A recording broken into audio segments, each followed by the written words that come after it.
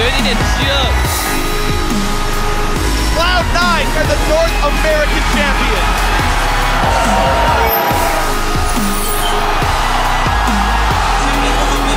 Wow, nice work. Yeah, they're going in for this one. Are they going to get it? Fnatic pick up a win.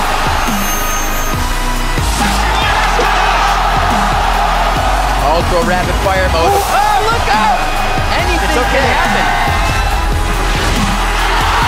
Oh my god, he got it!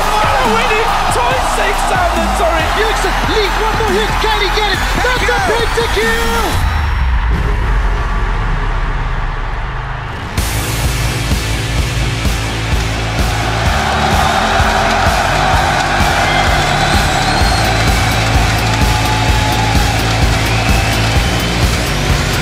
Bonjour and welcome to the League of Legends All-Star event coming to you live from Paris, France.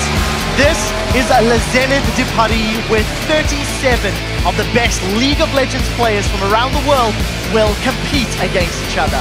The fans here are excited to watch their favorite teams play in person. The stadium is packed. The players have been getting ready. The cosplayers are out in force and reckless. Taking some tips from Bjergsen. Archie from the Saigon Jokers, scary player in lane. Cloud9 ready to face the Koreans later today. And FLICKR, defending world champion from SKT T1K. Fnatic, of course, sitting there with their sub Pushu and going. Definitely excited to take part in this all-star event.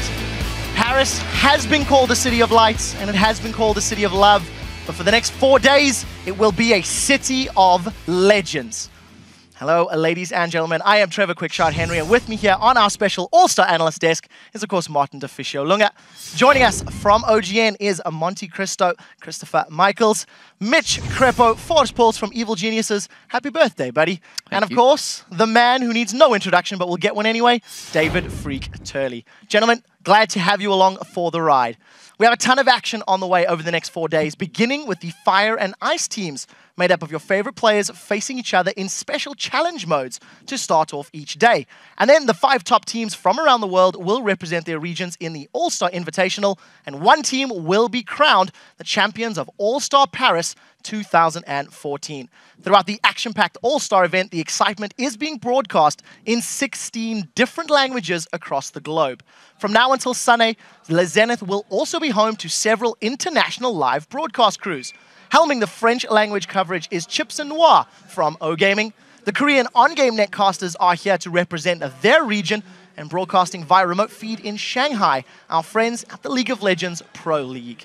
And of course, we'll have our own team bringing you the action directly from Summoner's Rift and beyond. So let's send it out to the caster desk for a look inside Le Zénith. Thank you very much, Quickshot. Hello, everyone, and welcome. I am Lee D-Man Smith, and I'm here with Joe Miller and Joshua Jatt-Leesman. Also joining us will be Sam Kobe Hartman-Kensler. Of course, will be joining us for the second half of the day. From the moment the first champions are ready, though, this is a bonkers arena. I can't believe how loud these guys are right now. Even before the show, I think they were louder than any crowd I've experienced so far. It's going to be crazy, that's for sure. Everyone definitely ready to get things underway here. It is absolutely crazy, ladies and gentlemen. And the final Nexus will be smashed soon, don't worry. There's 4 days of epic action, and we're going to be casting all of the League of Legends action right here as it takes place on our stage. For now, though, for the inside track, all of the players, the post-game reactions, we have Shox standing by in the All-Star Interview Lounge. Bonjour, Shox. Bonjour et merci, D-Man. Hello, everyone. I am Evie Shox-Depoort, and I'll be here at the Interview Lounge throughout the All-Star Paris 2014, where the players will be dropping by to give us the inside scoop. Now, I'll see all of you in a bit, but right now, let's send it back over to Quickshot and the rest of the crew back at the analyst desk. Thank you very much, Shox. There is a whole new format for the All-Star event this year. So let's take a quick look at the players and teams who will be competing this week. First up are the pros that you voted to make up the 2 All-Star Challenge teams who will compete in a special mode at the start of each day, beginning with an ultra-rapid fire game today. Team Fire is captained by Diamond, who plays for Gambit and features Team Solo Mid's Bjergsen, CJ enters Frost Shy, Team WE's Wei Zhao, and the Saigon Jokers QTV. And Team Iceland is led by Froggen from Alliance, along with Counter Logic Gaming's Double Lift, Mad Light from CJ Enders Frost, Team WE Sao Mei, and the Saigon Jokers Archie. Yeah, after the challenge game every day, we move into the All-Star Invitational, with 5 teams made up of the first place winners from around the world. Fnatic and Cloud9 from the LCS, along with Taipei Assassins from GPL, OMG from LPL, and SK Telecom T1K from Korea's on-game net champions. The first 2 days are a group stage competition where each team will play every other team once. And then the top 4 will advance to the semi-finals on Saturday with a final match between the top 2 teams on Sunday in a best-of-5 to decide the All-Star 2014 champion. So, with so much happening over the 4 days, I want to know what you guys are most looking forward to. Crepo, let's kick this off with you. Well, I was going to say Earth, but I'll leave that to Monochrist because I know he loves Earth oh so much. But I'm also looking to where strategy meets skill. Some of these teams have like raw talent and individual strong laners, but then you have other teams that are way better strategy-wise. I want to see what happens with lane swaps. Each region does a little bit different. Like where is strategy trump skill, and does it matter to the point where some of these players just ignore strategy completely because they just outmatch their counterparts in lane? That's what I want to see. I mean, yeah, I really have to agree with Crepo on that front. But I'm really looking forward to the most is Crepo losing the prediction contest again because, you know, winning is sweet, but it's even sweeter when Crepo's on the bottom. So, but other than that, second place is the lane swap. I have to agree. It's really about that strategy that you see. There's so many options that are opened up when you have a lane swap situation. And we have teams that are very strong in the laning phase here, like OMG and Fnatic, but weaker strategically. And then you have a team like Cloud9, who's a little bit weaker in the laning phase, but very, very smart about their rotations in the mid and late game. So that and the 4v0 pushes, how the teams adapt, that's really what's interesting to me. I have to agree on the rotation part, but also when it comes to the picks. I mean, we're on 4.6, Rumble got buffed, Kassadin got buffed. Will we see them be in play here? I mean, Ballsy could put out the Rumble for Cloud9, maybe give them a win, we will see. So for me, it's going to be the picks and also what Fnatic is going to bring. Are we going to see Soraka top lane for Source? Please no. Please yes. Please yes. Yes. Please yes. I just But want to Europe. see it. I actually agree with Crepo. I want to see how the regional differences stack up because everyone has their own take on how you play certain scenarios, how you play fast pushes, how you play dragon fights. And the other one to me is I am looking forward to the first time in like a year and a half that a Korean team finally loses in a national event. So that's what I'm looking forward to. Ooh, strong words. He's strong taking words. double spot in the stand-up career. Nice. Well, somebody's got to be the Joker, right? We'll have to see how it works out. For now, let's turn our attention towards today's games. First up will be the ultra rapid fire match between the challenge teams, and then the Invitational will begin with OMG versus Fnatic. And then we'll head into Taipei Assassins versus SKT T1K, followed by Fnatic facing Cloud9. And our final 2 matches today will be OMG versus Taipei Assassins, and then SKT T1K versus Cloud9.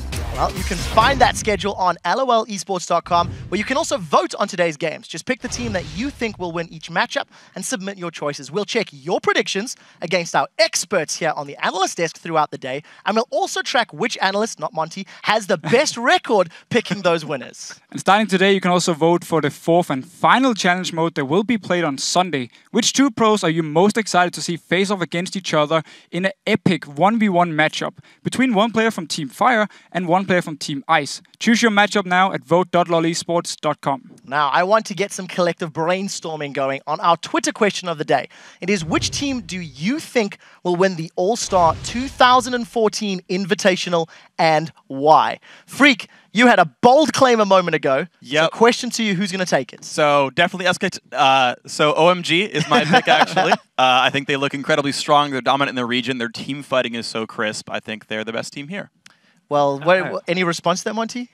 I mean, I just figured everybody would take SK Telecom. You see, I brought all these for you guys, but let me see. Oh, okay. I got one right here. So OMG, there you go, buddy. Do I even need to ask who you think's going to win, Monty? Oh, come on. Yeah. It's SK Telecom T1K. I'm ready. I'm prepped. I got my scarf right here. Never got off the train, Anybody? I see. No. Never got off the train. Okay, let's see. Who else is on this train? Crepo? I actually still have my ticket and I'll show it later, but I'll take one scarf. I think SKT is the favorite for this tournament, even though they're in what some people call a slump. The last time a Korean team that was in a slump came to a tournament, they ended up winning it convincingly at Katowice anyways. And SKT is arguably still even better, in my opinion. So I really hope, and I'm just looking forward to what Pumandu is going to bring this tournament. We'll have to see. There's a lot of pressure on Pumandu. Now, come on. Only other European player, caster, ex-player, on the desk. Deficio, come on. You've got to rep the EU pride. Monty desperately wants to give you the scarf. I mean, I would love to say Fnatic. But honestly, when I look at these scarves here, when I look at Monty with it, it looks so beautiful. I know. I have to go with SKT. You're going to look so handsome. Look Thank at that. you. What an upgrade. Beautiful. So, pretty strong showing here. SKT, not even mentioning Cloud9, not throwing any oddballs out there for TPI. I'm not going to lie. Give me a scarf. Yeah, there you go. Come on, let's get one running over here. Guys, we are getting set up in the arena for the opening ceremony. Before we get there, though, I want to pick your guys' brains, talk a little bit more about some of the teams we haven't mentioned. LCS teams not getting much love. Cloud9, of course, playing with a sub. Fnatic, you never know. And TPA, I mean, let's briefly mention then, is it really that far out of reason to see them winning? What do you think, Monty? I mean, all these teams are top in their region for a reason, right? They are the best teams being represented here, the winners of the last split. So everybody's a contender, and it all depends on how these teams have adapted to the big changes that came initially in 4.5, the big lane swaps. That's what we're interested in seeing. So I think we still have an open field. It also all depends on how motivated these teams are going to be, because All-Stars, for the LCS teams, for example, it falls within their break. Like the only few weeks they have technically off and they're doing All-Stars instead. I wonder if these teams prepared the fullest potential, or they just want to have fun and just get the international experience or not. And then, but what I do know is that OMG, they looked really fierce and they want to win this. Like they have the entire Chinese nation behind them. Well, very sorry to cut you off. Final thoughts before we move on to Fischer. I'm just looking forward to see what Cloud9 is going to bring without High in the mid lane. How motivated are they to win? Well, you guys at home, you've heard what we have to say. Make sure you tweet us at LOL Esports. Use that hashtag All-Star for this one. We will be right back throughout the day to break down all of the action. But for now, as we said, we're going to head inside Le Zenith for the All-Star Paris 2014 opening ceremony.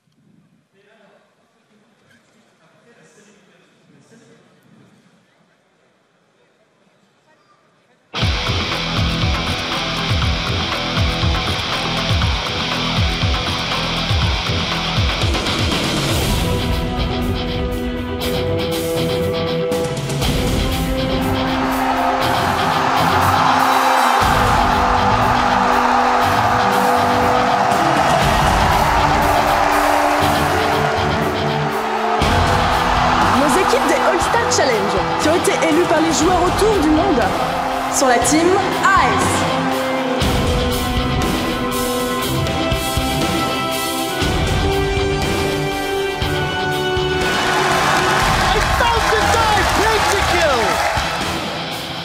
Et la team Fire.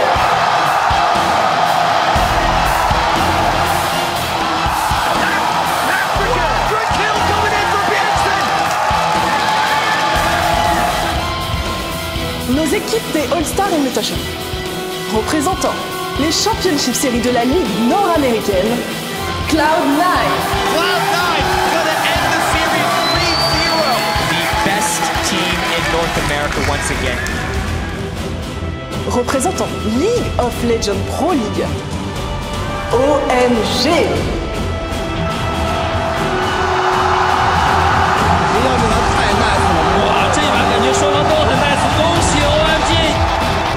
Représentant on the net, the champions, SKT T1K. They will be the Season 3 World Champions here at the Staples Center. Représentant Garena Pro League, Azubu Taipei Assassin.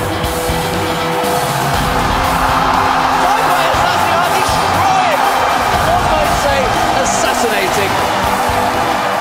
Et représentant les Championship Series de la Ligue européenne, Fnatic.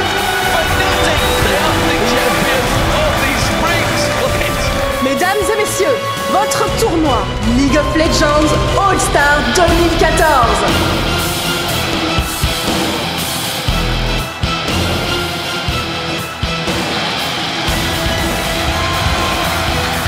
Absolutely fantastic. This is probably my favorite stage I have ever seen. It looks great. The teams are loading up. It's going to be exciting. And the crowd, look at it, man. They look fantastic. The players here, the nerves must be coming up before this game. I mean, we saw in the ceremony a lot of shots from the different tournaments that have been happening in the past few years. But if we look at the crowd, I've played in Lille once for an LCS foreign split, and it was just amazing to see how excited these crowds are getting and how absolutely bonkers the French guys can go. So I'm looking forward to this crowd. Yeah, I remember beating actually Crepo in Lille. I don't remember that anymore. And the French crowd, they went crazy. It was fantastic, and you could just hear them. Like even with the headset on, you can hear when they're stamping the ground and everything. Which is why the reason we lost, we got a little distracted. Yeah. I mean, honestly, you talked about how awesome it is to be in France. I think that this stage kind of upstages the rest of the events. I think this is awesome. It is very exciting. The teams are getting themselves ready for the first match of the day. The audience is obviously sorted out. I am really excited for the challenge and the invitational tournaments that will be taking place later in the day. And with some of the best teams from around the world competing at All-Star Paris, we wanted to make sure that you also know about some of the major roster swap news from the LCS. We'll discuss those a little bit later in the day, and we'll be talking to some of the players who are directly affected by these changes. But before all of that, the 2014 All-Star Challenge kicks off with an ultra rapid fire battle between your fan favorites. Do not go anywhere. You don't want to miss it.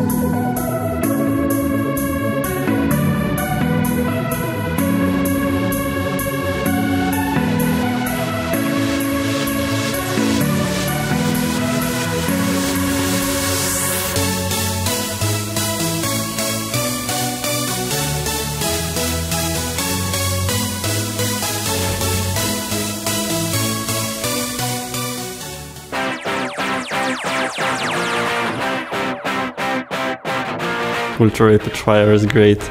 That's interesting. It's a fun game mode. It's just really, really chaotic. Final spark in another 10 seconds, but he may not have that long. Oh, Bjergsen! There are a couple of champions which I would like to play in. It's Karma, Tariq, maybe Urgot. 핀이나 좀 알리스타 같은 거 좀 해보고 싶은데 좀 뭐라고 해야 될까 좀 못 피갔거든요 그런 챔피언들이. 我觉得我能选到我自己喜欢玩的英雄就 OK 了。 I would assume every pro champion in the game is really frustrating to play against. I probably don't want to face too many like healing champions like Soraka or Nidalee or Karma. Alistar or Kassadin or Soraka or something like that. They are annoying. 미쳐 날뛰는 즐겜 모드로 왔고요. 딱히 뭐 전략이랄 거 필요 있나 그 모드에. 그냥 뭐 잘하는 사람이. 我如果基本上玩到这个模式的话，我会从一节开始杀别人，对，杀到结束。 I think we're just gonna go at it and see what happens.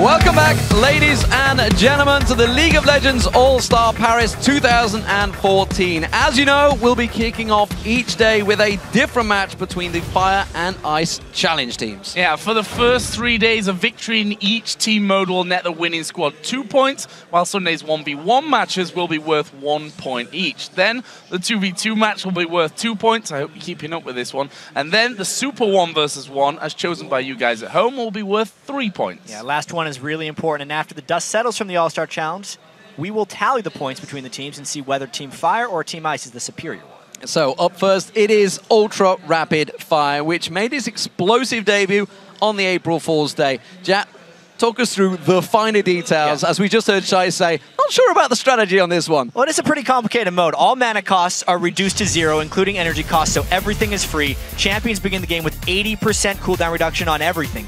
Abilities, items, activatables, summoner spells. Movement speed is also increased by 60 for every champion. You know, you're casting spells fast, you should move faster too. And even if you don't do anything, your passive gold gain is increased by 500%. So it's a fast and fun game mode.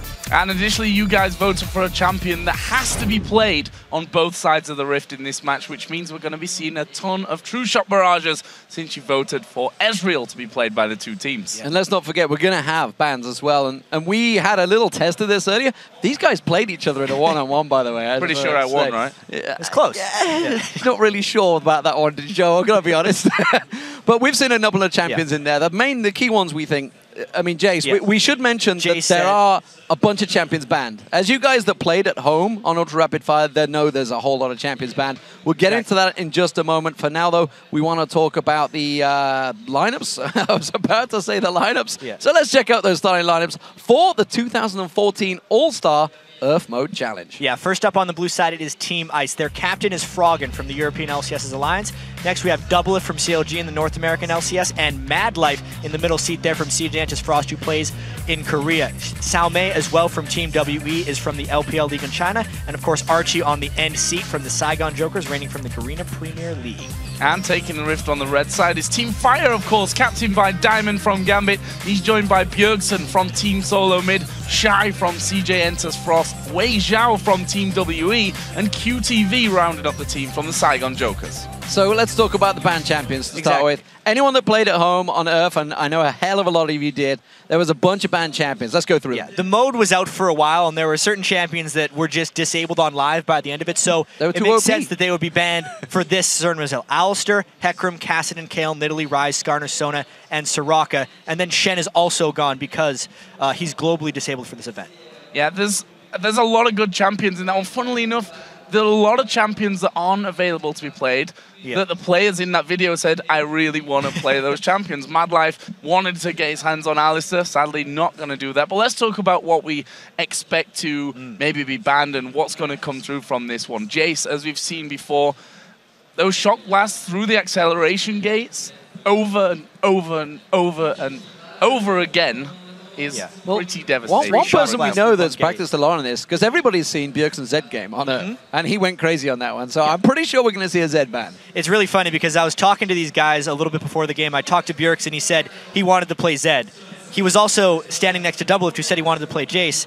They play on different teams, so they can easily get banned away, and they're revealing their strategy in front of each other. I know for a fact we'll also that Froggen, he plans to play on Fizz, whether he's going to get through again. That's another champion similar to Zed, crazy assassin style, crazy cooldowns, and they're really the ones you got to think of. I mean, when we saw the TSM Cloud9 game, I don't think they quite thought it through because we saw a bunch of champions that cooldowns didn't really affect. Yeah. I think this time around they've all had a week or two to practice on Exactly. That's the best thing about this is when we saw the April Fool's game, they had 1 or 2 hours to prepare for it, whereas these guys got to play the game a whole bunch on live. And anyone, all of their fans can tell them what they should play as well, even if they didn't play it, because their mechanics are going to carry them through. And I wonder if anyone's been secretly training something that we're not expecting to see in this one. I want to actually touch on AD carries here because we have some incredible AD carry players in these two teams. Not just 2 of them, in fact. One team actually has 2 AD carries in it. They still don't know who they're going to play there. Yeah, they don't quite know who's going to fill that role just yet. And maybe more importantly, Jack, what do you think about AD carries in Earth? There's been a bit of discussion about whether they fit into it. We were talking earlier about Vayne, for example, who can kite forever. It really depends on how many assassins the other team picks, because with the attack speed bonus that they get in this mode, something we didn't actually mention in the previous thing, they get double the bonus from attack speed items. They can be absolutely ridiculous, but if LeBlanc gets through, they're dead. Right? So it's going to be a tricky thing whether Doublelift actually wanted to take out something like Vayne. He's wanting to play Jace. Okay, so let's get realistic. What do we think the bans are? We are realistically going with Jace ban, Zed ban, LeBlanc, as you said, possibly a Fizz. Yeah, probably a Fizz. They're just going to try. I mean, we know there's going to be 2 Ezreals. So that's one that has got through. Is Doublelift going to play that? Is Wei Zhao going to play that? Or are they going to let it go through to someone else? Is going to be an AP Ezreal? I mean, Archie's in there as well. Question. Because of most of the Ezreals I saw in that mode were AP. I honestly don't know. Urgot is one champion that they're probably going to fall Meteos back went on. crazy on Urgot, didn't he? Yeah, remember Froggen and Diamond are the captains, so as far as communication goes, they're the ones that actually get the final say on bans. Or do they? Realistically. They are captains by name of these 2 teams. Yeah, Whether or not the other players actually listen to them or not is a possible all other thing. I want to touch, while we've got time on it as well here, on the audience here in Paris. Oh my God. I have not heard an audience that loud for quite some time. Ridiculous, ridiculous passion. Can't wait to get the games underway here. And you're saying it's because they move their feet too when they're clapping, so the whole place just shakes. If we suddenly disappear, because our stage collapsed. Well, let's hope it doesn't go that far. But I hope not either. I do have to say, clearly for once in, I think, a long, long time, Fnatic, the European team, are massive favorites. They were booing Cloud9 a little bit. Yeah, which is a little bit, I think that's pretty just big cheers whole, for SKT. I mean, it's the Cloud9 Fnatic rivalry. Everybody's seen the whole USA thing. I think that's what it is. The USA chanting, so suddenly Europe's like, you know what? We're actually going to get our own back for once. So, but it is great to see the All-Stars here in Europe and, you know, in front of this clearly passionate crowd. We saw it when we were in Lille last year. Just how loud the French crowd got, and they don't disappoint once again. Yeah, they are some of the most passionate fans I've seen, at least being able to vocally be passionate as well more than anything else, because I know that fans in Germany really love League of Legends, but they're just not as loud as the ones here in France. Well, they get Ole chants going now and again, but love it or hate it, football chants come out, that's for sure. So here we go. Picks and bans are about to get underway. We'll see exactly whether anything we predicted is going to work. At the moment, we're waiting for it to get a go. Malzahar, that's an interesting one because we never really thought about that. How quick? Because you got to think of Ziggs. I do recall you used to be able to get 4 minefields out there. Yeah, well, if we're in this champ select, we can tell you right now, Malzahar, Shaco, LeBlanc, and Zed are already the ones that are first off banned away here. So no Zed that Bjergsen gets to play in this one. I'm kind of sad a little bit about that one, I have to admit. I would have liked to play without ban so they get all of those very, very strong players through, but this probably makes it, you know, a little bit more balanced and not going to get that Zed onto one person. Hecarim actually banned out there, even though Hecarim is not available to be played. Well, maybe this is... I'm a little confused about that one because, yeah, it looks like he was at least available to be banned, and now they're doing their craziness. So you guys at home obviously can't see it right now, but it is the picks and bans that are going the way. It is kind of you have a ban phase, but then it's a straight pick. It's not a full draft mode at the moment. So let's quickly go through the bans. So Malzahar, Zed, Hecarim was taken out, Shaco, LeBlanc, and Fizz all banned out. So we got a few of them right, but here you can see it on your screen right now. They're just flicking around. Will we see a couple of those key champions? Will we see Mad Life maybe pulling out Blitzcrank at the moment. Shy's on it. He's on the wrong side. Same team, but not this time around. Double's got the Jace coming down. Bjergsen will just play Karma if he can, I would imagine. They're all locked in. That's it. So, what do we got? Let's go through it. Okay, Evelyn, Crazy, yeah. I mean, the hate spikes are going to be coming for days. Jace has got through, as you mentioned. Crazy stuff. We all saw Meteors on Earth earlier on. Madlife made sure he got that Lulu locked in. Ezreal also in there. Some big picks for Ice coming out straight away. And just like in the actual game mode, the picks and bans were just as fast for this one. Taric is an underrated champion in this, especially as far as just being able to spam some heals and the amount of armor he's going to bring. He will be able to solo a lot of people later in the game. It's really good against the Jace from Doublelift as well if QTB gets in his face. And seeing Shy here pick up Blitzcrank, that's something that I'm really interested to see. I would have liked to see Madlife taking a Blitzcrank on the other side as well, but we can't have a perfect world on both sides of things. But, you know, this for sure is going to be an absolutely crazy match. Well, before this chaotic match begins, who do you think has the most OP lineup? Tweet your answers by sending them to #IceWin or #FireWin to @LOL Esports, and we'll check in once the mayhem begins, which is happening right now. And we've seen this before. The level 1s are rather crazy as far as things go. It would not be surprising if we saw multiple kills right off the bat. Well, everyone in the mid lane at this point, going wide there. But we are going to see Bjergsen taking a bit of damage, and they are kind of hanging around the side. It's Shy that we've really got to keep eyes on here, I feel. First grab surely is going to result in first blood. They're all staying out of range of the hook, though, and still landing with a lot of poke. Oh, man. They do have a lot of poke. It's interesting to see Diamond actually putting out Karma. He did play it in jungle once instead of Bjergsen, who, of course, got that pentakill in just a couple of weeks ago. The hook comes in. It's Archie they caught out. They actually managed to land the dazzle, but now we see Froggen sneaking in from the side. He tries to get in there. Doublelift gets on towards him. He's trying to hammer down on Diamond. Everyone low at this point as Diamond again. Bjergsen goes aggressive. He's going to go for Doublelift. Gets the first blood as well. Is he going to get away? One more comes in. He may get a second kill here if he's lucky. Xiaomei had to back away in the end. And what a crazy start. This one only one kill from all of that. And we're almost ready for the minions to spawn. So right on schedule. They all have teleport, which is something we were not surprised to see right here. Everyone's going to be heading back to these lanes. And hey, Bjergsen really just coming out the superior North American player here because he killed Doublelift right away. Well, you could call him North American. Some of us call him European still. But at least this time it wasn't a face check from Doublelift, but that is a face check from Diamond. And he gets called out. One more shot should do it, but they can't quite chase on towards him. QTV running interference, blocking up, pulls out the dazzle, but he's going to pay the price, I feel. And that will be the kill for Doublelift. Can't miss anything, though. Shy just falls in the jungle with a Froggen as well. Yeah, Froggen hunted him down there. Always difficult against his Evelyn. Basically, if you get caught out by the Evelyn, you're probably not going to get away. Froggen is just going to be taking that red buff here, and a crazy, crazy start. Bjergsen also coming up there to finish off that jungle camp. Diamond seems to be jungling at this point. So Diamond, at least one player in his normal role. At this point, as far as Earth mode goes, anyone can jungle because you just spam your spells on a jungle camp and it's generally going to fall back.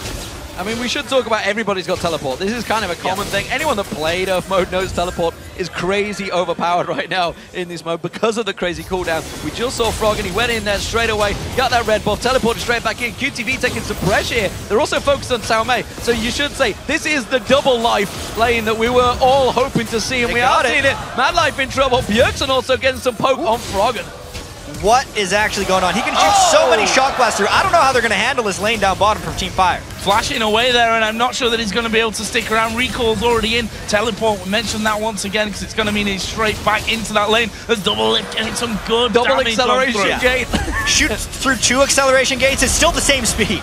Xiaomei getting caught down in the top there. Archie teleports in. He's going aggressive, and he gets hooked in by Shy. Shy gets the power fist down, and now Diamond's going for the killing blow with the inner flame. He's not going to land it. The hook does not get through. The minion blocks out of the way. Xiaomei on Diamond. He gets one down. Can he get the second? Shy's trying to back away. That mana shield is huge, and he's safe for now. His mana's always going to be full, even though he doesn't need to build it. It makes a bigger shield. That's the mana crystal. Oh, wow. Outplayed there, Bjergsen dashing around Froggen, picking up another kill as QTV getting blasted down the bottom lane as well. And I'm not sure how long they can hold on to this, but Wei Zhao getting some good damage towards double. He finally got the kill. Now Mad Life's going to have to try and flash away, but there's the stun again from QTV. Can they finish him off? Mad Life trying to turn some damage back, but it's QTV that gets the killing blow. There's no escape from Lulu Tarek in an Earth mode game. If they get the picks on you and start slowing you, you are not getting away unless you kill them first. But they can teleport straight back down to this bottom lane. It's Sao Mei now down here alongside Double Lift. They're going to try and keep the pressure down. They have left the opening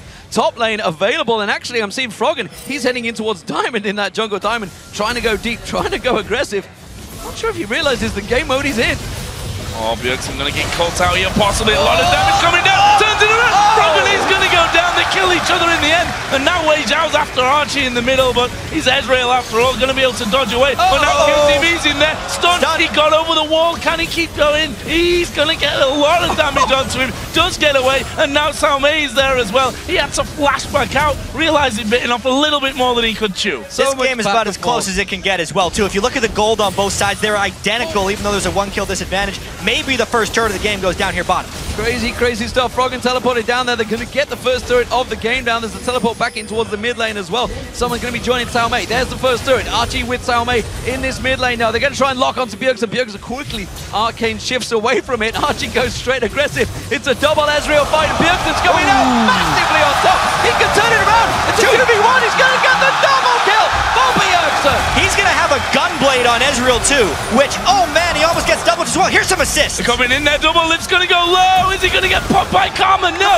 QTV gets the kill in the end. Froggen has to flash away from Diamond as well. Well, here comes Bjergsen once again. Not going to need too much damage to pick up the kill. Throws his ultimate out, but we already saw Froggen move away to that mid lane here. Crazy, crazy start to this one. It's 8-4 in kills for Fire right now, though. And in all seriousness, the Gunblade is probably one of the most underrated items on this mode. He will be able to use it every few seconds once he starts landing spells with it, because it will reduce its own cooldown, and that's a great choice on Ezreal for a 5-1 Bjergsen. Double Lift trying to return fire onto Wei Zhao, but those Glitter Lances are coming out almost double pixing right now as he tries to lay out that damage. Meanwhile, in the top lane, Shy getting chased down by Mad Life. Mad Life taking some damage here. A flame hit him from the side there, but Shy taken down to absolutely nothing. The Golem should be on him. Here comes Diamond catching on towards Mad Life. Mad Life's going to get caught out. The inner flame will be enough. Oh! He got the return kill on his teammate Shy.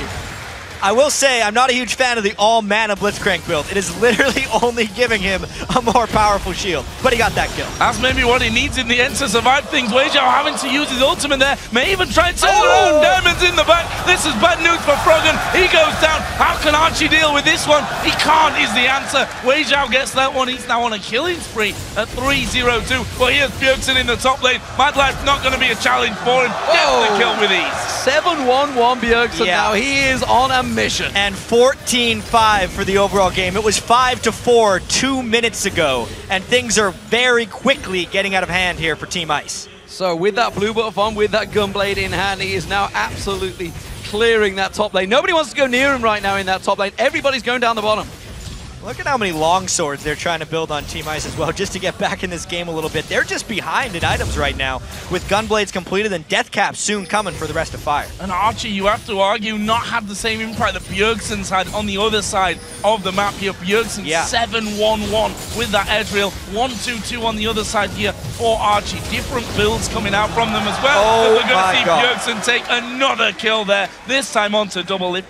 8-1-1 already. He's going to keep going right now. He looks unstoppable. Looks like he might be building more Spell Vamp or AP. Froggen thinks he's caught out QTV, but support is coming in. Wei Zhao is there once again, and that double combo. QTV survives in there, and look at that. The heal and the life. Ulti comes on towards him. Now they're backing towards the top lane. Diamond's trying to get caught out here, but he's got support coming in. It is QTV back on towards him. Now he's in trouble. He needs to get the hell out of there. Shy's just teleported in. They keep coming in one by one, but that's a double kill for Sao Mei. Yeah, it might be Sao Mei versus Bjergsen if this keeps going the way it is. Urgot is one of the strongest champions on this mode. Last time we cast this, it was Meteos that went crazy.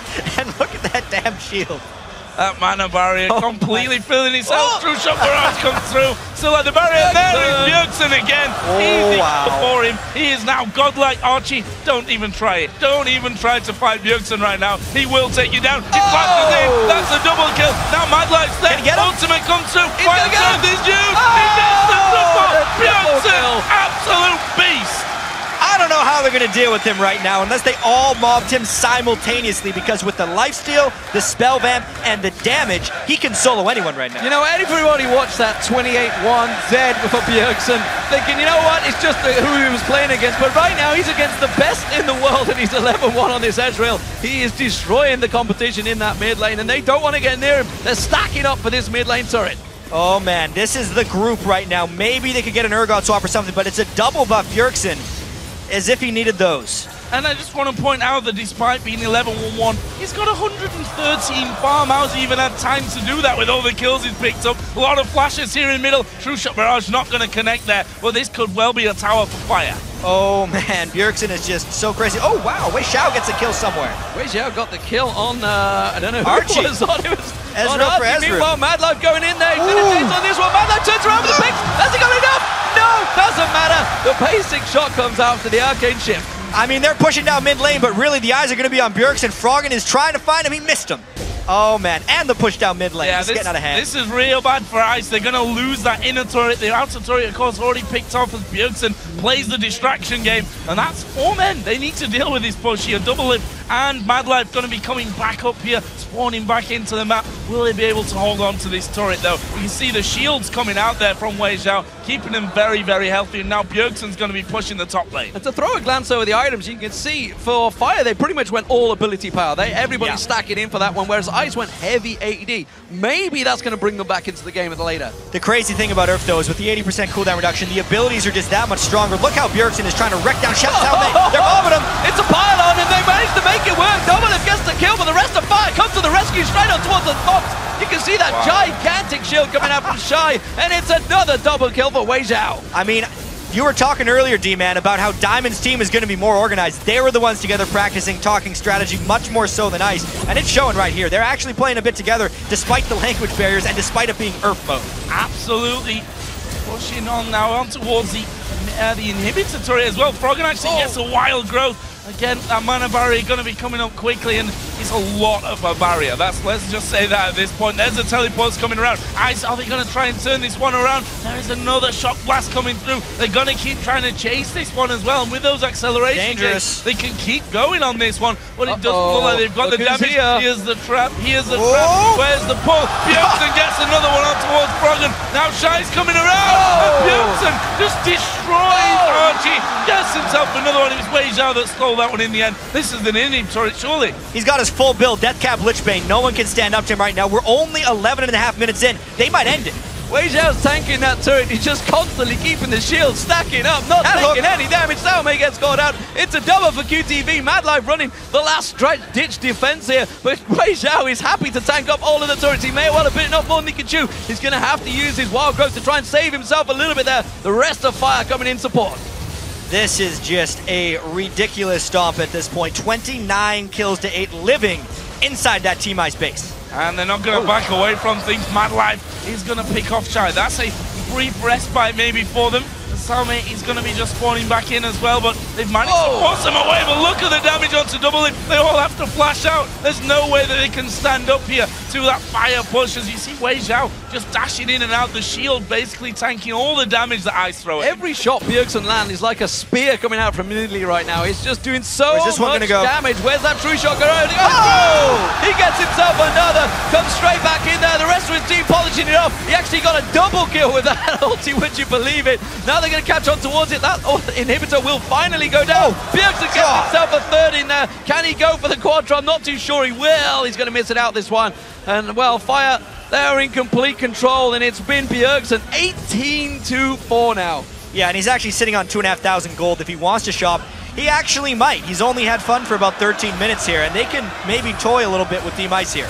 You know you're in trouble when you can't run to your own fountain. Flash grab. Bjergsen gets another one. They can't even get back to their own fountain. Their only option there is to hang around by those Nexus turrets and try and kite them away until the rest of the team came up, which is what has happened. There is Archie going does. It's Wei Xiao that flashes in to finish up, and there's the grab onto Double Lip. Have they got the damage to finish? Of course they have. It's Bjergsen now that's legendary. That was his 20th kill of the game. This is just unbelievable play by Bjergsen right here. Oh dear, 36 kills in 13 minutes. Make it more. That's Froggen going down. Wei Zhao just stacking his stats out as well. 11, 1, and 9. They're just waiting, biding their time to finish this game. The hooks are continually coming out. And when it's on such a short cooldown, you're just simply running dodge work. They are going to finally finish this game off, I think. You can see the super minions coming in the side. Archie manages to get another hook. They do get some damage down on Shy at last.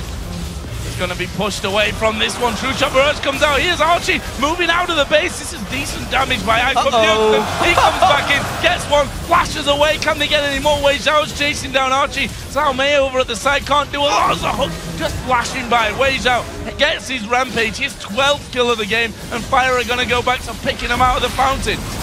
Yeah, this Ezreal and Lulu play on Team Fire is really just carrying him through. Nothing much to say. They're just trying to pick him off at the fountain. They better dive this. That's the 22nd kill for Bjergsen. That's all I can say there. He's just doing all of the damage right now. Super Minions taking down the turret. You can see the middle inhibitor is going down. Minions stacking on through. This is going to be all for Team Fire. 41 and 1. The hook finally comes through once again. Bjergsen's actually backing off to buy right well, now. He does have 15,000 gold in a 14-minute game, so he has gotten more than 1,000 gold a minute in Earth mode. He wants to buy some goodies. And he's going to be coming back in there with even more damage. He comes right to the front, and look at that. Absolutely ripping through them. It's everybody on. He gets one. He does finally go down in the end. But the rest of the team are just going to push them out of their own base here by the looks of it. The Nexus is completely open for Fire. Fantastic performance. That's going to be surely the game. They're going to take down the Nexus. Team Fire will be taking the first points of the game. 24-3-9 for Bjergsen, 14-11 for Wei Zhao. All about that man on your screen though, and Team Fire wrecking in Earth mode. That's one way to start the day right there. North American MVP Bjergsen. Hard to argue he's the MVP of that game too. I would go out on a limb and say probably was the MVP. He had 180 farm, which is something that perplexed me when he was at 100. Yeah. Still had like 12 kills, and no one was even close to him on either kills or farm by the end of it. Add up the farm for the rest of the team, and it would be pretty close. Yeah, that's pretty close right now. So fantastic performance. Fire really putting on a show, and that's what this is all about. You know, obviously the points are a big thing, but it's great to see these players all coming together. And let's not forget, Doublelift went down first blood. Yeah, they are the fan-voted players here too. They wanted to see whether Doublelift would fall in the start of every game, which might happen because these guys are going to be playing against each other in different game modes before every day of this All-Star event. This is really just a preview. This is probably the fastest one that we're going to see. I think possibly it is going to be, I mean, that kind of performance 15 minutes, there. 30 seconds. Once you get rolling with the Ezreal, which you guys voted in there, of course. Yeah. Which, good choice if you're a Bjergsen fan, I suppose. Yeah, I didn't even expect him to really play the Ezreal. I thought it would be Wei Zhao. There were 2 AD carry players on the team of Ice, Archie and Doublelift. They gave it to Archie. He went for that jungle build and just never got rolling. 110. Obviously, Earth mode can get out of hand pretty quickly, so it's not exactly the indicator of player skill or anything, but damn. Bjergsen did well. And we should talk about the opposition. I mean, we've talked to Froggen, and he's struggled to get the team together, it's fair to say, but you know, the strategy isn't a deep thing, as we mentioned at the start of this for Earth mode. It's all about the chaotic players and the aggressive players. And clearly, with Bjergsen, much more aggressive mid laner, up against Froggen on that Evelyn. Not really much chance for that one, right? Yeah, I gotta say though, Shy's mana build was pretty much more effective than we thought it would be. He had a 2,200 mana pool, which is about 1,000 health shield every time it comes up. And even after that, you know, there were shields from pretty much everywhere else. The heals from Tyrick actually coming out by the end were pretty ridiculously strong. I mean, it was, honestly, it was a very one-sided victory there, but the snowball did definitely get out of control. Yes. I mean, Bjergsen was, what, 11-1-1 at like first few minutes. So it was obvious it was going to go that way. Completed. Of course, there's many more modes to go for these teams. But is there anything we see in the opening round that maybe inspires people? Because seemingly there, well, you mentioned it, when all the teleports were coming in, Fire seemed to be already playing as a pretty cohesive team. Fire seemed a lot better in this one. And it's just going down to what they've been doing kind of since they got here. Diamond's getting the team together. He's been talking to them all. He's been is putting the the work captain, in, actually, of this team, and he is an acting captain, really helping him through. Add to the fact there, they actually have people that can play respective roles. If the game did ever go standard, obviously, Hexakill is going to be a little bit strange. The pick 5 is actually going to be a very standard game. Honestly, Team Fire is looking pretty good. It's hard to argue. You know, you say, is there anything to watch out? And you have to say the standout performance from Bjergsen again.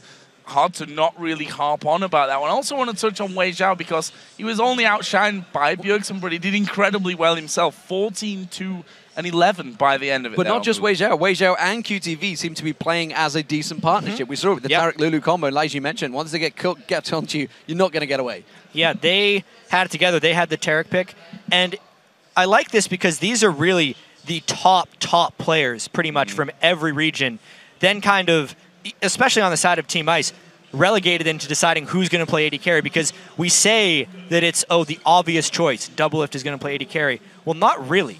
He is the famous AD carry from North America, right? But Archie got voted in for a reason from the GPL, and he's just as famous, if not more so, in his region. It's going to be tricky for Team Ice to figure all that out. And they definitely need to do that work here, because you could probably say that Earth is the mode that needs the least amount coordination. Of work. And that went badly for them overall. They need to work on whatever issues they're having, whether that's communication or whatever, before they get to tomorrow. Well, it was a fantastic start to the All-Stars. Shox is standing by with Team Solomid's Bjergsen after that wild ride, so let's check things over to her. Thank you very much, D-Man. I am indeed joined here by TSM Bjergsen.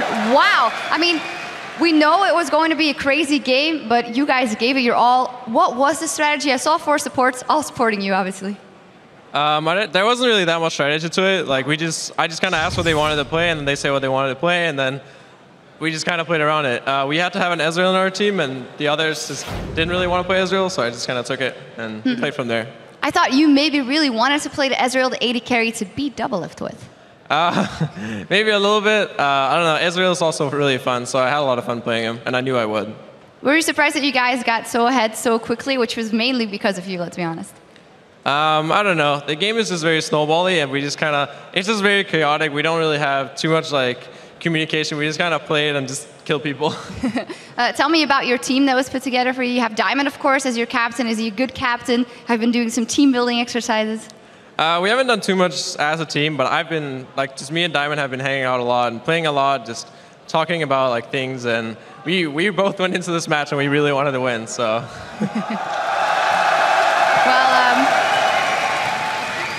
I don't know if you picked it up, but after the game when you had your headphones off, the people were cheering Bjergsen, Bjergsen. How nice is this for you to be back here in Europe at the All-Star event?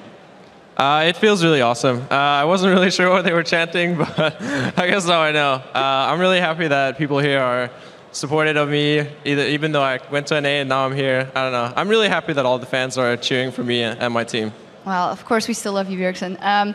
Tell me a little bit more about the other modes that you'll be playing with Team Fire. Will you come out ahead tomorrow? Of course, Hexakill going on.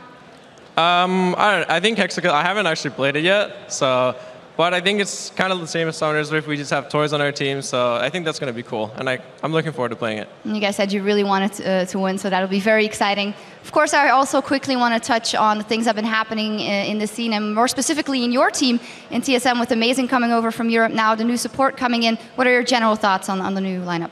I think we just need to build some synergy and make sure that Glebe feels comfortable playing on stage, but after that, I think we're definitely going to look really strong, and we have some fresh new faces that has a lot of motivation, really wants to improve. So I think we're going to look strong. It's going to be very interesting. A final question. What do you think about the Invitational here, the teams that are here? All top teams, of course. Very first game is OMG versus Fnatic. Who would you give it to? I'm not sure who's going to win. I haven't been watching too much of OMG, but I know that Fnatic is a good team, so it could definitely go either way. We'll see how it goes. And the entire tournament, what do you think? Unfortunately, I'm going to have to say I think SKT are going to win. Even though people say that they've been in a slump, I still think they look really strong. And I've been watching people scrim, Fnatic and C9 scrimming SKT, and SKT are still looking really strong. Yeah, absolutely. Well, thank you very much for joining us. We'll be seeing more of you, of course. Good luck in the rest of the tournament. And now we're going to head back over to Quickshot and the guys at the desk. Thank you very much, Shox and Bjergsen. And that was a chaotic game. Man of the game, no doubt in my mind, Bjergsen. But very seriously, I don't think there was a lot of you know, smart play in that game. Crepo, you felt quite strongly about some of the decisions. Yeah, I feel there was definitely very weird item builds, and I felt a distinct lack of macro level strategy. And where were the rotations? They just weren't there. You know what it was? I have to be honest. While there were no rotations to speak of, truthfully, the worst NA player on the pitch was definitely Doublelift. He went 3-13-2. Was he even in the game? Well, hold on. 3-13-2. I'd like to point out that the ex-European player, now representing North America, Bjergsen, became Goku, channeled his inner spirit bomb by drawing from all of the powers of Europe. He went 24-3-9. How on earth can you sit there knowing how bad your player is? I mean, as the CLG coach, I have to say that I'm really disappointed by his performance. You say the worst NA player, but let's not sugarcoat it. The worst player overall, right? And I know the first blood too, the distinct lack of map awareness. We've obviously got a lot to work on, but next season we're probably gonna have to change his handle from Doublelift to double-digit deaths. 13 deaths. There were 2 members of double digits. Let's be fair, Archie did have 10 as well. But his would, realistic. He was saving teammates and stuff. Doublelift was just feeding. Now, Deficio, a question for you. Team Ice had complete dragon control. 100% of the dragons. One of them. How is it that they were able to have such great dragon control but still lose the game? That's the issue, and I know Monte as well, over in Korea you often see it where some teams focus too much on objectives, and the other teams just have this Danish player who's a great talent called Bjergsen. Danish, by the way, just to make 100% sure everyone is aware. Well, enough of that. And then he can carry the entire team. I know. That's how it is. I mean, yeah, I know. That's the only reason you were in the LCS was getting carried, so. It actually did remind me a little bit about Codebreaker Rules times. Where like, Bjergsen is fed, it's fine. We've had our fun. It is time for a more critical look at the ultra rapid fire mode. So let's send it over to Freak over at the Telestrator. Thank you very much, Quick Shot. I really love URF mode because what is ultra rapid fire without tons of damage? Tons of damage is what URF is all about, and here to show us the tons of damage is, of course, the man Bjergsen. We'll get it up on the screen in a second. So we got a couple of clips of just why Bjergsen is the embodiment of tons of damage. If we can roll that clip out, you're going to see he goes in the battle, and he's just channeling tons of damage. You see, he doesn't need a Trinity Force. It's okay. He's from North America, which means tons of damage.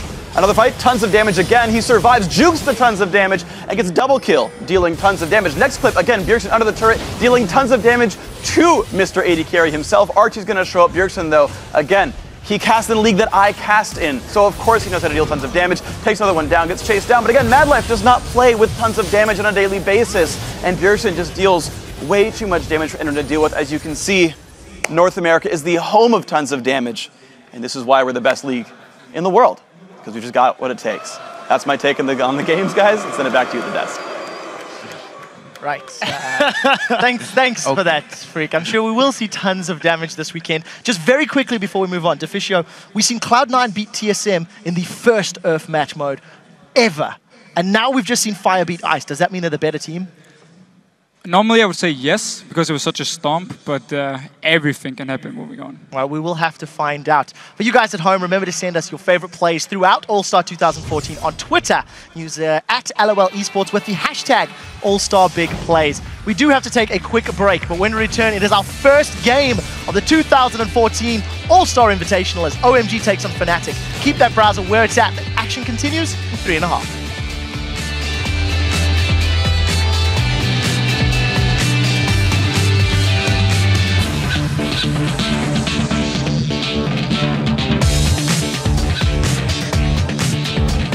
Here's the trap, where's the post? Bjergsen gets another one out towards Brogdon. Now Shy's coming around. Bjergsen just destroys Archie.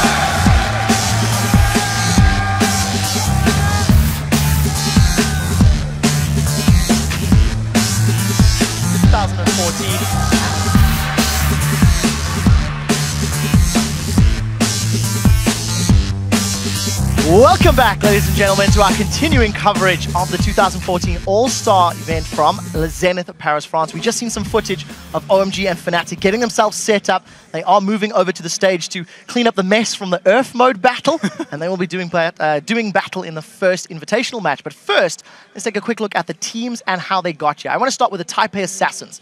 They've consistently been one of the best teams from the Southeast Asian region. They won the Season 2 World Championship, were unable to qualify for Season 3. And since then, however, some roster shakeups have gotten the team back on track with a win in their regional playoffs to qualify for All-Star and a 10-0 record coming into the All-Star event. Freak, what's your take on TPA? So TPA, the first two things to talk about are the remaining player from the Season 2 World Champions, the AD carry BB. He's amazing. He'll carry games by himself a lot of the time. The other guy to talk about is Wins. Their new jungler, they added him less than a month ago. But they brought him over from Taipei Snipers, and they're going to hope that he does a really good job here. Basically, this team is very strong strategically. They understand the map. They understand minion waves. They'll show up the turrets on time. Their weakness, though, is their snap decision-making. If you stop them at Baron, like, 2 of them are going to keep doing Baron, and 3 of them are going to turn and fight, and they're going to throw a battle that way. So if you catch them off guard, I think they're going to falter, but they're strong otherwise. All right, well, we'll see how they perform. Next up, I do want to talk about the reigning world champions, SK Telecom T1K. This is a team that looked unstoppable until their fall from grace in the most recent Champions Spring, where they crashed out in the quarterfinals, only to be compounded by failing to make it through the NLB semifinals as well. As the resident expert on Korea, as the Korean at the table, Monty, what's your take on SKT and the fact that the team was the strongest in the world no less than 3 months ago? I mean, for those of you who haven't followed the heights and lows of SK Telecom T1K, of course, they won the Season 3 World Championship. They then proceeded to have an undefeated season, not even dropping a single game, 15-0 in Champions Winter. But recently, they really haven't been looking that strong. Of course, there was nowhere really to go but down from there. However, they've racked up a lot of losses recently. They got bounced out of the Champions Spring quarterfinals by Samsung Ozone, and then taken out of NLB by CJ Antis Frost. So they're looking pretty indecisive these days overall. They still have those strong laners, but they don't react as well to strategy as they used to. All right, we'll have to see how they perform. They've had some more time to adapt to the patches as well. Next up, we have Cloud9. They are representing the North American LCS after going undefeated in the spring split playoffs. There is absolutely no doubt that Cloud9 is far and away the best team from North America. But unfortunately, due to medical reasons, Hai, their starting mid laner, their captain, and their shot caller, is unable to attend All-Star in Paris. So Link from CLG will be replacing him. Crepo, what do you think about Cloud9, considering Link is there with him in the mid lane? Well, I think they're a team that relies a lot on their strategic press and then more map movements rather than just raw laning power. And from what I understood, Hai did a lot of the shot callers early, and we scrimmed them as well a few times, and they were looking shaky. I know Link is doing his best to fill that void, and I know all these members, they want to perform the best they could, but it's so hard. After playing so long together, they're an unchained lineup for such a long time, and suddenly this new player comes in, and you have to perform against part of the best teams in the world, and that's going to be really rough for you. I could say they're a little bit in the dark right now about what they're going to do. And I think you're pretty switched on with that little comment there. Exactly. So we'll see how they perform. I mean, questions to be answered. Moving along, let's talk about Fnatic. They have won their 3rd consecutive European LCS title, and they continue to show dominance in our region. This is also the team that made it to the IEM World Championship finals. They also made top 4 at the Season 3 World Championships. Deficio, we've both watched this team extensively over the last 6 months. What is your take, and how do you think they're going to perform against the rest of the international competition? Well, first of all, with Fnatic, whenever it really matters, they will perform. It's every single time there's a playoffs in LCS. IEM, for instance, they came in, they've lost a lot of games in a row in the LCS, and yet they managed to get to the final. So we know they will come in here and should be able to perform. I mean, that's what Fnatic does. And there are 4 members who won the Season 1 World Championship all the way back in DreamHack. Season 1 is a long, long time ago, and they managed to get to the final here. So they are the team with the most experience, if you ask me, of all the teams in the world. And also means the nerves when they sit on the stage here shouldn't be an issue for them at least. And then when it comes to play style, when it comes to picks, they're probably one of the teams, if not the team here at the All-Stars, who plays their weirdest things. I mean, we don't exactly know what they're going to pull out. Source can play everything in the top lane. Not Yorick. Yes, he could play Yorick. He could play Please, no. Yorick. That's the thing here. We never know what they're going to bring out, and they might be able to catch a team like SKT off guard. Yeah, just as an aside, only team with 2 French players as well, so home crowd advantage definitely sitting with them. Finally, we do have to talk about the men in black from China, OMG, as the most dominant team in the LPL, who secured a 25-3 record in the spring split and drawing from their experience at the Season 3 Worlds. There is a fair bit of hype around OMG for All-Star. Freak, you pegged them and picked them to win. When we asked the question earlier today, what is your take on their chances? Right, wearing black, believe in OMG, right? Got to fit the color scheme.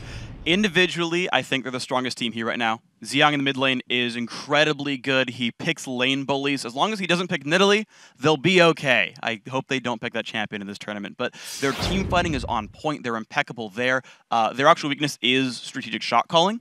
So if they get out-rotated, things like that, then it'll be a bit of weakness for them. We will have to see how that plays out. So we've done a brief introduction of each of the 5 teams. The teams that are about to do battle is, of course, OMG versus Fnatic. They are currently getting themselves set up on stage. So we'll need to see what you guys think about these 2 teams in particular. We've talked about how OMG have a roster of individual players that do well. Can Fnatic out OG and TSM rotate them on the map? Let's start with Monty. What's your take on these 2 teams, and who do you give the edge to? I mean, I think when I take a look at these teams, they have a lot of the same strengths and weaknesses. You've got a lot of players who like to play bully laners. You have a strong laning phase that has very middling strategic play afterwards on the map. But I think that coming in here, OMG is a little bit stronger in terms of their laners, so I have to give them that advantage. Although I think Reckless is I think, a better AD carry than San. 2 lanes, I think that OMG should win, and they should be able to snowball it from there. So I'm taking OMG. Personally, though, I think it's going to be so much about the mid lane, because Xiang in here, everyone knows how OMG wants to play. They want him to have him 1v1, the enemy mid laner, for as long as possible in the game. If Fnatic is ready for this and can either camp him down with Cyanide, gank him over and over again, or have something ready, maybe swap two people mid against him just to shut him down here, and force OMG out is something they're not used to, I actually think Fnatic can take the game. Fnatic's also known on offline events, when it really matters, to do these really cheesy level 1 strategies. Although OMG is probably used to that by already, they're used to weird stuff already. But Fnatic could throw them a curveball level 1 and just snowball that, and especially in these offline environments, that's really punishing. Yeah, to me, though, I just think OMG, they're the most dedicated team right now. They're actually in the middle of their season. Their playoffs are yet to be played, so they're on point, they're sharp, and I think they're just a stronger team. Very last comment before we move on. Yeah, Fnatic also doesn't have a history of doing particularly well against strong Asian teams, be it Chinese or Korean, and so I think OMG has that a little bit of an advantage as well. Well, I get the feeling of where this is going, but let's lock in some predictions. It's time for you guys to predict the future. Who you think is going to be the winner of the first League of Legends All-Star Invitational match between OMG and Fnatic? We're going to run down the line. Deficio, who's taking it? I'll give it to Fnatic, actually, game 1 here. MVP, it's going to be Cyanide. All right, buddy, OMG for me. My only goal is to not drop below Monty, so OMG for me as well. And I'm going with OMG. I think they're going to win the tournament as well. Wow, so only one person in favor of Fnatic. This is either help you or hinder you. We will find out. You guys have heard what our panel has to say. Now it's time to check your votes on lolesports.com. According to those numbers, you have picked Fnatic by 67%. This is, of course, a Western audience, Western viewers, so can understand that, but I'm pleasantly surprised that there's a lot of people supporting OMG. We're going to send this things over to the casters for our first match of the All-Star Invitational. Thank you very much, Quick Shot, and I'd like to welcome my co-caster, Sam Kobe Hartman Kensler, who I actually haven't cast with since spring 2013. It's been quite a while, but we had an explosive beginning to the game here, right? Today, the crowd is amazing. The first Earth game was insane. Bjergsen going crazy. I'm definitely excited for this All-Stars. Fantastic stuff. It is time for an East versus West battle coming up now of the champions in our very first invitational match of the All-Star event as Fnatic take on OMG. But while the top 10 team in European plane facing Fnatic, the Chinese aggression, OMG believes that Fnatic could have some surprises in store for them. 能和其他国家的队伍交手，也是我们的一种荣幸吧。反正很期待这次比赛了。 At Worlds, there were 2 Chinese teams. We screamed a lot versus OMG actually, and OMG was really good. The fun part about the Chinese team is that they are playing super aggressive, 他们属于一个团队性比较好的一个队吧。They have really good knowledge of the game, like when they can kill you one-on-one, they're just gonna go in and not hesitate. I think the way to play against OMG is face aggression with aggression, rather than just falling back and letting them use all the pressure they have from their own playstyle. So I'm kind of sure that they don't expect EU teams or any teams to face aggression with aggression. 有一些出其不意吧，很敢打吧，会让我们有一些想不到的东西。So it's gonna be a fun game for sure. Both parts are gonna go super YOLO. And it's going to be a great game to see, obviously, Soaz in front of his home crowd along with Yellow Star, both French nationals. So playing in front of their home crowd. Fnatic are by far the home favorites here, and I think this crowd is going to get even louder. Yeah, it will be fantastic. And OMG coming into this, you know, we heard the guys talking about it. 3 of them voted for OMG. No surprises, big favorites coming into this game.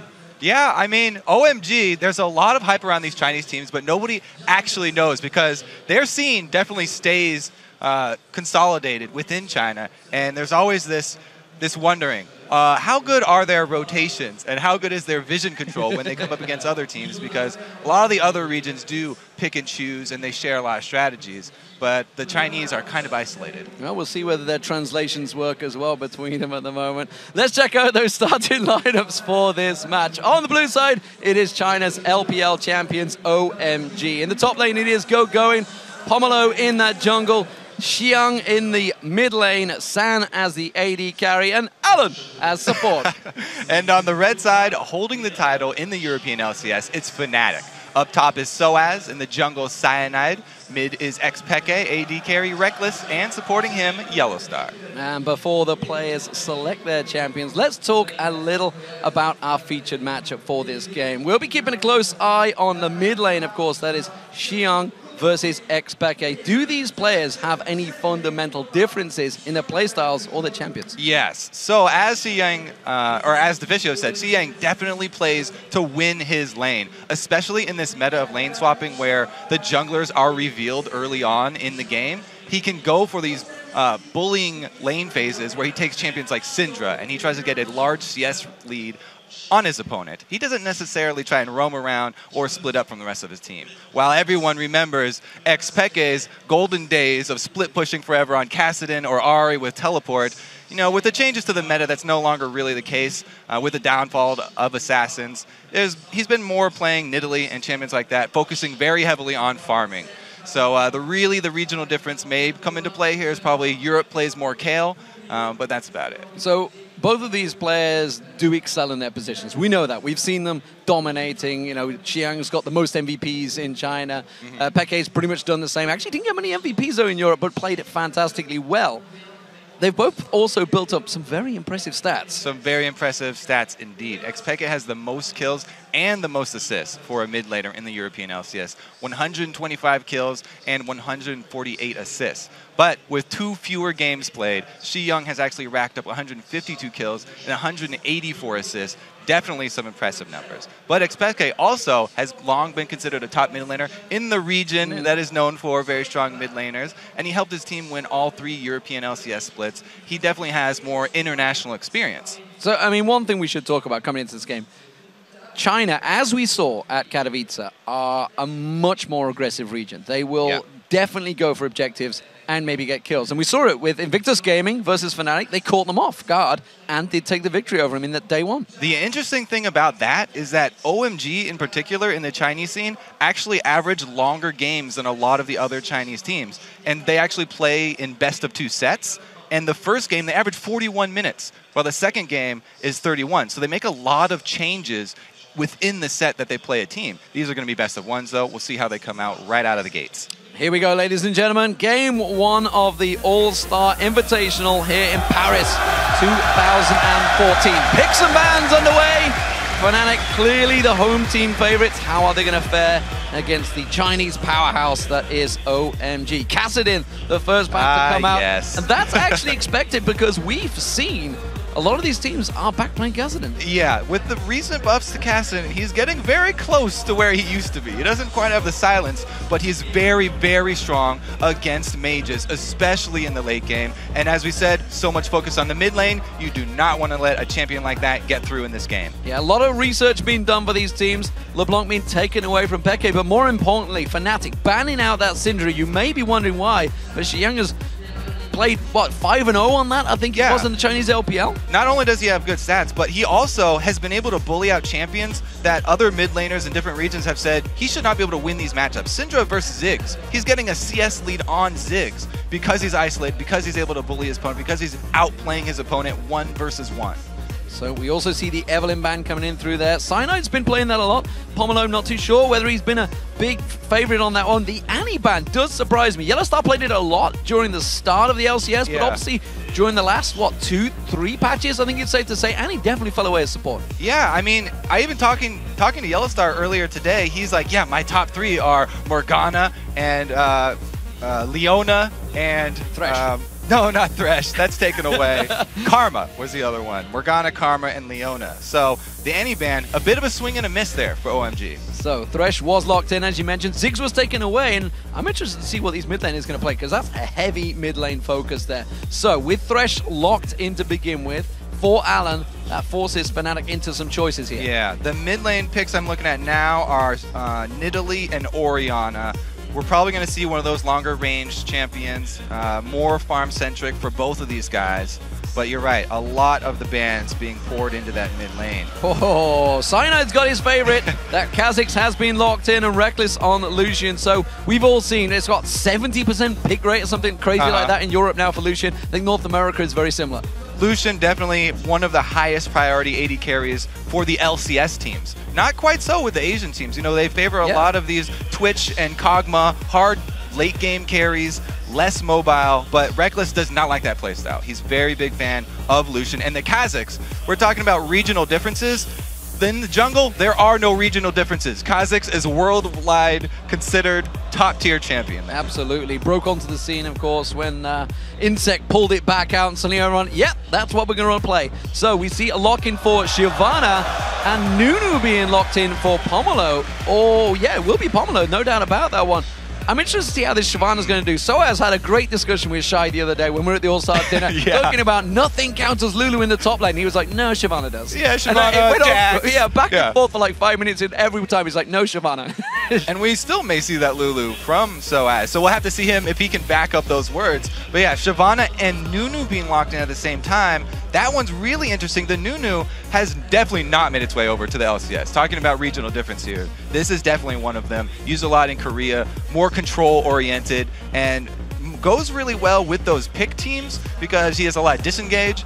He also has a pretty big advantage in pushing down towers pretty quickly because the double blood boil, even early on, he can get a pretty good attack speed bonus for both people. So, double heal potentially coming out here. That will be Karma for Yellowstar, and Peke on his Nidalee in that mid lane, which has really risen to dominance across all regions. And this seems very similar to what Fnatic were using in the playoffs for the Spring Split. So they're very happy with these picks, very comfortable with them, and a lot of poke coming here for Fnatic. Locking in those two is definitely giving away the strategy they're going for with this team.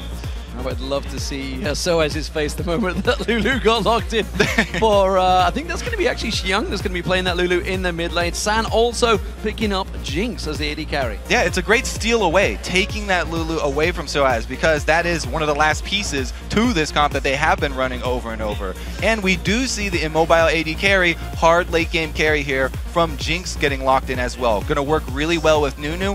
Early attack speed bonuses, so we will probably be looking at some early towers going down, probably some switches after an invade. Yeah, the 4-0, 3-0, we'll see how it works out for them with the Nunu in. They almost certainly will be following San at the opening of the game. So let's see what the final choice is. It's going to be for Soaz. It's Aurelia that has snuck through, actually really risen to prominence in Europe. Yeah, because of Senior Wicked. Definitely very happy with that champion. He's very close friends with Soaz as well, and they share a lot of strategies. So giving some tips there for Aurelia. Surprised though, no Jax pickup. It's been really hotly contested across a lot of regions. Very, very hard carry. Opting for the Aurelia, a little bit more assassin based there with that champion. And Aurelia has really started shining because attack speed runes have been a huge buff to her, and she's able to play sort of defensively in the beginning, play around with that low HP level so she can have a stun, and then turn it around on you so quickly that you do not expect it. So what do we see overall from these? A lot of heals, a lot of shields coming out from both teams. Right, it's two heavy damage dealers to go in with the Aurelia and the Kazakhs, backed up by the heals and the shields from Karma and Italy. They have the option of that late game poke. They're definitely going to want to spread out these team fights, and I'm very interested to see how the mid games goes, because after the turret's going down, the biggest criticism of the Chinese team from teams that have been scrimming them here is the vision control and the mid game objective control. One of the biggest problems, if you don't have the vision down, you can't make the right choices. We'll see how those rotations go, Kobe, don't worry. Now that the players have decided on their champions, who do you think is going to win this one? Let us know by tweeting #OMGWin or #FNCWin to @LOL Esports. Make sure you get that @LOL Esports in there to get that vote through. Yeah, because I think we're going to be updating that too, so we get to see. Yeah, we will get to see live as the game as plays out. Is the word control there? I mean, OMG, it's fitting that they brand themselves as the forces of darkness, because a lot of the times their mini-map has been dark for a lot of the game. So here we go, ladies and gentlemen. The crowd are ready. Are you guys ready? The first game of the All-Star Invitational is underway here in Paris. OMG playing as the blue team up against Fnatic, the hometown favorites, as the red team. And you can hear the crowd. You can hear it. It looks like they are both going to look for invades on the same side of the map here. Maybe Fnatic will go with the late invade. They've already got that one ward down.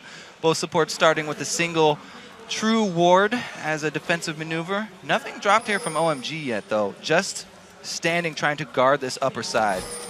But they are maybe coming straight into the bush. They're going to check this surely with a lantern. Will they? That's the question. Will they check it with the zap? They're going to be the hook instead. They can't cyanide out. The damage doesn't really come down. Instead, it's Pomelo is going to have to try and get away from this one. A fairly even trade between the two. The spears coming out from Peke, still not loaded up on that damage yet. And OMG is still pushing.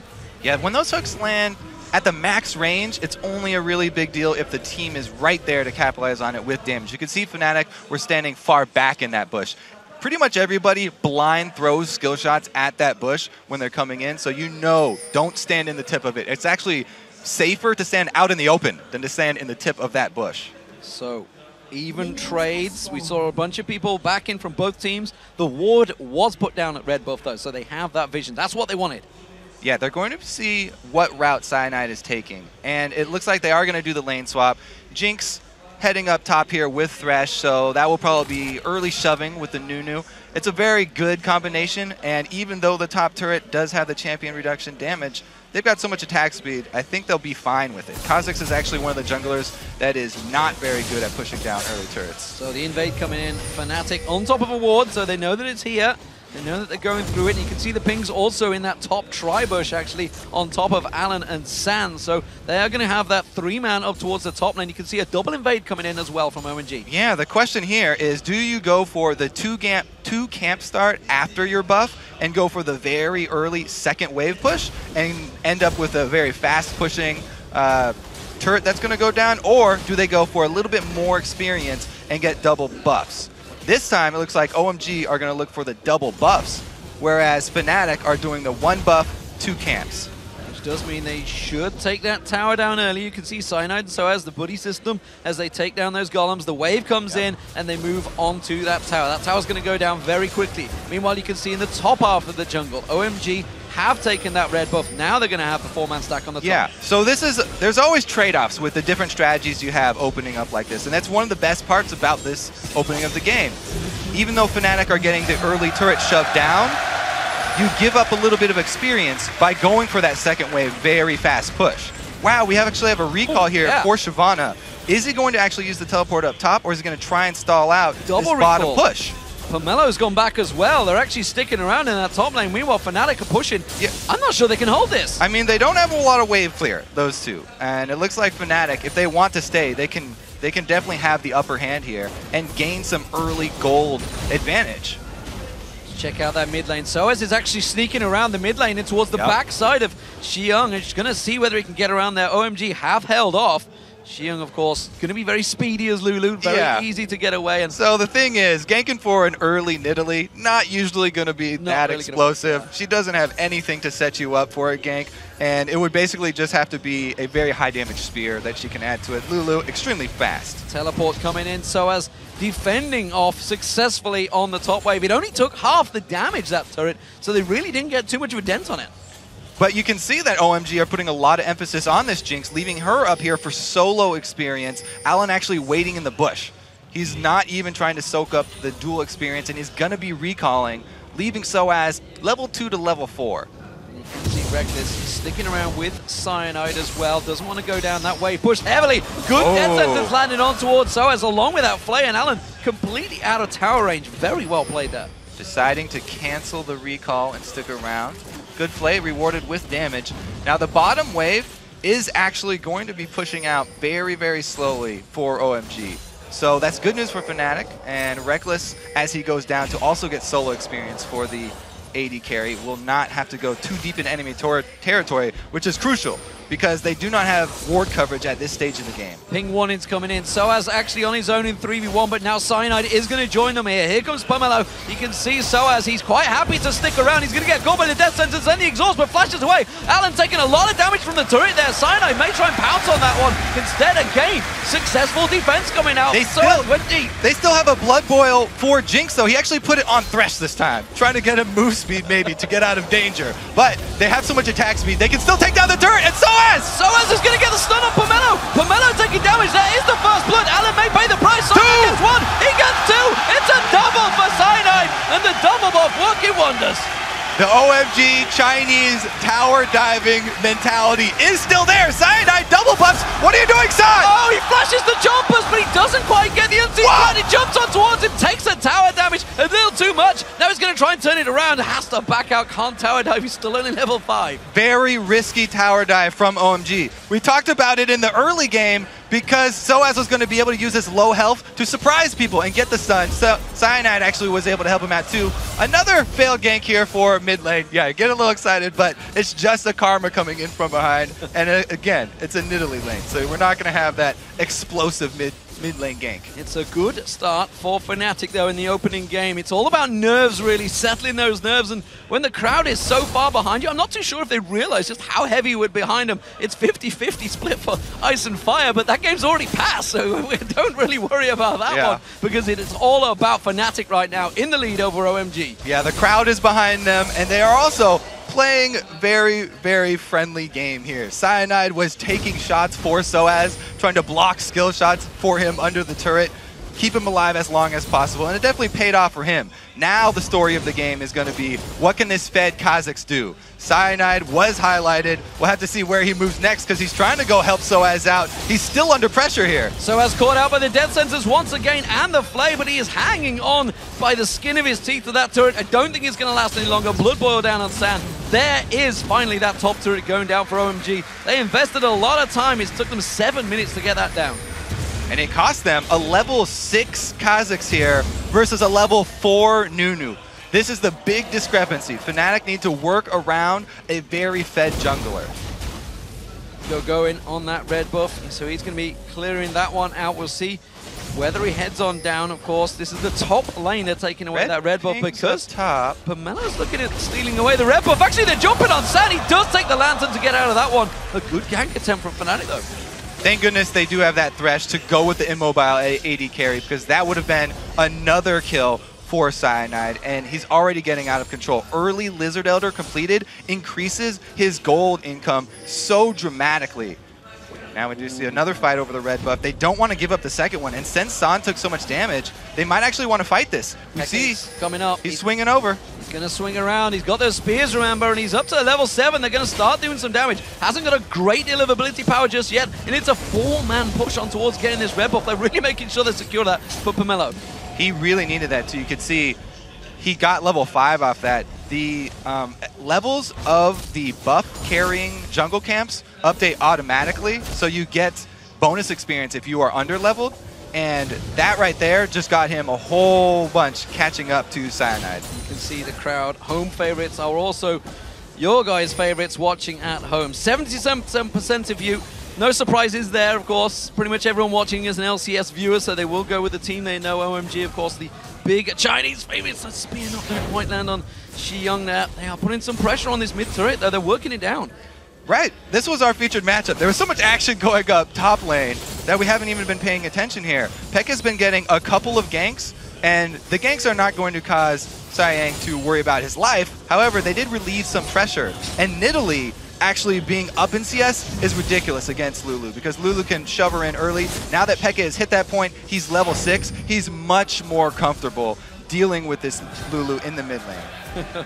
The wards go down and the crowd goes wild about it. Blue buff spawning, Cyanide's on it. Peke definitely wants this one, but you can see OMG investing a lot of time in this one, moving everybody around here. Alan actually caught between Peke though. I'm not too sure. Cyanide has a smite up and he can steal. Oh! That's going to be locked down and that's actually pretty serious. Cyanide getting caught out there. Pomelo taking away both the red and the blue buff from Fnatic's jungle now. Like to see Nunu making use of the kit to counter jungle. A lot of times we've seen that falling off, but Pomelo is doing a great job, and they also are controlling the dragon after the blue steal. Because of the deep wards that they have, they see Fnatic back off, and they take another objective for themselves. And they were so confident that that was already secured, going teleported before they even took that dragon up to that top lane to prevent Soaz from pushing on that tower. So OMG step themselves close to leading now in gold. It's very much even between the two, but of course, with that dragon down, you got to feel OMG starting to swing this game in their favor. They are. Fnatic still have the mobility advantage. They're definitely going to want to spread this one out, and they haven't really been able to use Cyanide. Even though he did get that fed, they were getting more counter jungled, and OMG want to take down the last outer turret so that they can actually continue the counter jungling. May well do it. That Death Sentence doesn't land, but the tower will go down. Fnatic trying to repel them here. You can see Soaz and Reckless were completely out of position. Reckless, we should add, has got a giant farm lead over Sand right now. You can see it's nearly 30 CS there, but they've been off the side lanes. They've not been playing the objective game, which OMG have already moved into. Yeah, people were criticizing the Chinese scene for the lack of focus there, but OMG are showing up very big here. They made the right move so far. Dragon plus the mid turret without an answer from Fnatic, and it's very hard for Fnatic to answer this as well because of the blue buff on Nidalee, or on Lulu. Such great wave clear from her. Yeah, and of course, Nidalee, as you mentioned earlier on, is not going to be a strong force early on. Has to sit back, farm. Although, watching the FLICKR game the other day for SK Telecom versus Samsung Ozone, FLICKR plays Nidalee a little bit different than anyone else. Gets in there in Cougar form. But at the moment, Fnatic are putting pressure on towards his mid-turret. They've got a good bit of damage on towards it. Xiyang taking some serious damage off the backside as well. Yeah, great poke landing onto him affords them a lot of turret damage. That 2 skill shots hitting, Yellow Star and Peke both find home, and they're rewarded with the turret. So, going, defending off that top lane. So as going back to base, heading towards that Triforce early on Aurelia. We've seen that many, many times before, so at least FLICKR will certainly be happy that the tons of damage will be done. I also like the build here for Shyvana, going for the early Cutlass, looking for a Blade, just because they don't need double tanks. Nunu in the late game likes to soak up damage. He's definitely a utility jungler, so they wanted another damage source, and he's going to bring it. 4 members of Fnatic closing in towards this top lane on going, and puts the ward down. But down in the tri-bush beneath him is Peke and Yellowstar. We'll see whether they decide to move around there. Peke is going to face check in towards going. We'll just pounce over the river. Oh, no, he won't. Oh, had to flash there instead. He won't be happy with that. That's a cooldown. He failed the jump to just juke going. It was all planned. Yellowstar, no mana on this one. They're actually landing in a flame. Xiyang's going to be the focus here. Soaz dives in towards him, gets the stun down, has to use the wild gun to save himself. Absolute zero coming out from Pomelo, and they will save themselves. That was a close encounter, but nobody going down. Great zoning there from Pomelo. Using the absolute zero to stop that aggression because Fnatic really need to catch someone. What an interrupt from Alan, but it might cost him his life. Trying to do a mad life. I'm not sure it's going to work out this time because Soaz is going to try and turn it back around. One more blade turn to the colleague. Doing the damage. Reckless gets himself the kill. He comes across. Pomelo's going to be the next focus target. Soaz has got his stun available. available, but they're not going to tower dive yet. But that sacrifice was all for this bottom lane. Look where the teleport was trying to go. It's Jinx alone with a turret. That means the turret has no chance. Well, Soaz is back in actually just out of the side of that ward, but as you mentioned, San will take this tower down, so that's going to be 3-2 in favor of them, making sure the tower does all the damage to the minions before it goes down, making sure he secures that one. So, despite the kill advantage for Fnatic, it is advantage OMG so far in terms of gold and towers. And look at the builds here, too. They're going all damage from pretty much everybody. So they're going to have to rely on getting those picks. Uh-oh. Soaz is going for the chase. He's going to flash the Chompers. He hasn't got another Blade Surge available. Instead, he's going to get caught out by the stun there. Will get slowed down. Soaz trying to put the damage down, but the support, the teleport being called in, going, cancels it out there, but it's enough to save San. So he gets a half teleport for his flash cooldown. Interesting little trade there. Soaz wanted to take advantage of the lack of tower for San to retreat to. But it was basically a pretty even trade. This is a tense opening game between these two teams, both clearly trying to see who can poke an advantage. And at the moment, Fnatic, they're making a move on towards his top lane turret. You can see 4 members closing in here. Goin's going aggressive. He's going to try and push it in there. You can see Peke. Is he going to catch him out there? The exhaust goes down. Yellowstar putting the damage down. One more hit, but it's not enough. The minion wave is not with them. Goes aggressive at the wrong time, but doesn't really pay for it. They get the exhaust out of Peke. Yes, they are going to have to give up this turret, but that's because Fnatic commit 4 members up to this top side. So many resources up top side means that OMG can answer by shoving up mid. So 3-3 in turrets. All outer turrets now down for both teams. We'll see who is going to go aggressive. Who's going to really make that first push in towards the inners, because at the moment OMG have a big push in this mid lane and Fnatic are not really that close to defend it. So Fnatic actually had 2 waves that they were pushing right there. Pretty good pressure on both top and bottom, and yet they relieve all that pressure. Both lanes recall and they try to collapse to defend mid instead. Let's see if this pays off. They might be able to cut off one person. The spears land in. Peke's trying to sneak around that side there. Isn't going to go too aggressive on this one. A pretty close range spear does land on Xiang. Xiang manages to get that picks down on him and will stop him in his tracks with that Glitterland. So Fnatic react, but while this is all happening, San has been gaining ground on Reckless. He is shoving a lot of solo lane experience here, but really the Dragon coming up soon is the next story, because Fnatic just got some good spears on Allen. Looks like he's just been chugging health potions though, so won't hurt them too bad. Going for one of these dragons when OMG are in place is very dangerous because of the Smite, Consume, and Flash available for Pomelo. The steal potential is very, very high for this, even though Cyanide is known to have great Smite control. It's going to be difficult. Exhaust is down for Yellowstar. That's really the only summoner spell from their side. So he's getting hooked in. He's not too worried about that, but he's going to get caught out. A lot of damage come down. Absolutely zero. They still don't quite take Soaz down. One more hit. There it is. San manages to get one down. They're going to choose on towards it. Super Mega Death Rocket already used, so he can't be finishing off on Reckless. Beckett getting chased down. Pounces away from that death sentence of Allen. He's not going to be able to close the ground. Going, trying to catch in towards there. But that was a good fight for OMG. Yeah, they're the ones that want to take these team fights around Dragon. They've got the Shyvana. They have the mid-game tank here. Fnatic are the poke-heavy team. They need to land spears. They have to land empowered Karma Qs before the fight starts. If they get engaged on like that, the death sentence, that's going to mean a big win for OMG, rewarded with another dragon, and their global gold goes up again. Gold advantage, as you say, in OMG's favor now. The blue buff was stolen away last time. Pomelo taking a spear to the face, but the rest of OMG are here to defend, and Peke really is going to need that. That's a big spear on Pomelo. That will force him away from this blue buff for now. Another poke landing there from Yellowstar on the exit, but really, this is only a small win for Fnatic. Just the consolation prize. They already made the mistake, starting up the Dragon themselves, taking the team fight without landing the poke. Yes, they will have the blue buff Nidalee spears to rely on, though, to buy them a little bit of time. So, Soaz will return to the top lane, needs to get some of that farm going, get that Aurelia build stacking out, because at the moment he's kind of half-heartedly between everything, whereas going already with that Ninja Tabi, that Giant's Belt, and as he mentioned, that build toward a Cutlass building up towards that Blade of the Rune King. Really got a good build going already.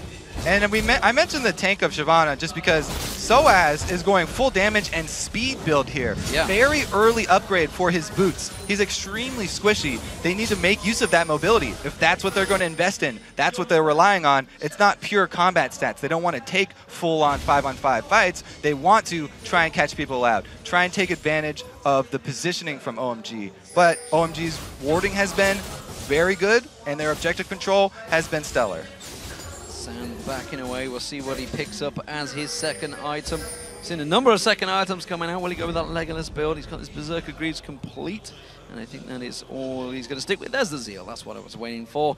So he's going for the Zeal in there. Reckless, of course, a little bit behind, despite the fact getting that CS advantage. Has yet to go back and buy. Red buff is where the focus another is. hook. Death Sentence lands. Cyanide not going to get drawn in, but with Xiang coming in to help out, Yellowstar's getting picked out. He's going to get forced away. Soa's getting drawn into this fight. Everything being fought for these buffs so far. Fnatic are calling over Reckless as well. They don't want to give this one up. Spear caught in. Soaz did get the reset on the Blaze Surge, but you can see the Absolute Zero gets knocked back into it. Soaz taken so low. He's got next to no health stats here, and he's going to get caught out by the rest of OMG. There's going to be the final kill. Allen's going to flash away as well to safety. Cyanide now caught out, trying to use that stealth, trying to pounce away. Wild Growth is going to bounce him back in the air. They keep him at bay just a little bit there. There's the Culling doing... Oh! Sand taken so low. The spear not enough though. Beckett's going to chase. The Inner Flame lands from Yellowstar. The spear does manage to find his target. Sand goes down. Beckett closing in. Allen now caught out. It's a double for Beckett. And Pamelo's out of mana. Here's the speed from Fnatic. They're able to chase. Great job there from Yellowstar, keeping the steam boosted up. And can they get any more? This is way too early for Baron, but they've got 2 kills. They have control of the map. It's just a sad story for them because the waves are not pushed up. The biggest thing they can get is this blue buff.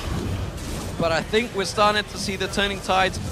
This is what happens when that Nidalee, the spear starts to land there. Pamelo is not going to be able to get it away. The blue buff has already been taken away, so Fnatic get a tiny objective from all that, but it was an very even traded fight there for a while. Let's look at this again, because Soaz, as we said, he doesn't have combat stats, so basically he knows he can't fight this and he's just trying to run away. A lot is used on him though, and the Lantern specifically being used this early is very big. Allen has to use everything he has, so he has nothing to save Zahn when those important abilities do land onto the AD carry. And if we see as soon as they thread one through here, the Culling and the Spear both getting through to hit the AD carry, that's the main damage source of this team. That is the heart of this team.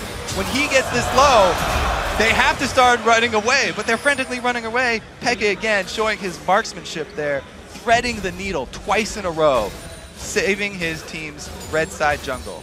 And more importantly for Peke, he's so close to getting that death cap complete now. The spears are just going to get stronger from here on out. Xiang, of course, a little bit more of a utility on Lulu, but also very helpful. And it is, as we saw in that fight there, OMG, last time they've been around that dragon, the utility, everybody works as a great team fight. Pamelo, of course, getting that blood ball down on Sand. So we'll see how it works out next time they face. At the moment, though, Soaz is getting ever so closer towards that Trinity Force. Sunfire Cape now coming in for going in that next fight. It should be fine. Uh-oh, another hook onto Peke! Oh, Peke in trouble. I'm not sure he's going to get out of this time. Absolutely exploded by the Super Mega Death Rocket of Sand. Allen is coming up huge for OMG here. Turns this completely around. Peke was the biggest thing keeping Fnatic in this game, throwing out those spears mid-game, and now he's not going to be up for this turret. Allen basically just got them this turret by himself. You know, you think back to Royal Gaming, they actually really lost out in the lane phase back in their World Championships. At the moment, they're getting picked off, which is something Fnatic do so well. They are being beaten in their own game right now, getting caught out in those lanes. So as a game, he's having to stay in that top lane for so long to keep that farm going. They are doing the right things, though. They're defensively warding their own jungle. Another hook! Another hook. This time, they're not going to grasp on it. You can see Cyanide was out there. The Flay actually misses, forces the lead there, but coming straight in, going with the Wild Growth, bounces them all, and yeah, Yellowstar taking so low. Absolute Zero pops out, and it's another kill for OMG. They get another hook. They get another kill. Great flank from Going as well. They were going to escape with that one, but he gets into position for the Lulu ultimate, enough to get a kill. And that's going to award them another blue buff, 18 seconds till Dragon. If they could also take the Dragon, this is very fortunate timing for OMG. A lot of ultimates used in that last fight, though. We need to remember that. We saw the Wild Growth being pumped out, as well as the Absolute Zero. Super Mega Death Rocket is available, and OMG, Alan, with those death sentence, oh so close to catching Peke once again here. Teleport is not available for Soaz either, so he has to make tracks, and you can see him already heading down to Dragon now. Yeah, even though Peke and Cyanide are there, they have a very, very dangerous time even trying to get close to this. Should probably just back off. They can't risk another one of these hooks turning into an extra kill. It's a big dragon. It's gone down already. The hook again. Yellowstar caught out. No teleport, no flash this time around. He's going to get caught out. It's another super mega death rocket finish from San. I mean, you gotta reward Alan there. He almost died for that one, and he's getting hook after hook after hook. Complete control here from OMG now. Definitely showing that Thresh needs to be a ban potentially against him in future games. Of course, this is the opening game, so this is where everybody else will be watching because everybody plays everybody in this matchup. It is a full round robin. Everybody will take in all the research notes from this matchup. Yeah, speaking of everybody playing everybody, Alan himself was a jungler as well. Yeah. He plays multiple roles. Loveland, of course, everybody should know that. At World. So he plays multiple roles at the highest level, and it's great to see him back on support, still at home. I mean, both these guys actually prefer jungle, him and Pomelo, but the switch has actually worked out pretty well for them. Peke getting caught out, and a lot of damage coming out from Xiyoung this time around, putting that picks down, keeping that little ants on him and slowing him down. He's also clearing out the wards there. Yellowstar got to be careful because he's been caught out by that death sentence a number of times. Triforce now completed by Soaz, but look at Go-Going. He's now got the Sunfire Cape and the Blade of the Rune King complete. Yeah, he's a beast right now. The tank difference right now with OMG and with Fnatic means everything. That's why the team fights, it's always Fnatic that have to do some kiting. They have to be able to get around some sort of wall or kite through the jungle here somewhere because they can't take a full-on 5-on-5 team fight. So let's look across the map and maybe take note. You know, we were talking about it at the start of the game, the vision that is available. You can see Fnatic, they're clearly just defending their base. They have got good vision in their own jungle though, yes. but OMG, all in Fnatic's jungle. You can see they're doing everything they possibly can to avoid getting picked off more. That's what they have to do. They just have to hope for them to actually get the jump on OMG. Hope that OMG get a little lazy in their moves and try and catch somebody off guard. Well, the red buff is again going to be the focus target. OMG making sure they starve every little resource from Fnatic. Cyanide not having any. 4 versus 5! He gets pulled in there. You can see Alan, the death sentence flung out once again, and Cyanide gets hooked in. Flashes out, but it's not going to help out. That stealth is only going to last so long, and it's another kill for OMG. There's Fnatic, they cannot contest these, especially when they have the numbers going against them. Peke was all the way down bottom lane farming with Nidalee. There's no way that Cyanide can get anything in this red side jungle. The best he could hope for would be a Smite Steal to get away his own red buff, but they're just continuing to give away more kills. Peke bouncing just at the right time there. The Inner Flame also stopping Alan, but if that would have been Yellowstar taking that step closer, it would have been problems. Alan does eat the spear from Peke, but they're just trying to bait them in towards that Baron. And it's working. They have complete vision control over it.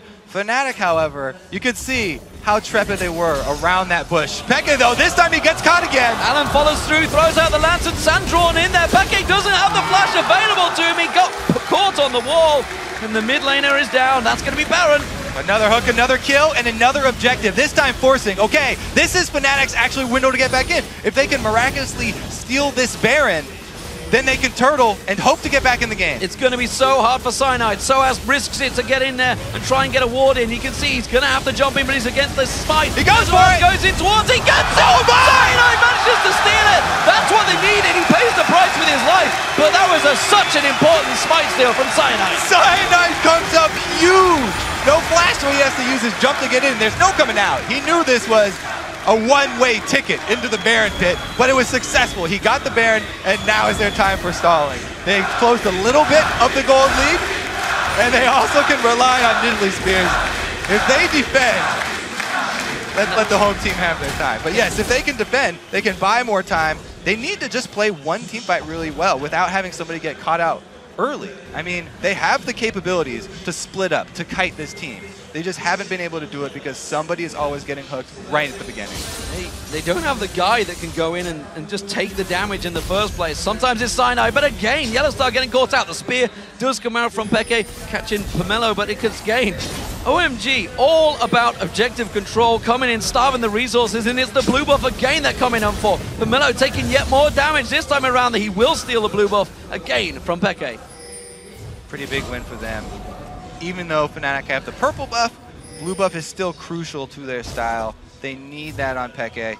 However, in the late game, it's not quite as big of a deal. He does have the Athenes to rely on, and it is going to be a bit slower of mid-game right now because they're just trying to catch up in gold.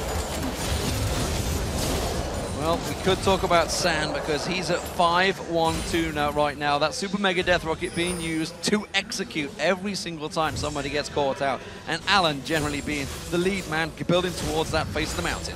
And if you're going to play Jinx, this is the type of team that you want to play Jinx in because your front line has the advantage. You're constantly making Fnatic retreat and run away from you, so Jinx doesn't have to worry about getting dove. He's not in any pressure from Soaz, from Cyanide, who are the ones who are going to be trying to dive in on him. He's always on the offensive here. And even if he does get a little bit too far forward, he's always got Alan to rely on for the Thresh Lantern. With the Dragon up in 12 seconds, Fnatic are trying to get themselves in position. We saw Soaz considered backing off there, but he sees Go going here. He's going to stick around, see if he can shove the wave a little bit longer. Dragon is now up, and Fnatic actually in position to try and start this one. Going does have his teleport though, so this is very dangerous. There are deep wards. He could teleport behind and flank them. He's going to see whether he comes in. There he is. He's coming in towards the bush just off the side. Does not get in. That you can see the Dragon taken so low. Cyanide tries to get in. Can't smite it out this time. Going pounces on towards him. Cyanide advances this fight, but the rest of his team are peeling off there. They're trying to poke the Culling coming out. This is a good turnaround. But again, the execute from San lands. Reckless gets pinned down by Xiang, and the rest of Fnatic, they have to back away again. FLICKR's in middle ground. Where's he going to get caught out? He's behind enemy lines. Will San check out that bush? Yes, he will. FLICKR's made a miraculous escape before, but look at that damage from San. He's trying to pounce. He's got the help from Yellowstar. Soaz comes around there. They do manage to land the inner flame, and now Pomelo might be focused in the target. No, he's going to get away.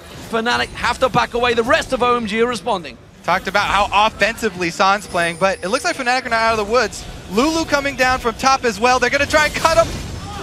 Going comes around the side. Yellowstar slowed down. Here comes Xiang. Will manage to catch on. Yellowstar taken so low. He's going to be the one to drop. Soaz is next. That's going to be a second for San again on a killing spree here. One more shot. He's just massacring Fnatic right now. 8-1-4 for the AD carry. Another amazing collapse from OMG. They let Fnatic start up the Dragon, and they rely on the deep ward teleporting in there, going, coming in and cutting off the entire team, and then we get to see more aggressive play for San. He got the kill with the Super Mega Death Rocket, and once he got excited, he then flashes over the wall for another kill. With the armor and the shields, you see going happily tanking out that turret. That's going to be one in him going down as well. And OMG, well, will they stick around to push at the moment? Fnatic are just about respawning. They're going to play it safe for now, but that is Fnatic's base wide open. So this is the hide-and-go seek here from FLICKR. He waits in long enough for the rest of his team to come down, so he will escape for a little bit. But Fnatic trying to aggress on these two members is a little bit too much. They do see going. So they see Shyvana. At this point, they're trying to retreat, but they also do not have wards deep enough to see Lulu cutting them off. And that's really going to be the end of the story for them, because Lulu coming in with the ultimate is enough CC, and it actually costs Fnatic 2 more members of their lives to get FLICKR out of there. And he doesn't even get out. Yeah, the get excite comes out for San, speeds in through there. And now he is an absolute beast. Phantom Dance, Infinity Edge, and Bloodthirst are all completed.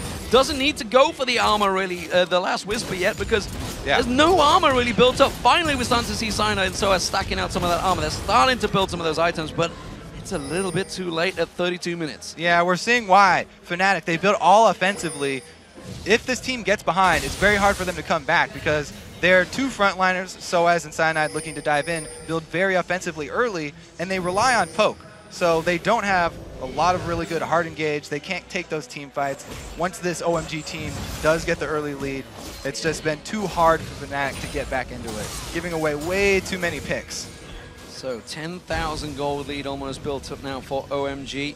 The Baron up in just a minute's time, but not really being the focus by OMG. They are all about the objectives. You can see now they have those 6 turrets down. The super minions will be pushing that bottom wave. And the mid lane now seems to be the focus for Going, at least as the rest of the team gather to once again steal that blue buff away from Fnatic. All right, they're going to go aggressive here on Going, but he's the main tank, as we talked about. He got a good start, and he's never looked back. After the early Cutlass went into some tank stats, and he's even been able to finish his Blade of the Ruined King. So even though Reckless on Lucian, more mobile than Jinx, has a ridiculously hard time of staying alive. Fnatic are grouping, they're keeping defensive formation in this middle. This is where they suspect the pressure's going to come in from OMG. But you can see San, he's actually taking the blue buff of his own. So San with the double stacks, level 17 as well. You can see the level advantage that OMG have built up over Fnatic. It's generally 2 levels per player over Fnatic right now. That's a big problem. It's a huge problem. They cannot, again, get through the zoning of a full tank Nunu and this beastly Shyvana with how far Soaz and Cyanide are behind. So they have to rely on picking somebody off while they're by themselves, or some amazingly ridiculous spears from Peke landing on the high priority target. Another pick! Oh, Yellowstar once again caught out with the death sentence. Will not. Yes, he will go down. He gets exhausted out there. The rest of OMG collapsing towards Soaz, gets pulled into the team. He can't escape. The culling doing next to no damage right now. Soaz will drop. That's 2 kills for OMG and the tower, as well as they push through for the inhibitor in the top. And Allen taking one of those kills, well deserved this one.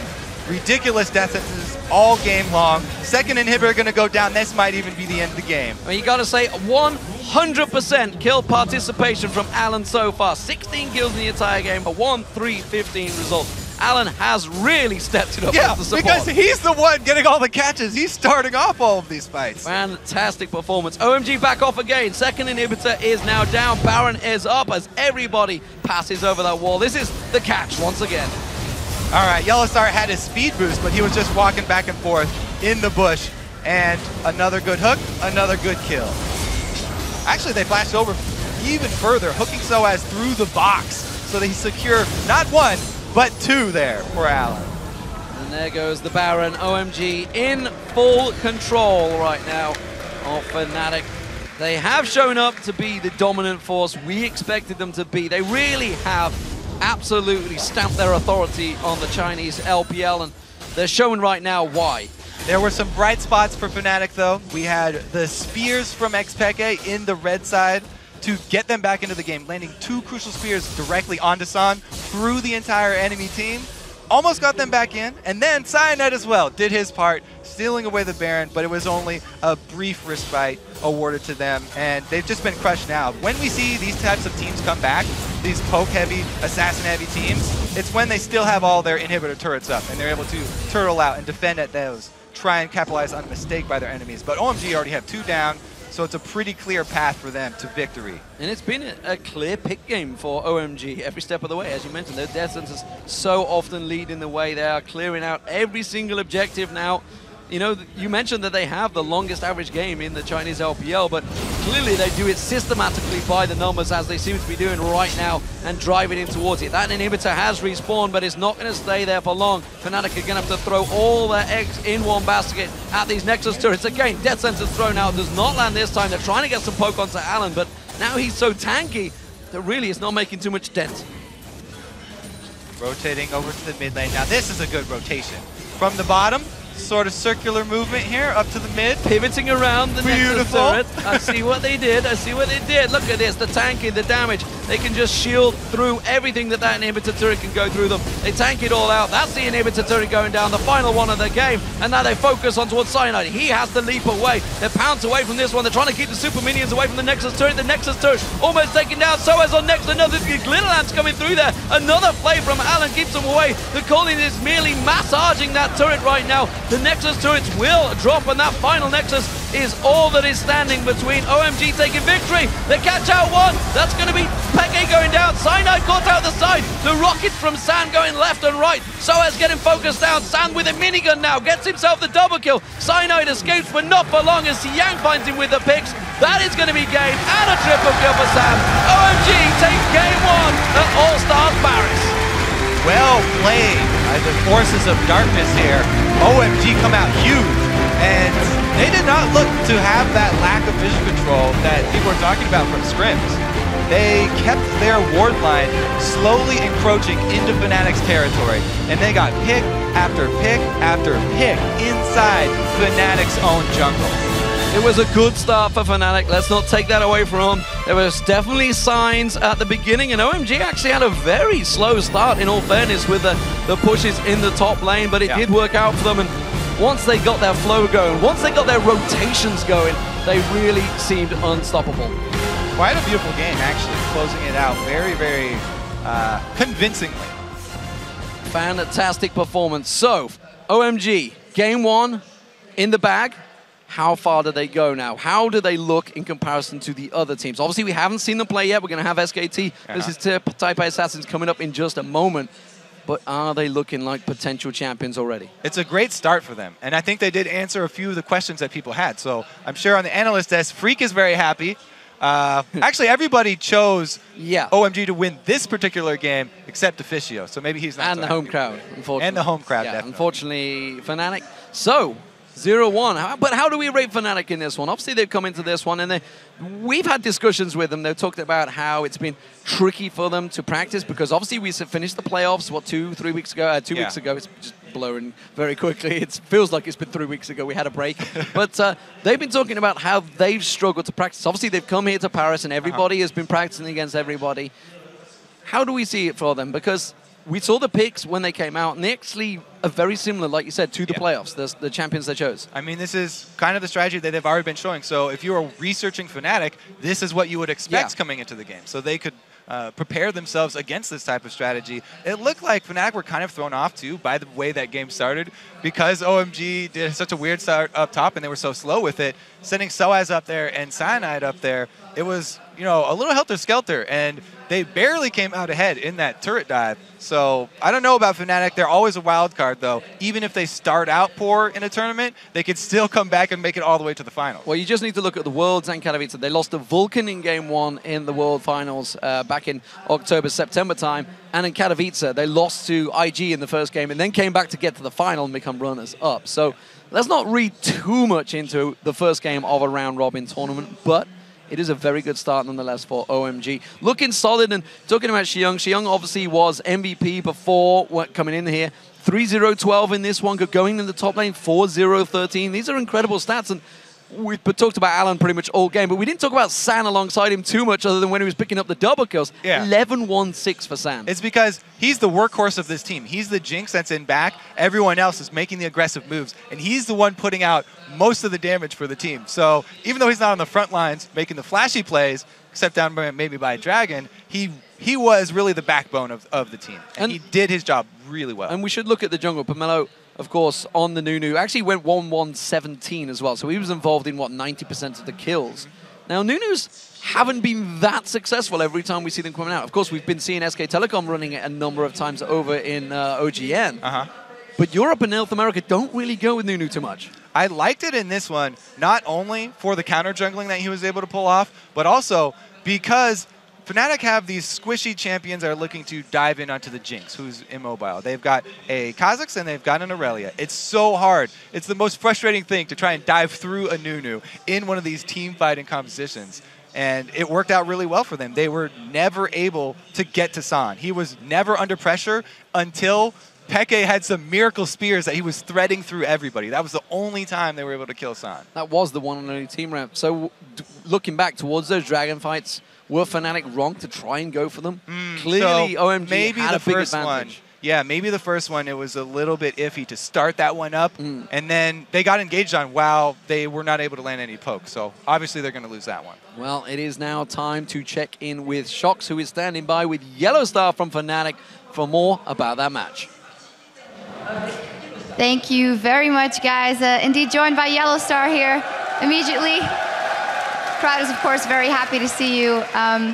You guys, very first game of the tournament, and it was a tough one. Tell me a little bit about your strategy, what you wanted to pick, what they got, and how the early game went. Well, we studied them really well yesterday, but the main problem is they had a better setup to team fights, and we got kind of surprised. Even though we had an early advantage, we were one tower ahead. We had 2 kills and it was really good for us, but we were kind of scared. I don't know what's going on, but we were kind of scared and it's an unusual thing for us. It is quite unusual, yet in the beginning we saw Cyanide flashing in after he got that double kill, and then they were just in your guys' jungle all the time, and there wasn't really anything you could do either with warding. We expect them to play really aggressive, and we always had the vision on them, but as I said, like, if we don't get to poke them before we fight, then we will just lose straight, and that's what happened. Yeah, but they are, of course, a very strong team. What do you take of this? If you know, look, you have so many matches to come yet, of course. What do you take from this one? Well, they are one of the favorites of the tournament, and they play really well, so we'll just try to step up our game, and we'll just focus on the following games. So, as you mentioned it, the following game, or one of the following games, is versus Cloud9, and we all know how rival that is. How are you looking forward to that game? They're always good. Yeah, they're always good, but unfortunately, Hai couldn't come, so I hope it won't affect really much, but I know he's the captain, and I hope he gets better. So, yeah, I'm looking forward to play against them. Yeah, best wishes from all of us, of course, to Hai as well. After this game, if you know that you have so many more games to come and you see which other teams are in this tournament, it's very stacked. How high do you think you guys can end in the tournament? Sorry? How high do you think you guys can end in the tournament? Do you think you can still win it? I didn't get it. Do you think you can win the tournament? How strong do you think you guys are? As I said, like, if we step up the game, if we pick better, then if we gain some confidence again, because we were kind of afraid this game, so I hope we can do it, and we will probably step up. Okay, Yellow Star, of course, I'm going to give you the chance to talk to the guys here. Est-ce que vous avez quelque chose à dire aux gens ici? Merci à tous d'être venus, vous êtes géniaux. Et si on gagne, la victoire ne sera pas que pour nous, mais aussi pour vous, parce que vous êtes juste géniaux et merci. He's saying it's fantastic that all these people are here. And this is, of course, not only for the players, but it's for all of the fans that we're putting on this show. Thank you very much, Yellow Star. Good luck in the rest of your games today. And now it's time to kick it back over to the gentleman at the analyst desk. Cookshot, take it away. Thank you very much, Sharks. And it's good hearing from the French players, of course, in the French crowd. Fnatic losing the first game of the All-Star Invitational. We were particularly excited and interested to see how the lane matchups, the lane swaps, the 4v0s, the 2v1s, the 3v, the laning was going to go. Let's start this one with Monty. Talk to me about the lane swaps, the early game. How do you think it went for both of the teams involved? Well, we did see something that was pretty common in the West right there, which was a two-wave push coming in from Fnatic. And really by two-wave push, I mean they push on the second wave after taking a single buff instead of going for both buffs and then pushing on the third wave, which is a cannon minion wave. So that combined with the fact that Fnatic had the bottom side of the map for their 2v1 meant that they were able to push down the tower very quickly, whereas the tower went down about 7 minutes up top for OMG. So they had that initial advantage. And I know Krepo was talking about, while we were sitting here on the desk, something that he noticed as well as part of that lane swap process in terms of the defense from OMG. Yeah, first I want to point out, I feel like Fnatic had the better strategy. I'm really a big fan of the 4v0 push, because at the moment Fnatic hit this tier 2 tower, OMG was still at the top, sieging that tier 1 tower, and they were unsure, and they want to take it slow, because they're used to go 1 tower for 1 trade in China, and then just bounce the way back of that first tower. If Fnatic, in my opinion, decided to push down the second tower, they would have had a big advantage. Instead, they ended up sending their top laner back, and eventually he got poked down and he got dove. And that's actually another mistake that happened, but then on OMG side, and I think we even have a replay of that, so if you can get that on your screen real quick. We can point out, like, the initial mistake in the lane swaps, in my opinion, was an OMG side. Then Fnatic made a mistake not switching back. But now, in this situation, we have Soaz under the tower. Cyanide came to help him, a little late. But now OMG is going to look to dive. But in my opinion, they should just burst this tower down, then switch to Soaz. But they get really greedy. And if you see, Cyanide's playing really well here. He's just staying in front of Soaz, making sure no hook can connect. And if he's rolled the clip, yeah, they're trying to get him. Nice stun by Soaz. Hook misses. Alan goes in. They did get the first blood, but then you feed Kha'Zix 2 kills for free. And this is where I really feel like OMG dropped the ball. Imagine if they did not do this and they just played solid, they would have won the game flat out. Well, they did win the game flat out, luckily. Flat outer. Flat outerer. Flat outerer. As the game progressed, Freak, talk to me about what your opinion was on OMG, because in my mind, they were playing very aggressive. They had a lot of rotations around the map, regardless of whether they were ahead or behind on gold. What was your take on their performance? So OMG played the way I think we expect OMG to play. They don't as much focus on turrets as they focus on ways to fight their opponents, right? They came with a team fight composition. They're obviously focused on Jinx getting ahead and getting massive, which is part of the reason they push slowly, as smart as that may be or not.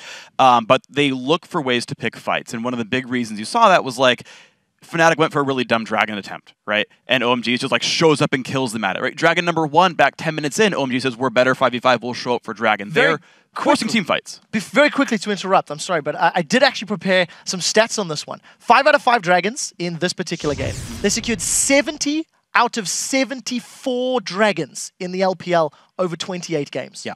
Over 28 games, OMG had secured 70 out of 74 Dragons. That is an incredible stat, and it showed through. They had complete control. Sorry to interrupt. Yeah, that's how OMG controls the map. It's not pulling in minion waves and going for an outer turret. It's, we'll just take every dragon. Time and again, they take every single dragon, right? And that's how they kind of push themselves forward. Now, when I said earlier in the pregame predictions, like I hope they don't pick Nidalee, is because they just go for dragons regardless of if it's smart or not. And when they pick Nidalee, they need to poke first, but they don't do that. They'll just show up and start fighting. And if you give them champions that can go head first, like Lulu, Shyvana, they have that. Yeah, and speaking of not poking first, on the second dragon of the game at about 16, 17 minutes, we did see, I think, Fnatic play contrary to what their comp was good at. If we take a look, and we look at Nidalee, Lucian, Aurelia, this is a comp that's, and Karma, this is a comp that's really set up for a large mid-game power spike. And the late game's not where you want to go. You also have great Siege with the Nidalee Spears and the Lucian ult in the mid-game, but they chose to go for that second dragon instead of just rushing down. If you're looking for a weakness in OMG, a team that is dedicated to taking these dragons, go ahead and just rush their lanes and try and take their towers while they kind of mill around dragon, and ward your flanks deep into the territory so you know if they're coming in on you from the sides. Yeah, to touch on that a little bit more, all the wave clear OMG really had was Lulu and then a rocket from Jinx.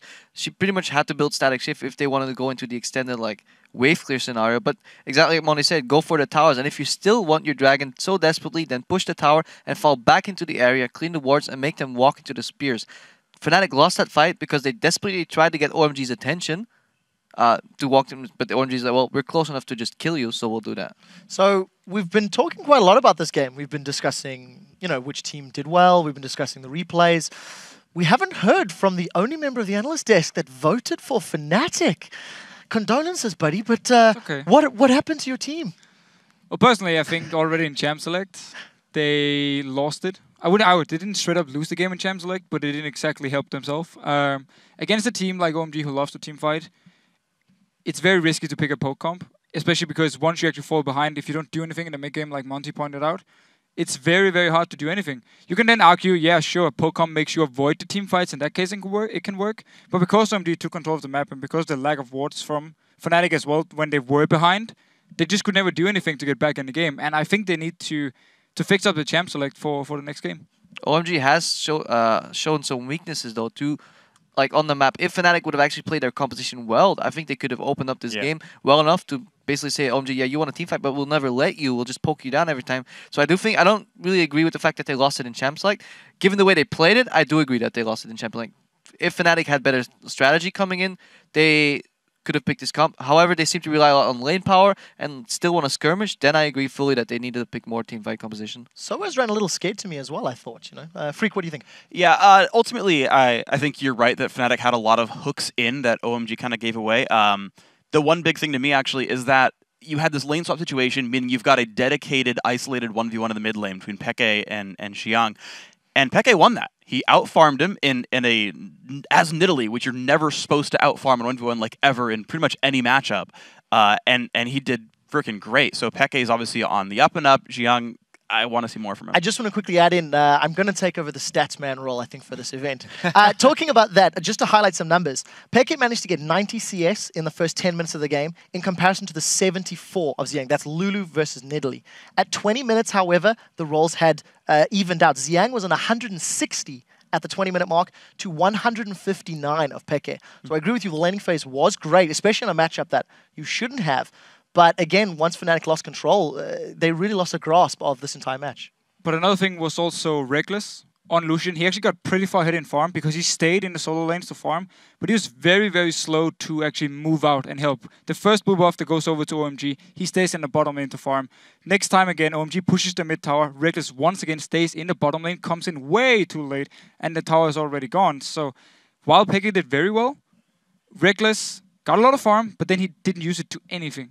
Well, very quickly, Monty. Yeah, it's just, again, missing that timing window. And also we saw that with Soaz's itemization. Very late Trinity Force on a lane swap to Relia. And so that really didn't help out his situation too. Was unable to make the plays to set up the sieges. So as a final note to Fisher, what does Fnatic need to do to bounce back from this? Is it in-game decision-making, or do you think it's picks and bans? Well, again, Krabba had a very good point beforehand. The comp could have worked for them. So in that case, it would be the in-game decisions, saying, we got a lead now, we won out on the lane swap, what do we do now? The fast decisions were a little bit off for them, and OMG just took full advantage, and once they got a hit, they never gave Fnatic a chance. We'll see if they do make that work for us. It is time for a quick break, and when we return, it will be time for Game 2 of the Invitational between the Taipei Assassins and SK Telecom T1K. As we head out, fans are enjoying the All-Star event in different ways and at diverse venues, as are LCS pros like Cloud9's High. As you can see here, High, we wish you a speedy recovery, get well soon. Let us know how you're watching All-Star Paris by tweeting your picks to @LOL Esports and use the hashtag All-Star. As you can see, TPA and SKT are watching these games in preparation for their match, and we'll be back with that face-off when we return in 3.5 minutes.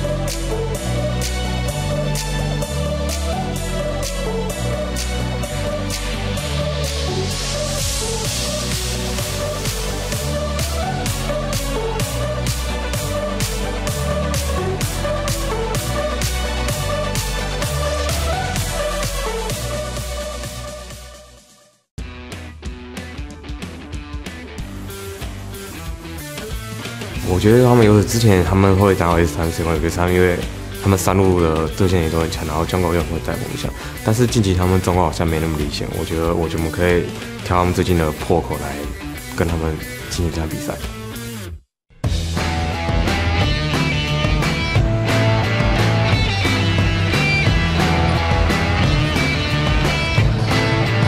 Welcome back, everyone, to the All-Stars 2014 live from Le Zénith here in Paris. We, of course, only had our very first game of the Invitational, and we're going to have TPA versus SKT later on. But first, I'm very happy to be joined by CLG's jungler, Dexter, who is still in Europe, it seems, and a little birdie told me that you didn't want to miss this event. Yeah, I decided to just come and visit it, so yeah, I just came, booked my ticket 4 days ago, and then, yeah, I decided to visit it. What are your first impressions of the filled-up room and amazing crowd here? I just arrived 10 minutes ago, and I can say that the crowd is pretty awesome, and it's like the best crowd I feel so far. Wow. Another compliment for the crowd, of course. We've got a lot of games going on, very important invitational tournament. Fnatic in the first game lost to OMG. What are your overall impressions of that game and maybe for the tournament overall? I'm not sure if the first game says out anything, but yeah, Fnatic lost, and maybe the poke comp didn't work out quite well. I didn't see anything, like everything, but yeah, Fnatic fall behind with the poke comp, that's what I saw, and yeah, that's like, there's nothing much you can do pretty much. If we take a step back, who do you think is the strongest team in this tournament? SKT won, I think. That is clear. Korean hype train all the way. Korean hype train, of course. Monty is listening to you. So, final question for you. Obviously, the NA scene, a lot has been going on also in your own team where the new top laners come in, Seraph. What are your general impressions of the changes that are in the NA scene?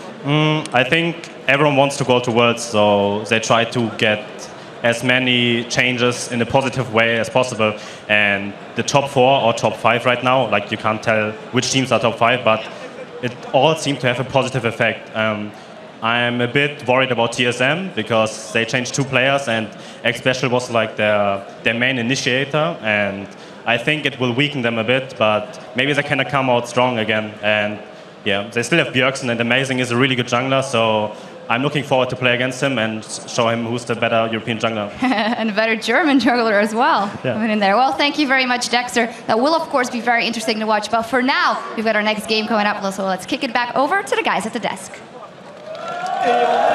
Thank you very much once again, Sharks. It's great to hear from Dexter as well. We are about to kick off the game between the Taipei Assassins and SK Telecom T1K. Let's talk a little bit about SKT underperforming. Big underperformance in recent weeks. And also, what are the chances of TPA picking up a win when you consider in their region, they've been undefeated in 10 games, they are playing phenomenal, and they do have that unknown factor to them. So Monty, let's kick it off on you. What's your take? I mean, if I have to take a look at just one player from this match, unfortunately for SK Telecom, I'm not going to be listing the strongest player on their roster right now, but rather Bengi, who's been underperforming in recent weeks. Ever since we've seen the meta shift from his more vision control style, where he could rely with FLICKR on information of where the enemy jungler was to outduel the opponent in the mid lane.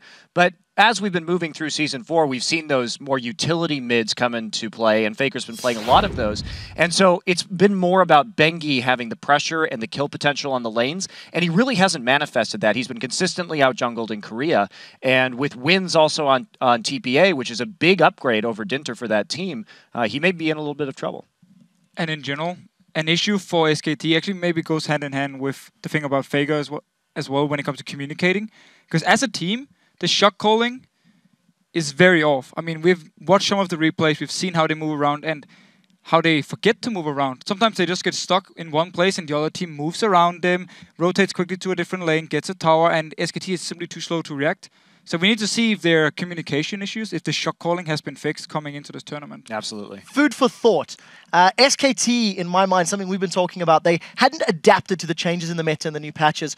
Draw comparisons to TSM. How Bjergsen was an assassin player, all in, could win his lane, could win games single-handedly. Now that mechanical level of play, those style of champions are somewhat falling out of favor in terms of more team-based and rotation-based compositions, you could argue part of the reason for SKT. We'll get to that a little later. I quickly want to ask Freak for some more insight in TPA. What's your take on a team that is quite unknown in this tournament because we haven't seen them too much recently. Sure. So TPA, I think, is actually very strong where SKT is weak. Their jungler's awesome, whereas Bengi's not so much. Their actual strategic shot calling is very good where SKT is lacking. Those two things are really massive. Now, what I'm worried about for them is will they get outskilled? BB's a phenomenal AD carry, but will he lose to Piglet and Mondu? And Morning's good, but he's fighting FLICKR. So those are two places where it's like, look, if Wins can carry that lane, the team can out-strategically play SKT and just carry the game from there, and that's possible. You still have to look in which region they play. I mean, TPA is obviously trying their best, winning all of the matches recently or doing really well, but at the same time, SKT is still playing in Korea. I mean, you can get strategically outsmarted by teams that are just really smart at the game. If you compare that to TPA, they get away with a lot of stuff. If they have to, say they rotate from bot to mid, they have 3 chances to do that. SKT will only get 1 chance, and if they don't take that chance, they will just get out-rotated, as like closing thoughts to Fisher. Co-host likes to say. Perfect point by Crepo. I mean, the Korean teams, they know exactly how to punish mistakes. Can TBA do the same? Can Fnatic, can Cloud9 do the same thing here? If not, then SKT can get away with making some mistakes and rely on just being so strong players. Well, those questions will be answered in just a moment's time. Before we find them out, though, it is time for our panel to make their predictions. Who do you guys think is going to come out on top in this game? To Fisher, I'm going to go into my crystal ball. What are you predicting? I will go with SK Telecom. Monty? I know everybody's going to be really surprised. SK Telecom T1, baby! Yeah, well, SKT has the Bjergsen equivalent in FLICKR, so... As you said, your words, not mine, actually. No, SKT T1 is going to take it. Yeah, I agree with everyone else here on the desk. SKT is looking rather strong. In general, they're still a very good team, so I think they got this. Well, unanimous once again on the board. Let's compare that to the fans' predictions. According to LOLesports.com, 84% of you guys think that SKT T1K will win this vote. A couple of TPA supporters said their team did win Season 2 a few years ago, but it was only Bebe that was with him. Anyways, you guys, remember you can predict these games with the pros by heading over to LOLesports.com, picking the teams on today's schedule that you think will win the matchups. It is time to hand the reins over to the crew over at the caster desk. Thank you very much, Quickshot. Let's get to it here. The starting lineups for our second All-Star Invitation matchup. Taking to the Rift on the blue side from the Southeast Asia's GPL, it is the Taipei Assassins, Season 2 World Champions. In the top lane is Archie. In the jungle is Wins. Morning in the mid lane. BB is the AD carry, and Jay on support. And gearing up on the red side are Korea's OGN champions SKT T1K. Up top, Impact. In the jungle, Bengi. Faker's mid. Piglet is the AD carry, and Pumendu will be supporting. And that takes us into our featured matchup in the bottom lane as the world champions from Season 2 face the reigning world champions from Season 3. BB stands as the only remaining member of that Season 2 team, and he faces one of the strongest members of SK Telecom T1K in Piglet. Yeah, not only is BB the only remaining member of the Season 2 team, but he is also the team captain, and he played a very crucial part in winning the 2014 spring season of GPL and getting TPA here through the semifinals and the final rounds, which were both a full 5 games that went on to blind pick tiebreakers. In Game 4 of the finals, BB went 14-2-17 to save his team in a miraculous comeback in the late game full item Kog'Maw build. And then he switched it up in the Game 5 and blind picked Sivir, and he actually used a single early kill to not only win his own lane, but save the rest of his team's losing lanes that were all losing by themselves, and he got them back into the game by getting global objectives, early outer turrets, and securing the dragon for them. So BB really is the one that TPA will want to get going, but he will have a really tough task against Piglet. Yeah, Piglet, he's a very focused player, and he can be very critical of his own performance as well, even when they're doing super well. When they won the Champions Winter Finals with a 3-0 record, he actually shed tears because he believed his own performance was lacking. But he still is putting up amazing numbers, just like BB. During the recent loss to CJ Frost in the NLB, he still managed to go 12-1-5 in the last game, even though they did lose that game, which still speaks to his ability to remain focused throughout the match. Well, it surely will be a fantastic game. Talking about those bottom lanes, we heard Crepo mention it there. The faker factor has to be taken into effect here. Morning did play in Katowice, put up a good show against Alexic in that first game for Taipei Assassins when they beat Gambit on day one. But Faker is a world champion. He is a world beater. And I don't think many would argue that he is the best mid laner in the world. Yeah, well, I don't know. Crepo was saying he's maybe Bjergsen wannabe, so maybe he's obviously joking. But yes, Faker is definitely touted as probably one of the best players in the entire world. Yeah. Not only just at his position, but everywhere around. And I have to say, Morning, some people are worried about not only his champion pool, but kind of the late game decision making sometimes, getting into a bad spot. So we'll have to see if they've ironed that out. So, I mean, Taipei Assassins have had quite a break to practice for this tournament. So we don't actually know. I mean, we can go off scrim performances, and everybody's seen, you know, Cloud9 lost 3-0 to TPA. TPA managed to get wins off other teams.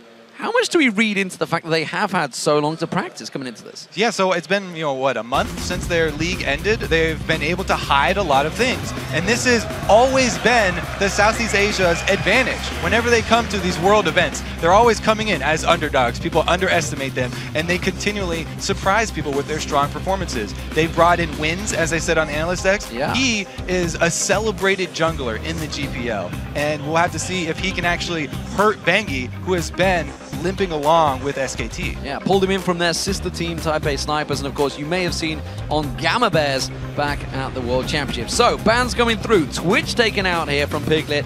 LeBlanc taken away from Faker. Thresh also banned out from Boomandu. We also see the bans coming out from SK Telecom T1, which is Kassadin, Jax, and Kha'Zix, who pops in there he is. But quick lock in, Lee Sin straight away, first pick for Taipei Assassins. Yeah, early lock in there. Could definitely be a top lane Lee Sin as well. We'll wait for that. Obviously, flex pick, but the Kha'Zix immediately banned out. That's what they use in the blind picks. Definitely don't want to give them away their first picks. Well, we do know that, of course, Shyvana will be in that top lane for Impact, and of course it will be Piglet on Lucian.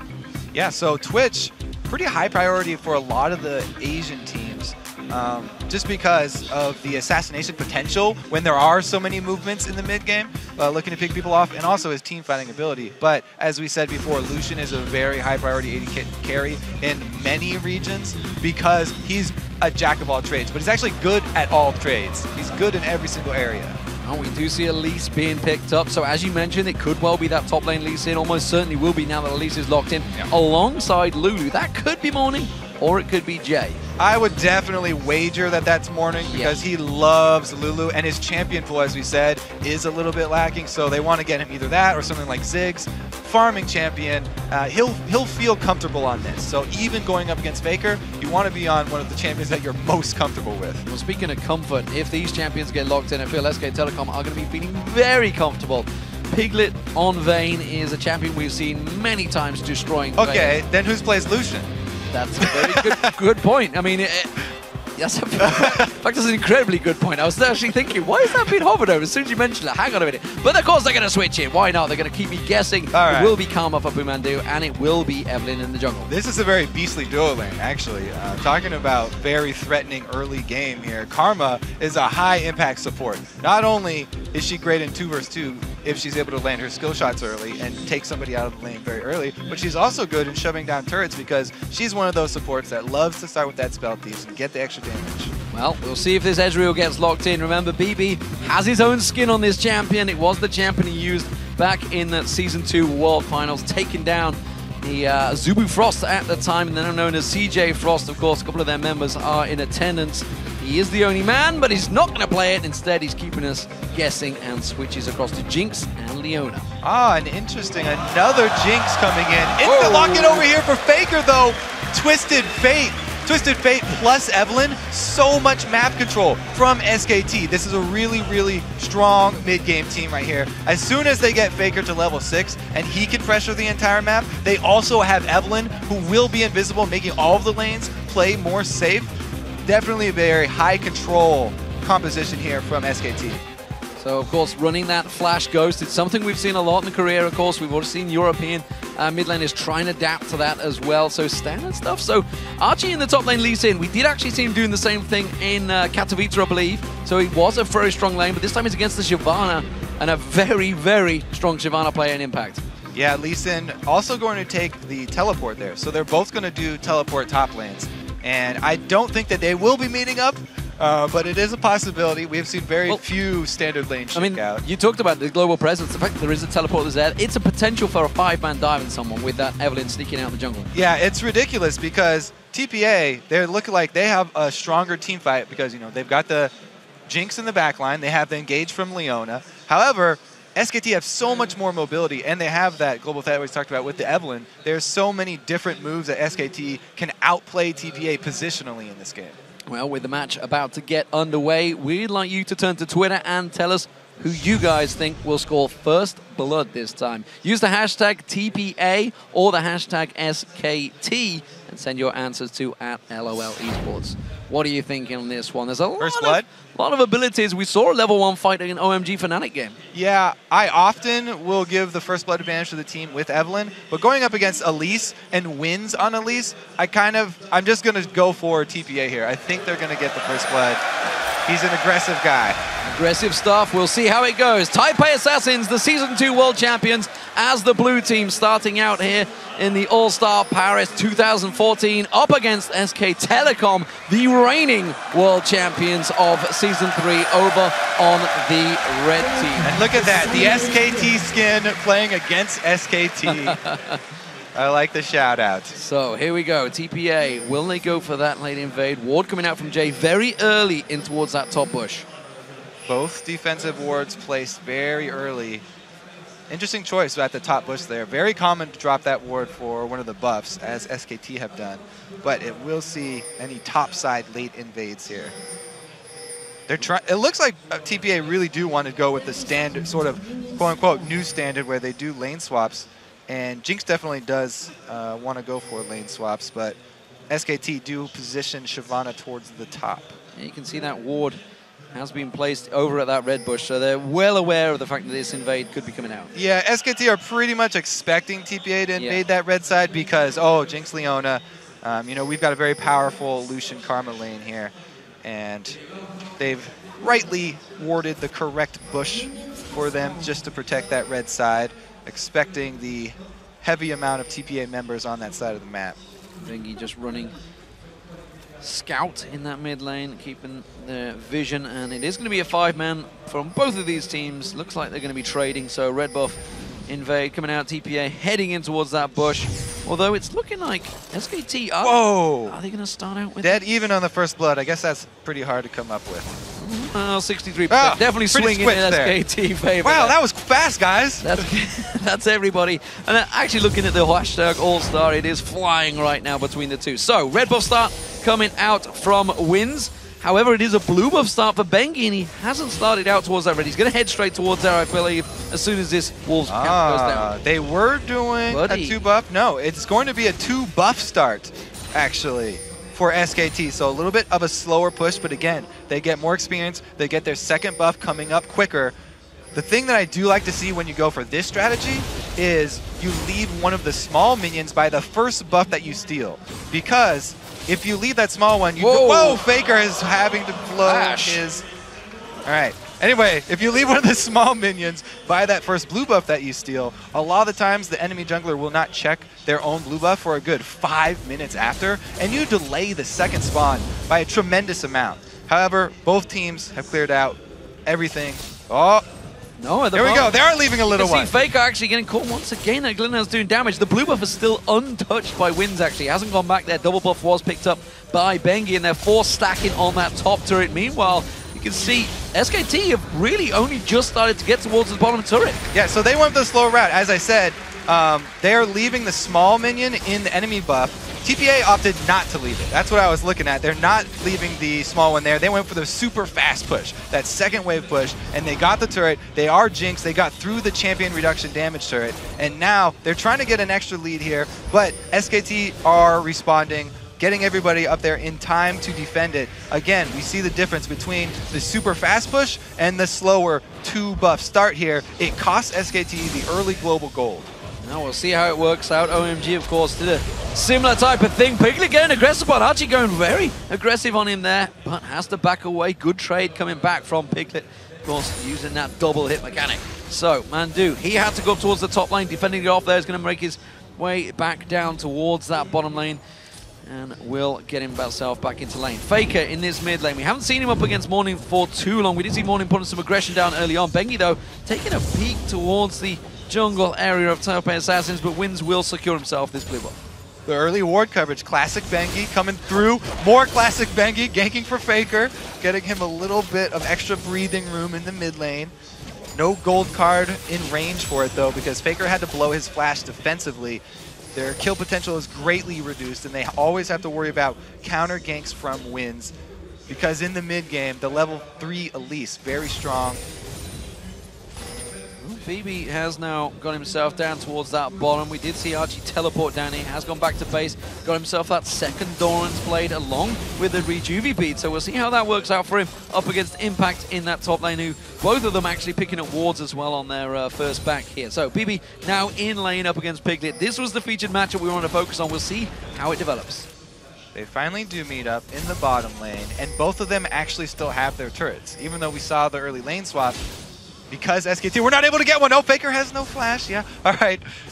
Take it down a notch. But yeah, because that turret never went down, this is actually normal laning phase for that bottom lane, and we do get to see the matchup. Yeah, Wins what's coming in there. Jay goes in. Zenith Blade catching on towards Piglet. Does manage to get the second stun down, but the trade is going back towards BB. Ignite has run out. Exhaust was also used from Jay on Piglet there. Back and forth trade. Now Morning in the mid lane. You can see Bengi putting damage back down towards him. And Bengi's deep ward just saw Wins as well, so he knew there was no threat of a counter gank. He was just getting some more damage, making Morning back off. They're trying to keep FLICKR at an acceptable level for when he hits level 6. He wants to be able to back as soon as he hits level 6. He doesn't want to back early here. He's already had to blow his flash, and he's very low on mana, so he needed a little bit support from Bengi to actually stay there. Jay trying to hold this one out. 3-man diver towards him. Does manage to get the stun down on Bengi. He's going to get taken down. Is he, though? Oh! Is he going to be able to get away from it? Bengi's trying to run away. Zenith Blade not quite back off cooldown, and the kill does come out from Piglet. That's first blood for SK Telecom. Properly executed tower dive, but it was risky. They didn't have very deep ward coverage here, and there were a couple members just recalling. More aggression up top lane, though. First level 6 for Impact, taking advantage of the experience. Archie does take some of that damage, as you mentioned. Has gone for the double Doran's Blade, so needs to be more aggressive, and at the moment Impact doing a very good job at zoning him out. Yeah, this matchup is pretty easily swung because Lee Sin, he really thrives when he is able to spam his Iron Will and spam that lifesteal. He needs to be constantly auto-attacking minions up at the minion line, but because Impact got that first level 6, he was able to shove them off the minion line. And that takes away a lot of the sustain for Lee Sin, which is what the laning Lee Sin really relies on. Wind's coming round, going to try and land that cocoon. Flashes in, does get him down there. He has got flashback available, but is it going to be close enough? No! Morning locks down FLICKR. That's a kill for the mid lane. Great move there from Wind, trying to take advantage of FLICKR just before his flash came back up. Jay putting damage down on towards Piglet. That's going to be the chompers coming out. Mandu will step around there. BB trying to return some of that damage, but as at the moment, Piglet with that BF sword has a big advantage down that bottom lane. That's why we're seeing a recall here. BB needs to be able to answer that item discrepancy. Down in CS, they're really hurting. He's only able to get Vamp Scepter, so sustain. They're going to be a lot less aggressive, even with Leona playing Chomper's combo. Wins has Morning, just backing off there, getting himself that chalice. That Athene's, of course, being built up by both mid laners. No surprise there. Impact now farming between those two towers in the top lane. And that's actually going to give Archie a little bit of a respite because he will happily farm up against his minions. Actually, it was Impact putting pressure on him with them waves, and I think he'd be quite happy about the fact that Impact has chosen to go this route. Yeah, Impact is really having his way up in that top lane. He hasn't even had to go back and purchase yet. Already farming behind the turret, trying to draw more attention from the jungler. If he can get wins on the top side of the map, he can relieve pressure for the rest of his team to make a move on Dragon. Wins just happens to be jungling on the top side as well. Great move from SKT. They've got great ward coverage around the Dragon as well, so they don't have to be worried about it, especially since their bottom lane is winning so hard. Yeah, zero vision on this one. Bengi actually taken very low. They do manage to find out that top laner on the jungle. Wins is going to come around. Cocoon goes in there, going to try and come around, steal away that red buff. Actually hasn't finished it off. Does. He didn't have smite. Not. No, he does get it. He got it. He got it in the end there. Nevertheless, he does take impact down. Yeah, that's why he was focusing impact and wasn't waiting till the red buff was low enough to get it for the attention. But he is able to get it in the end with the execute, and it actually costs a lot of not only impact's time, but also his ulti. See, Faker's making a move. Faker's making a move. Jay is in trouble. Bibi's going to be the focus target. There's Faker comes in. Stun card, wild card. He gets locked down. Can they finish off Jay as well? You can see Archie teleported in, but he's teleported himself into complete danger. That was not a good move. And the 4 members of SK Telecom take themselves 2 simple kills. That's that gold that we talked about in the beginning. Global, so many global options for SKT. And they're able to use it bottom lane because of the ward coverage around mid. But the answer from TPA is shove 2 lanes. 1 kill, they get a lot of minions into turrets here. No turret goes down. Oh, Bengi and Faker coming round, the double combo. Is it going to be enough? Wild growth from Morning trying to save himself out. The Cocoon coming back out from Wind, trying to turn it back around. The gold card has been pulled by Faker, but he's not going to be able to land it. Oh, he flashes for it actually onto Winds. I'm not sure that was quite worth it. Piglet taking down the bottom turret while this is all happening. Mandu was joining the fray, but Taipei Assassins get away from this one. So he still will have a Ghost coming up soon, so he'll have an extra summoner spell for defensive purposes, but that was definitely an unnecessary flash. We'll see if it does end up costing him, as it has before when Winds ganks mid. It is a strong start from SK Telecom, despite the turret advantage that was built up early by Taipei Assassins. It is all down square once again. Morning does manage to get that shield off every time, expecting that gold card to be in his face, but you can see Faker starting to get more confident with every gold card thrown. And the control of mid lane vision is going to be even more important as the game goes on. They need to keep track of Faker. You saw him, he just barely left mid lane for that gank down bottom. That's why you have to keep your eyes on him. As soon as he leaks to one side, you have to notify the rest of your team to play more defensively and fall back. Because, as we've seen, teleport can be answered for teleport. Morning getting drawn into it. A good flash, and that was a very late ultimate from Bengi that was nowhere near landing. Yeah, a little slow there. But they do have a good push up top as well. So even though they use their jungler mid, great pressure up top here for SKT, and they're making TPA pay for this slow pushing bottom lane. Yeah, you can see Jinx. He is getting farmed down that bottom, but it doesn't matter. Piglet is ahead, and now with another turret going down, that global gold and experience keeps stacking for SK Telecom to now have a 3,000 gold lead. Yeah, it's always a give and take here, tug of war. You're pushing and pulling on different sides of the map. It's all about where you're allocating your champions because they cannot traverse that distance quick enough here. We'll see what Jinx can get done with her big minion wave that was built up and that the top turret was sacrificed. Very aggressive stuff from Mandu. He's got to be careful he doesn't get this turn around. There's going to be the solar flare and the wild growth bouncing him in there, but the glitter lance misses. Can he get away from this one? The rocket, Super Mega Death Rocket doesn't land. Morning should be able to close the distance here. The glitter lance does finish him off, but Morning's in all sorts of trouble now. Bengi chases, Faker comes in, he's going to land the gold card, the wild card comes through, Bengi takes it with a hate spike. So even though Mandu gets a little too deep there, they're able to capitalize. Bebe engaged on. Dragon Descent from Impact. Bebe got no escape from this one. The rest of the Taipei Assassins having to close in. The Cocoon does land. The Zenith Blade locking him up as well. And again, now Impact in trouble. They're turning this one back around. Can he get the damage back onto Bebe? No, he can't. Wins gets the kill. Yeah, a little aggressive there from Impact. Nobody was able to back him up, and they didn't have wards inside of the jungle. He saw an AD carry without an escape, and he wanted to make him blow a splash. So we'll see how Archie works out in this Lee Sin in the top lane. Hasn't been able to get any of that early pressure he would have liked, but he has got that pickaxe down there. Faker now in the top lane. He did manage to come down. He's been involved in everything so far for SK Telecom. We'll see how he gets going on this Twisted Fate. They've done a good job of defending their territory here because TPA against an Evelynn, they want to be able to get wards down inside the jungle camps to be able to see where Bengi is, where he's trying to make his moves from. But since they haven't had any control over the jungle, they haven't been able to get any of these wards down. No really defensive pink wards except at their own buffs. So their zone of control here for TPA has been completely taken away from them. And that's what we talked about in Champions Select. This SK team has so many options. Piglet is a little bit... Oh, he's going to get spotted. JE will get caught out. That ward, he stepped straight over Wins, so he's Wins is pinged out here. He's been seeing, but they did ping him. Goes straight on towards Faker. Wild Growth usually does not do enough to bounce him in the air, but the Glitter Lance does land. The second one comes through. Faker goes down to win. Bengi trying to come back in towards this one. Does manage to get the hate spike down and tries to get his ultimate off. but it's not enough to slow down Wins. FLICKR was just confident in his ability to juke, I guess. The red ping did go down as Wins was entering from the bottom side, but again, another successful gank from him. FLICKR goes down. Archie now completed that Tiamat and feeling a little bit more confident against Impact there. He saw Impact use that Bilgewater Cutlass, but went fairly even in trade and didn't fancy it this deep in enemy territory. So SKT, even though it's 4-4, with the gold advantage from the extra turret, as well as the Dragon. However, they've been making some mechanical mistakes. They do not look like the flawless team that everyone is extremely scared of. However, it's been enough this game. They're pulling it off very well, using that mobility advantage that they do have. Well, at the moment, Piglet is going to get joined by his support Mandu. He's going to drive on through. So, Piglet with the big advantage actually starting to develop over BBB has finally got himself that BF sword. Again, Wins throwing out the cocoon, not landing on FLICKR. They're trying to focus this pairing, Morning and Wins, on FLICKR. It is doing a fairly good job at shutting him down so far, but you can see the Dragon is now up, and this seems to be the focus of both teams. And Shyvana has actually built Beta the Rune King first, even though there's not a real strong tank on the enemy team. So Shyvana in this Dragon fight will actually be more damage oriented and is going to be sticking to the carries very easily.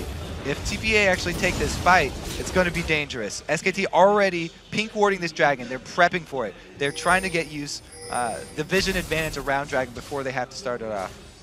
Well, you're going to get them wards cleared out. Morning in there. Piglet and Bengi making their move back down towards the bottom. Actually, Mandu's off on his own. And actually they're focusing. All the pings from TPA are on this mid turret, and that's where they're going. FLICKR's forced to back away. Great call from them. They don't want to start that Dragon fight. SKT are too far ahead, and they have the teleport on Shyvana. So instead, they shove up mid, they get some of that gold back, and they take away a lot of that control, where SKT are making a lot of their plays from the mid lane, from FLICKR, using that mid lane turret as his home base, and then threatening to teleport either top or bottom. Now it's going to be much more difficult for FLICKR to pull those off. Two top laners are still sitting with teleport. You can see that Archie, it is pronounced Archie, by the way, ladies and gentlemen. I'm aware there is another Archie in Team Fire at the moment, I believe it is, but they are both pronounced the same. They're not the same person, though. I should be clear on that one. Has got himself the Tiamat and the Giant Spell. Dragon, though, being picked up by SK Telecom, and TPA slow to react. Double pink wards for them, give them the confidence. Bengi at half, though. Execute on that rocket, not quite enough. Does land on Bengi, took him pretty low, but nobody was really following through from TPA. And FLICKR, again, he's rotating up top. He went through his own jungle this time. And there it is, the ulti. Does manage to flash away. Has he got far enough away? The kick does not land. He's trying to knock upon FLICKR. FLICKR does land the gold card. Archie in all sorts of trouble. Will go down from this one. You can see he had the support coming around, but it was not there quick enough, and that was a good, clean gank from SK Telecom. Yeah, very impressive TF play so far from FLICKR. He actually goes into his own territory, knowing that TPA have not been able to get those deep wards down to make a clear path for him to use his ulti up top. The culling on Jay, not quite enough to finish him off. The double tap from Piglet, again also landing on there, but they didn't have enough cooldowns to lock him up. Bengi going to get spotted by the ping ward here. Morning catching on towards him. Glitter Lances are good, but Bengi has the ability to run out of that one. Couldn't quite lock him down. Wins is now coming around on towards Impact, and actually getting pinged on. Archie fancies this one. Wins using his sweeper just to make sure, but it's already been done, and now the ward is going to stay there. He knows that it's there, and they can try and work around it, though. Oh, that clear lance not landing from Morning there onto Mandu, and he will clear out that pink ward. That's a expensive investment. Bengi going looking in the jungle, and actually will find Jay. Did get pinged out. I wonder if Jay's going to try and blind shot across there. No, he's not, and Bengi will step away. This vision battle is going back and forth, and you can see a lot of ping wards from SK Telecom, and again, they are focusing, trying to focus on Morning. You can actually only have one on the map at all times, but they've got 4 down and 2 in inventory, so they've got an extra one. As soon as one of those does go down, Mandu's going to be able to replace it, and they're going to get another True Sight down. With that investment, we'll see how it works out. Of course, the items being picked up by Taipei Assassins don't counter it. There is a 4,000 gold differential between these two teams, and SK Telecom stacking up nicely in this mid lane. They will take the turret down. Archie's all behind them, but I'm not sure he wants to go diving into 5 members of SK Telecom. It's just so dangerous for them to go outside of their territory at all. with the Evelyn and the Twisted Fate and the Teleport Shyvana with early Blade, they've got so much pick potential on SKT and so much great warding that they have the vision to actually make the correct choice every single time. With 4 members. Oh, Solar Flare lands, but it's not enough to shut down Mandu. He does flash away from that one. Mandu being able to escape the minion wave was with TPA, but again, great clearance. You can see those wildcards from FLICKR just locking everything down. They're going to try and make a move, transition down towards the bottom lane, or translation as we'd like to call it. Pink ward was getting cleared out by TPA, but again, they don't fancy it because they're leaving themselves exposed in the middle. They've got one of the pink wards down. It's a very, very long battle they're going to have to wage, though, to take all this SKT vision away from their side of the jungle. And it would just get replaced straight away. There it is. Managed to place those wards from their inventory, and there we go. FLICKR just placing his own one back again on the mid lane there. So Archie actually having to cut off. Impact has been kind of free farming in this top lane. Archie's doing a good job of farming himself, keeping up with him, but surely in the grand scheme of things, a Lee Sin up against a Shyvana. Shyvana is going to come out on top as this game starts to go late. Yeah, Impact feeling really good about his position, and that's great for SKT because he is huge for them. They're relying on Shyvana and Evelyn flanks to really get the good engages towards the late game. Faker coming in to try and defend Mandu. Mandu goes down, the culling coming out though, double teleport coming in, and you can see this is possible global presence. Archie is there just over the side, does manage to land the kick, goes in on Impact. He's 3 members, kicked out Faker, but nobody's with him, and Archie goes to safeguard away. They're locked up in the side, Bengi. Now we can see the Solar Flare, that's going to try and slow them down. Faker does manage to land the stun card on Morning. Morning taking the wild card as well, having to step away. They catch the slow back on towards Impact. Pop the cook, does not quite land. Piglet taking no life stealing off the columns, but BB flashes in for it, gets himself the kill, and it was a very close exchange between the two. I think it was a 2-for-1 in the end. So they saw Bengi coming down for the flank at the exact same time that Archie decides to take the Lee Sin Q in. Initially, though, start this off by taking down Fumandu. And yes, they are able to burn both globals from SKT. Faker comes in, Impact comes in. Initially, this is a great win for them, and they could back off. But because Lee Sin decides to go in here, the rest of the team actually changing their focus and going up towards this top, they trade Archie for Bengi. And even though Wins is trying to protect Archie here, give him a way out and give him a cocoon, not enough.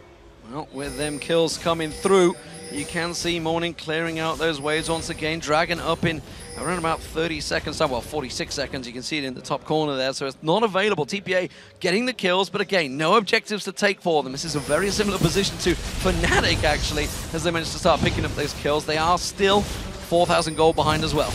Yeah, TPA, they're in a hard position because they need a lot of vision around their own jungle. SKT are looking to get those flanks from the Shyvana, from the Evelyn, and then teleport in with a global. But they need good vision to fend against these. You can see more defensive pink wards to be able to catch out Bengi. Morning having to use that wild growth sped up. Faker comes in, does not lock down the stun card. Morning trying to get away from this one. Glitter lands on 3 members of SK Telecom, and the rest of TPA come round there. In. Jay goes deep on this one. Bengi taken so low, but they didn't get a kill from it. Impact gets caught out there. Archie does go down. SK Telecom so low, fleeing from this one. They're going to turn it back around. Piglet gets himself in. Repel. He's got nowhere to go. No racer available. Goes back in. Gets himself a kill for the process. Faker finishes it off though, and that was a 2-for-1 this time to SK Telecom, and they will get the Dragon. Exciting ending, but yeah, it's Jungler going down for support, so SKT, after the pick, they are finally rewarded with not only an extra kill, but as well the Dragon, and that's what we're talking about. They start the fights out middle, and then they bring in Faker for the guaranteed engage. Faker hasn't even been starting these with the Messiah-type plays where he would need a Zhonya's. He's not initiating, he's following up the initial fight, and just coming in with the gold card, with the Death Cap Rush, so he's got more ability power to take somebody out as soon as he arrives for the secondary engage. Difference coming out, Static Shiv being built up by Bibi, but this time he's actually gone for the Avarice Blade first instead of the Zeal, so trying to get that one locked in. Meanwhile, Piglet, you can see Triforce now just completed. There's the Static Shiv just popping into place as well. Rabadon's Death Cap also picked up by Faker, has got that Sheen as well. Oh, Zenith Blade not landing on Pumandu there.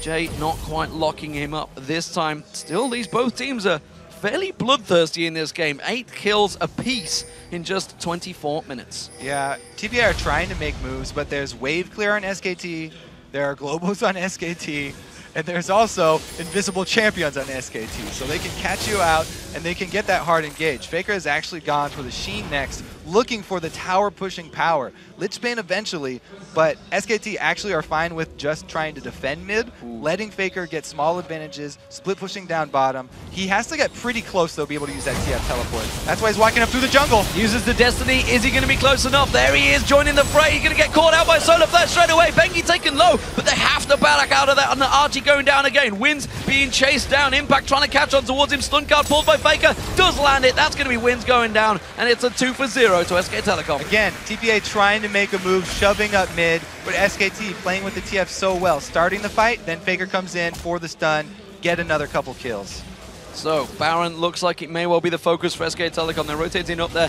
No jungler, of course, for Type A Assassins, and this one should get picked up fairly cleanly. Bibby has not got Super Mega Death Rocket either. Wins has not got Wild Growth. He's going to have to simply poke at it with Wild Growth. Oh, Jay goes aggressive. He does actually draw them away at the moment. Solar Flare is not available either. They're simply trying to run interference. They're on SK Telecom. Fairly well. They're doing a good job here. The damage going down, but there is the Baron. Now Jay's actually going to get locked up. Has to flash out. Glitterlance again catching 3 members of SK Telecom, but Type A Assassins don't quite do enough, and that's a Baron for SK Telecom.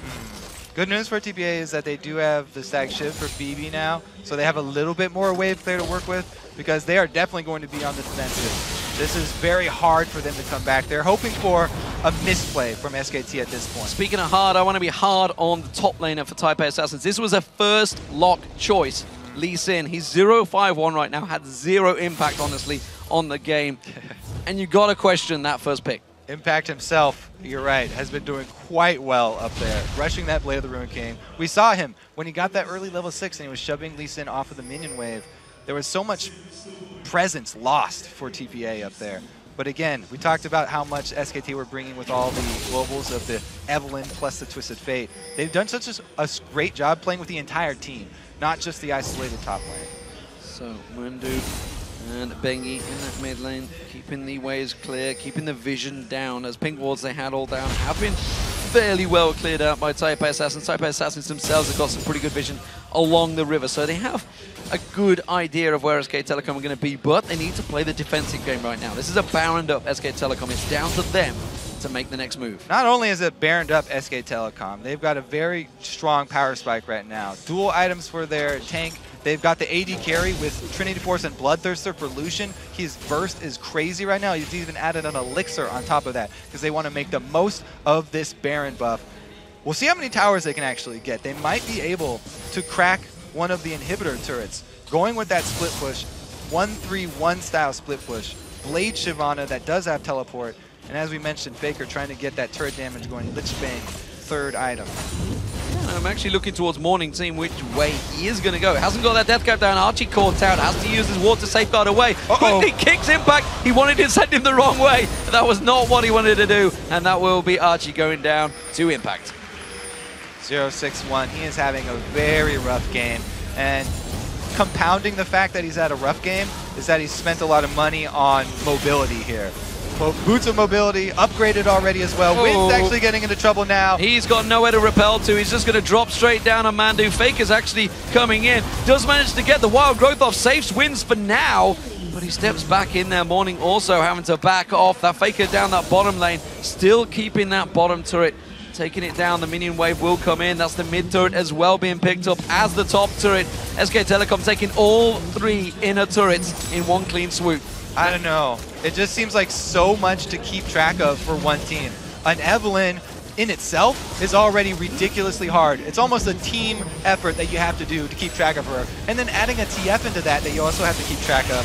SKT have just pulled out all the moves in this first game. Fantastic movement. That's going to be a second inhibitor turret going down as SK Telecom pounce on through. A double kill being picked up on Impact. Destruction Derby coming out from SK Telecom now. That's 2 inhibitors down. They're just going to push on for the win here against the Type A Assassins. They started well in the lane phase, but it's just not enough to teak up with the reigning world champions. FLICKR gets himself the final kill. Archie having a torrid time here. 0-7-1. That is why You don't pick the world champion skins against them. You have to back it up with something, anything.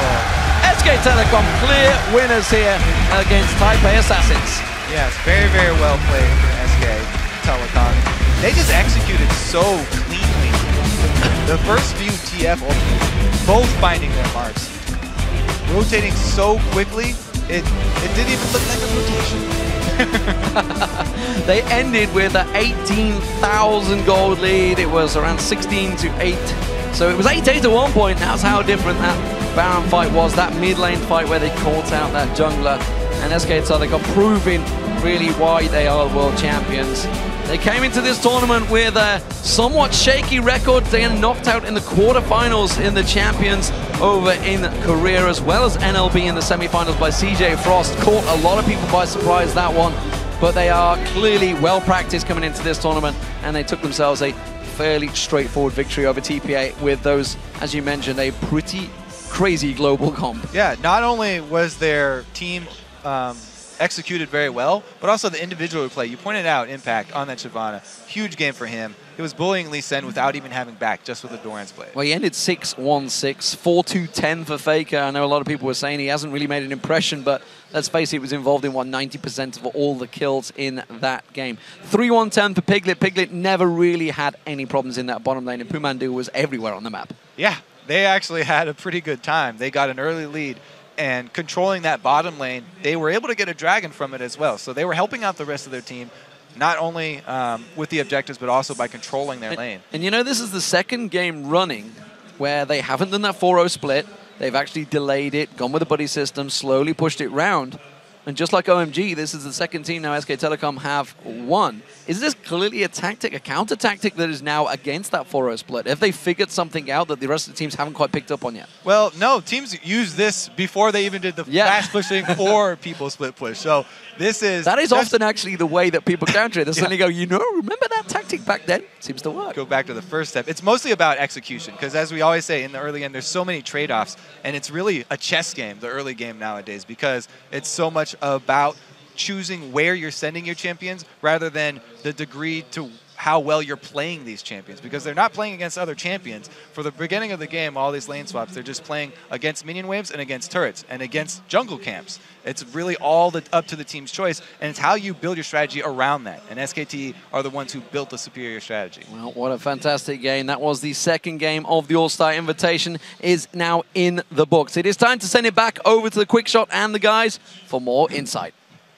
Thank you very much, D-Man and Kobe. I'm super happy with how you ended that matchup, because this is exactly what we wanted to talk about. It will be a recurring trend as long as we continue to see these lane swaps. Monty, early game, who came out better? Was it SKT or TPA? It was definitely SKT, and even though they lost the early tower up in top lane faster due to Jinx Leona, it was calculated. We see them send 3 back, and it comes down to the team composition. When you have that Lucian and Karma, there were only 2 choices for TPA to make. Either they send the AD carry and support into that bottom lane, in which case Jinx Leona will just get poked out by Lucian Karma early, and they'll be able to eventually take the tower.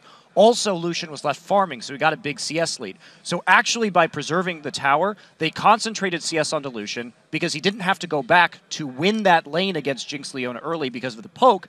You go back at 6 when Leona has her ultimate and that all-in potential is there. You buy items, and then you have an item advantage via the power spike. So actually, SK Telecom T1K played it out beautifully, just given that. And if they hadn't sent Jinx Leona down there, well, Lucian would have gotten the tower and everything would have been even. So really, it was just great, I think, decision-making by SKTK. Yeah, I agree with the fact that SKT played their strategy perfect. That I agree with. At the same time, though, TPA could have played theirs better. When you do these lane swap, you need to have a couple like check marks. Like, first tower goes down, then you need to compare what's happening on the other side of the map. TPA could clearly see that SKT didn't have that first tower low. At that point, they should have just sent their bot lane back immediately. That was the only play left for them to do. What they ended up doing was tunneling on that 4v0 push, pushing into the tier 2 tower, and then they reacted by, okay, what do we do now? Okay, we need to send somebody bottom. Let's send Lee Sin bottom. They burn the TP. Lee Sin is useless against the Lucian because he'll get poked out.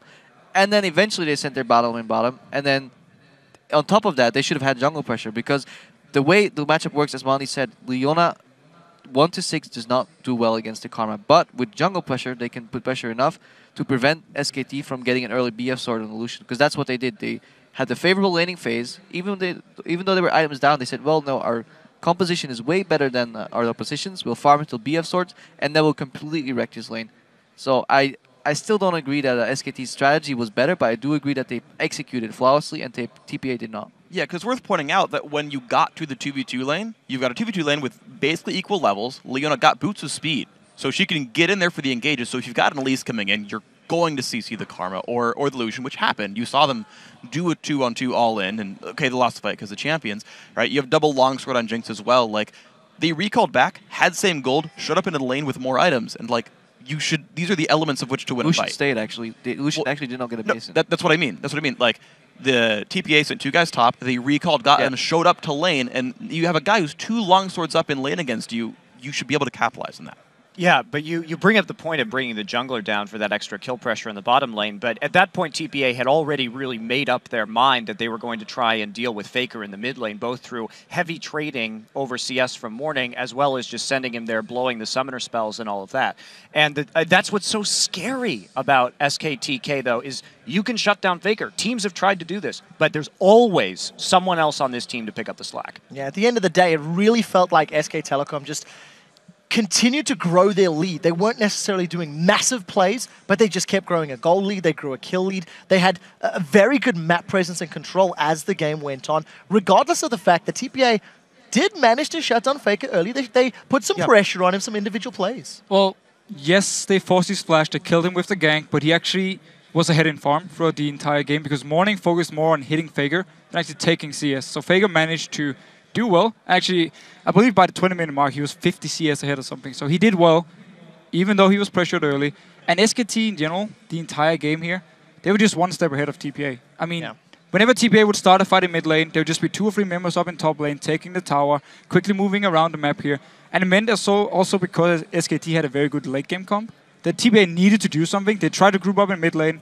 SKT just went behind them, flanked them, and won the team fight. Well, as a closing thought, that first pick, Lee Sin, really did not work out for them. We want to check in on the conversation that's going on over at Twitter. Earlier today, we asked you, which team do you think will win the All-Star 2014 Invitational? We've seen some of the games. Now let's sample some of the answers that you've sent in.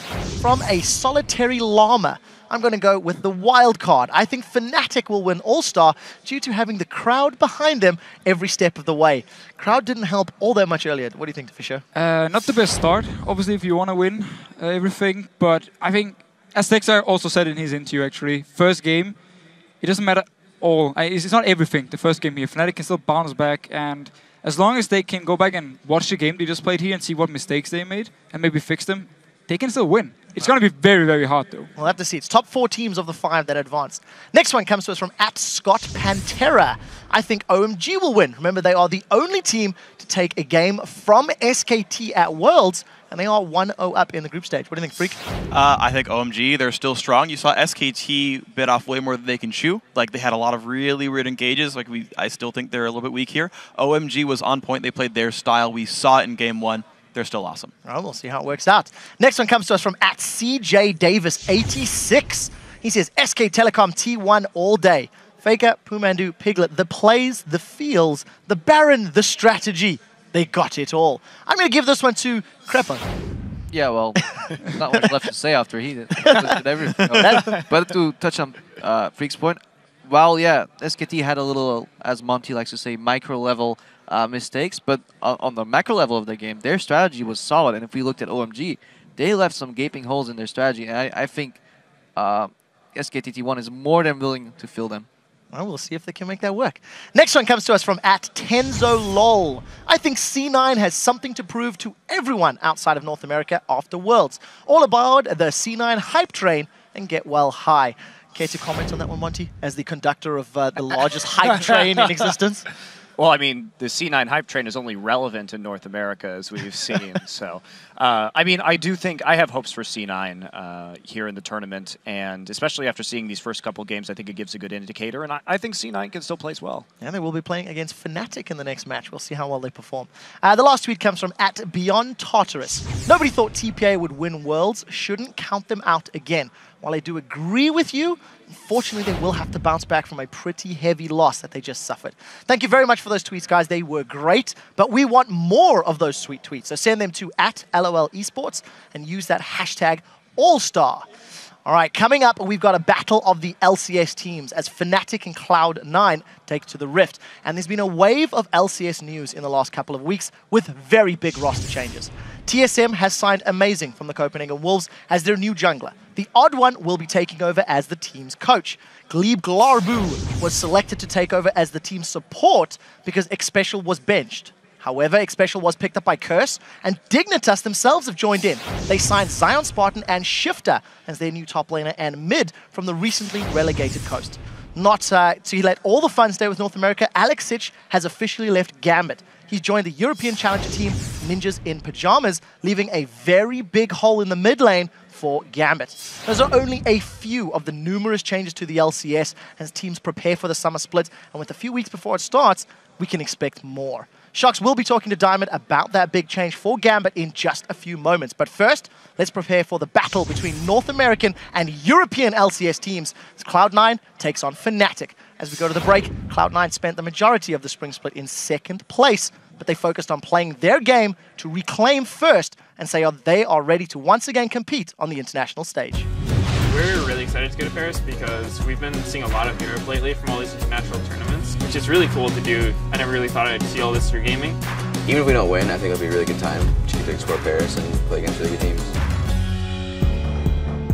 I think last season, all the other teams were basically a lot weaker. I don't think we were nearly as good as we could be last season. Now this season, coming in, we thought most teams were going to be a lot stronger, which they were. So it was a lot harder. And here comes Skara. Can he help Cutie Pie? Damage out on Sneaky, and Cutie Pie survives. Lemon Nation is gonna die alone and sad. The biggest challenge was overcoming TSM. They were already ahead of us, and we tried kind of a weird, like, fiddle kind of pitch. I believe he played Fiddlesticks in Battle of the Atlantic. So he has played it in a very high-pressure game before. And we just ended up with this really bad team composition where we had like Fiddlesticks and Zed. He's going to be taking a lot of damage, but Meteos goes down to the blink of an eye. We made a lot of mistakes during the game, and then overall we just didn't stick to our plans. I think we all learned that the fiddle jungle wasn't really working out. An amazing game, Team Solo Mid, going to take sole possession of first place over Cloud9. When TSM had the lead overall, it didn't feel too bad because we know that we don't have targets on our back anymore. When you're first place, it's easy to get complacent and it's hard to like see where you need to improve on. But when you're second, you're always you know you're doing well, but you're not doing the best. So it's just a lot of motivation to keep getting better. You always take each game one game at a time, and regardless of whatever your score is, each game is important. We didn't actually notice we were on a winning streak until we had like 10 games won or something. You guys are now on a 10-game winning streak. Do you feel a little disrespected at all by the fans because you guys have just been at the top, but no one's really noticing? Thinking about that kind of thing, like that you're on like a streak, is a good way to kind of like let it go to your head, become overconfident, and throw. We kind of just adapted really well and understood all of the picks, and were able to prepare correctly basically for every game. We're just constantly trying to get better. Cloud9 staves off Team Solo Mid one more time to go 3-0 in the 4 matches against them. Cloud9 is going to be more than happy to keep sole possession of first place.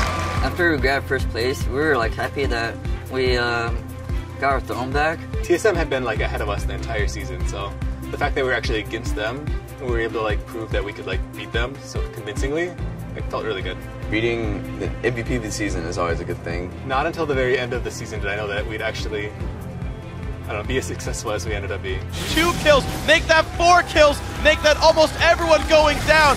Cloud9 gonna end the series, and they're the North American champions. We dominated every team at playoffs, so now we're first and going to All-Stars. If you win Paris, it basically shows that you're like the top team in the entire world, which is huge. If we do well, we can say, oh, NA is the best, and if we do bad, everyone will say NA sucks. So there's a lot of weight on our shoulders, and we'll give it our best. I'm excited to also play all the best teams in the world. We get to go get more international experience. It's going to be really cool because we're going to get to play an SKT who, for the longest time, has been the best. Well, since we last spoke, Hai had an injury, his lung collapsed, so we have Link subbing in from CLG. We wanted Link over the other mid laners because they almost have the same playstyle. I've just been kind of like talking to everyone as much as possible. So whether it's like talking to their analyst, Charlie, or talking to like, you know, the teammates, or even Hai himself, I've been just trying to get a grasp of like how they play. Link kind of just fit the role compared to a lot of other mid laners. Hai fills the role of shot calling in our team, and Link does sort of the same for CLG. If you don't play like the way Hai does on this team, I feel like it's just not as effective. So I've been really trying hard to just kind of adjust and try to mold myself into like the way Hai plays.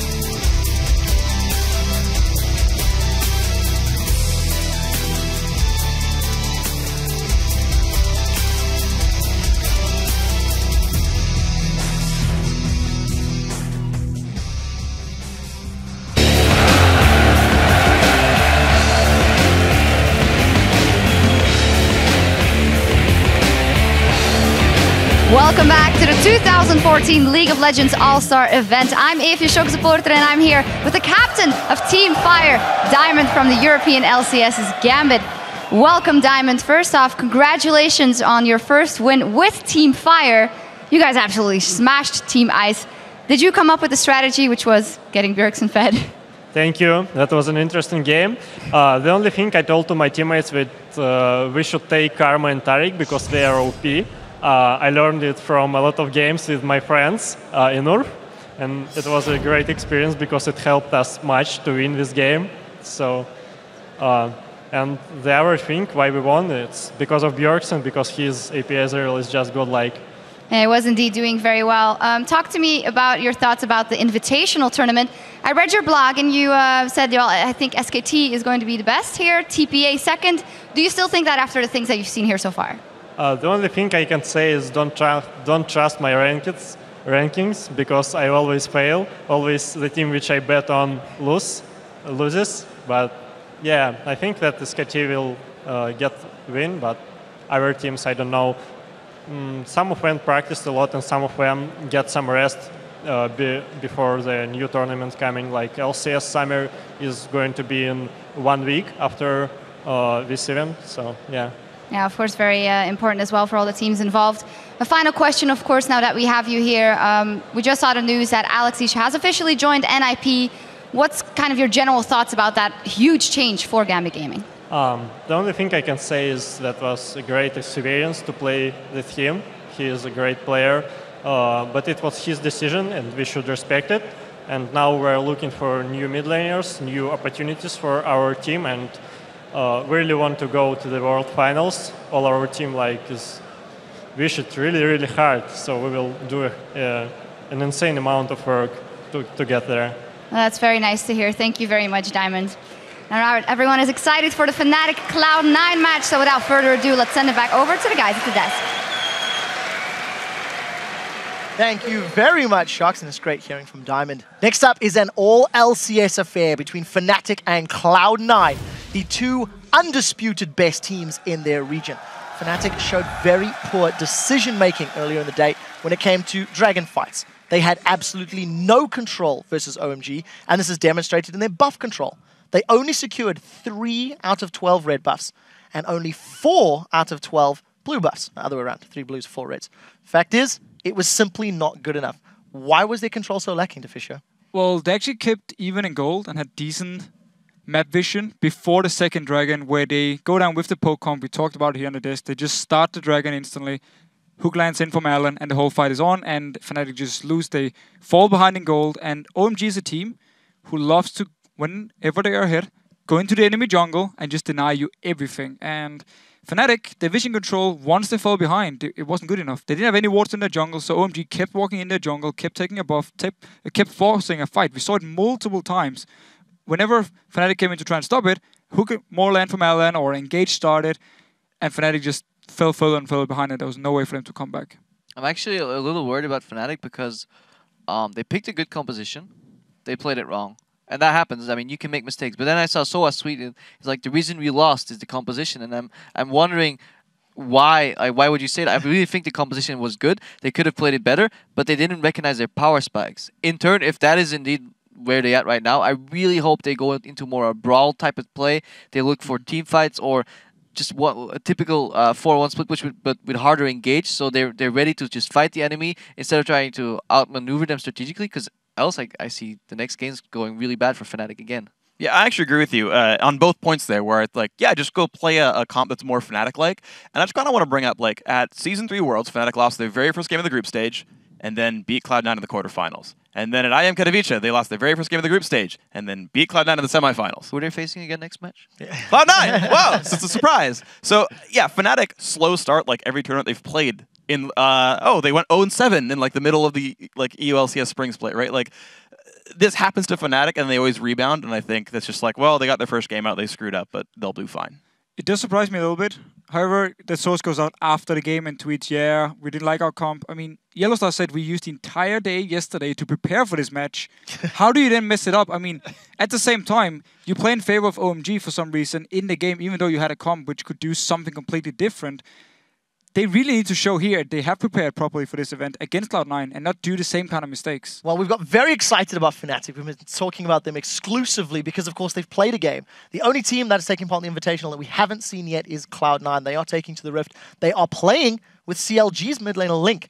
Now, Monty, I want to ask you what your opinion is on Cloud9 as a whole. I assume you've been talking to Link somewhat and may have some insight. So what's your take on them against Fnatic? I've not only been talking to Link, but I've been watching Cloud9 scrims with Link and listening to their comms as well. And for those of you who don't know, CLG uses more of a two-person late-game shot-calling system between Link and Aframu, whereas my understanding of listening to Cloud9's comms is that Hai is really the dominant shot caller. So he's been trying to, I know, step up and talk even more than he already does on CLG, but he has the same kind of mind as Hai does, and we do really focus very heavily on that big picture strategy.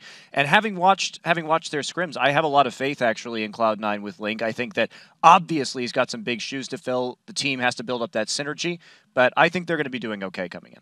See, I'm actually a little more worried. We actually scrimmed them, and while it's kind of not cool to give away the privacy of the scrims, they weren't really showing super solid play there, nor was Fnatic. So I think both teams will be making mistakes. Hopefully Cloud9 worked on theirs. But the man I'm going to be watching this game is Balls, because I think if there is one way for Cloud9 to stay in these matches, it's going to be Balls. He's just such a super solid top laner, plays the meta champions all the time, might just play out Rumble again this time, and he's basically a constant all the time. Compared to Soaz, who has more ups and lows, Balls is just a force you can always count on doing well. And he had very little impact on that Aurelia early in the game. So we've talked about both of these teams. It is once again that time to talk about the predictions. So putting it to the panel, we're going to run it down the list.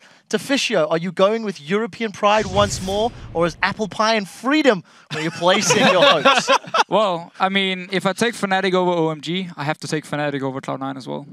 So Fnatic it is, next down. Well, I mean, I'm going to go actually for Cloud9 here. I actually have a lot of faith in them, and particularly after seeing Fnatic's earlier game, one thing that Cloud9 rarely makes mistakes in is in terms of playing out a strategy from a composition. And Fnatic, in my mind, was just an absolute mess. So I'm going with Cloud9. Ooh, strong words.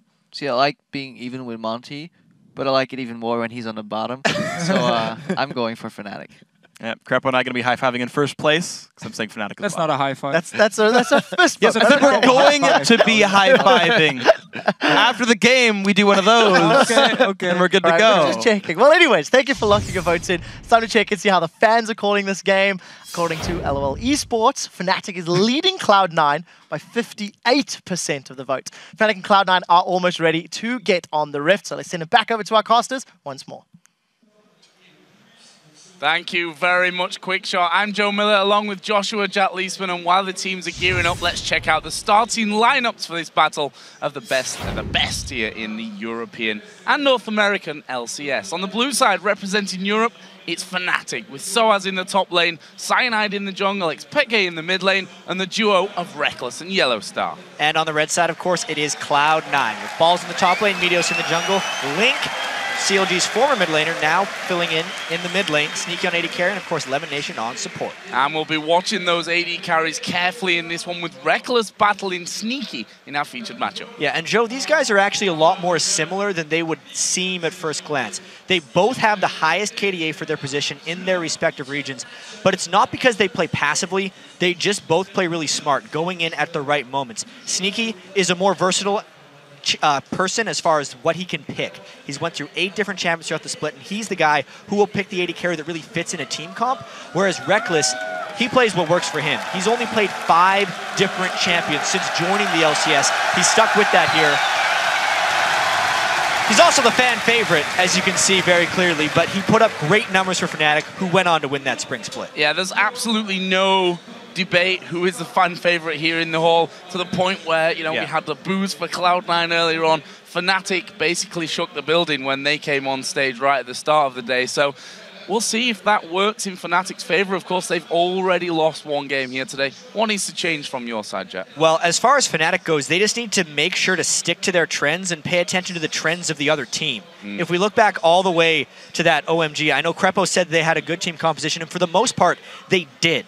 But really, if they would have picked Lulu when they picked Karma, it would have denied OMG's mid lane from Lulu. It would have given it to Soaz in the top lane. Soaz says Lulu is his favorite champion to play in the top lane. That would have been the prototype poke comp for them. And they just need to make sure they get something more comfortable for Soaz in this one. Well, here we go then, into picks and bans. First up on the ban list for Fnatic is Evelyn. Kassadin also coming in here on the red side, seeing that good old Kassadin returning as a ban for every red team. I was actually looking forward to Kassadin being played in this one because I have a bunch of things I want to say about the new Kassadin and what it brings. It's a little strong at the moment. It was actually nerfed in the 4.7 patch that just shipped last night in some regions, so expect to see it banned a lot more, especially against Xpeke. So, next ban's coming in then. Ziggs taken away by Fnatic. Another mid lane ban for Cloud9 as they remove LeBlanc. So Peke's options going to be somewhat diminished coming into this into their first round of picks here, and we'll see if the third and final ban is focused towards Peke. The likes of Nidalee, of course, which he's been really favouring recently. Last ban for Fnatic was the Jax. We're definitely seeing a trend towards a lot of mid lane bans. I like the fact that Lucian was actually banned out. That was Reckless's far and away most played AD carry during the season. Of course, though, that means a lock-in for Kha'Zix. That doesn't really phase Cloud9, though. Meteos played he played every game of the playoffs on Elise. Yep. It's his most played champion throughout the regular season, and it's left unbanned. So first picking Kha'Zix, I don't really think affects him. He'll pick Elise at his leisure. We'll see if that comes in this first round here. Of course, we did see Soaz playing the Kha'Zix in their first game earlier on today against OMG. Didn't have the most success, that's for sure. Did steal a Baron in typical Cyanide fashion, though. I'd say for the overall team, the Kha'Zix didn't do that great, but Cyanide had a really good game individually. He had the double kill right at the start of the game. That's true. Including the Baron steal you just mentioned, so it's definitely a powerful pick. But these, in my opinion, are more powerful because not only do they give Cloud9 exactly what they want in the Morgana, which is their most played support, also 11-0, undefeated in NALCS Plus playoffs on that, and the Lulu, which Link played tied for most of all the champions he's played, and it denies it from Soaz. Those are two really smart first two picks by Cloud9. They're a team that really does their research. Yeah, 4 out of 5 games played in the playoffs in the North American LCS for Lemon Nation on that Morgana, and as you said, doesn't lose all that much. In fact, only the one single time, I believe, that he's actually lost with that one. So, moving on then back towards Fnatic. Kha'Zix already locked in here for Cyanide in the jungle. A repeat pick for him in the second game here at All-Stars. What are Fnatic going to go with now? Running down this clock quite heavily. Graves would be an interesting pick, considering that Reckless's champion pool has been smaller than most AD carries around. It is. He actually has the smallest champion pool going into this event of any player that is playing here. But that doesn't include Graves. And I believe the reason he's picked Graves here is very relevant to the Lucian ban. It's as close as you can get to playstyle of Lucian with that Graves. But these picks from Cloud9, as usual, are fast and furious. Yeah, know exactly what they want and don't waste any time picking those up. We talked about Elise already. 5 games out of 5 in the playoffs for Meteos on that Elise and put up some really fantastic performances and numbers as well. The Twitch coming out this time around, though, for Sneaky. I think this is a really cool pick by them. It's not something Sneaky even played during the regular season, and it's actually something I was looking for the other regions to bring out of All-Stars, because BB and Piglet were 80 carries that play it prolifically. Yeah. And it was actually banned in the last game. So Sneaky pulling it off in this game just shows that he's been practicing and he knows the top picks. So for Fnatic then, of course, their final 2 picks looking for a top and mid lane, and we can see Peke there not looking his happiest. I was watching the player cams in their last game as well, and Soaz looked very, very down on how that all went down for them. We'll see this Shyvana returning to a champion that he's played sporadically throughout the season so far. Orianna will be locked in as well. They went with these 2 picks, and it's going to heavily influence their playstyle when you compare it with how they did against OMG. This is not a poke composition. While it has poke aspects, it's very much a team that can team fight. They're going to look for a completely different game plan here, knowing they can go in with the Orianna and Shyvana and try to pull off some combos. And the last time actually that Orianna was played for Peke was way back actually in the European LCS in a defeat to Alliance. Funnily enough, that was their last defeat in that horrible run that they had after beating everyone and then going on to lose. That was an Orianna game for him there, as I said, a loss to them. Final pick here, though, for Cloud9, for the top lane of Balls, is going to be Trundle. Yeah, even though Balls has his most played Renekton Shyvana, he's undefeated on Trundle 4-0. Obviously, Cloud9 has a lot of very impressive records because if you include the playoffs, they were 29-4. in the North American LCS. So it's a little bit skewed here. What this really means, as far as team compositions go, is that Fnatic is actually a little bit outside their comfort zone, playing a bit more of an initiation style, whereas Cloud9 is still very much at home with what they've been doing. The only new thing is a Twitch, but that is because that's what Sneaky's been practicing.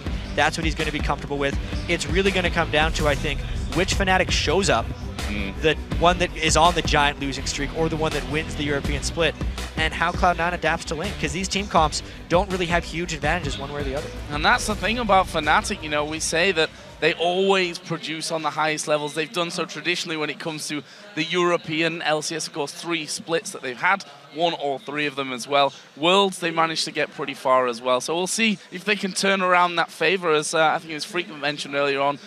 They've traditionally lost games and then gone on to win them afterwards. And then beat Cloud9 specifically. So we'll see if their fortunes change with this one. When those champions selected, head to Twitter and guys, let us know which jungler you think will have the biggest impact in this game. Tweet #Cyanide or #Meteos and send those to @LOL Esports. For you, we've got Meteos on that undefeated Elise pick once again.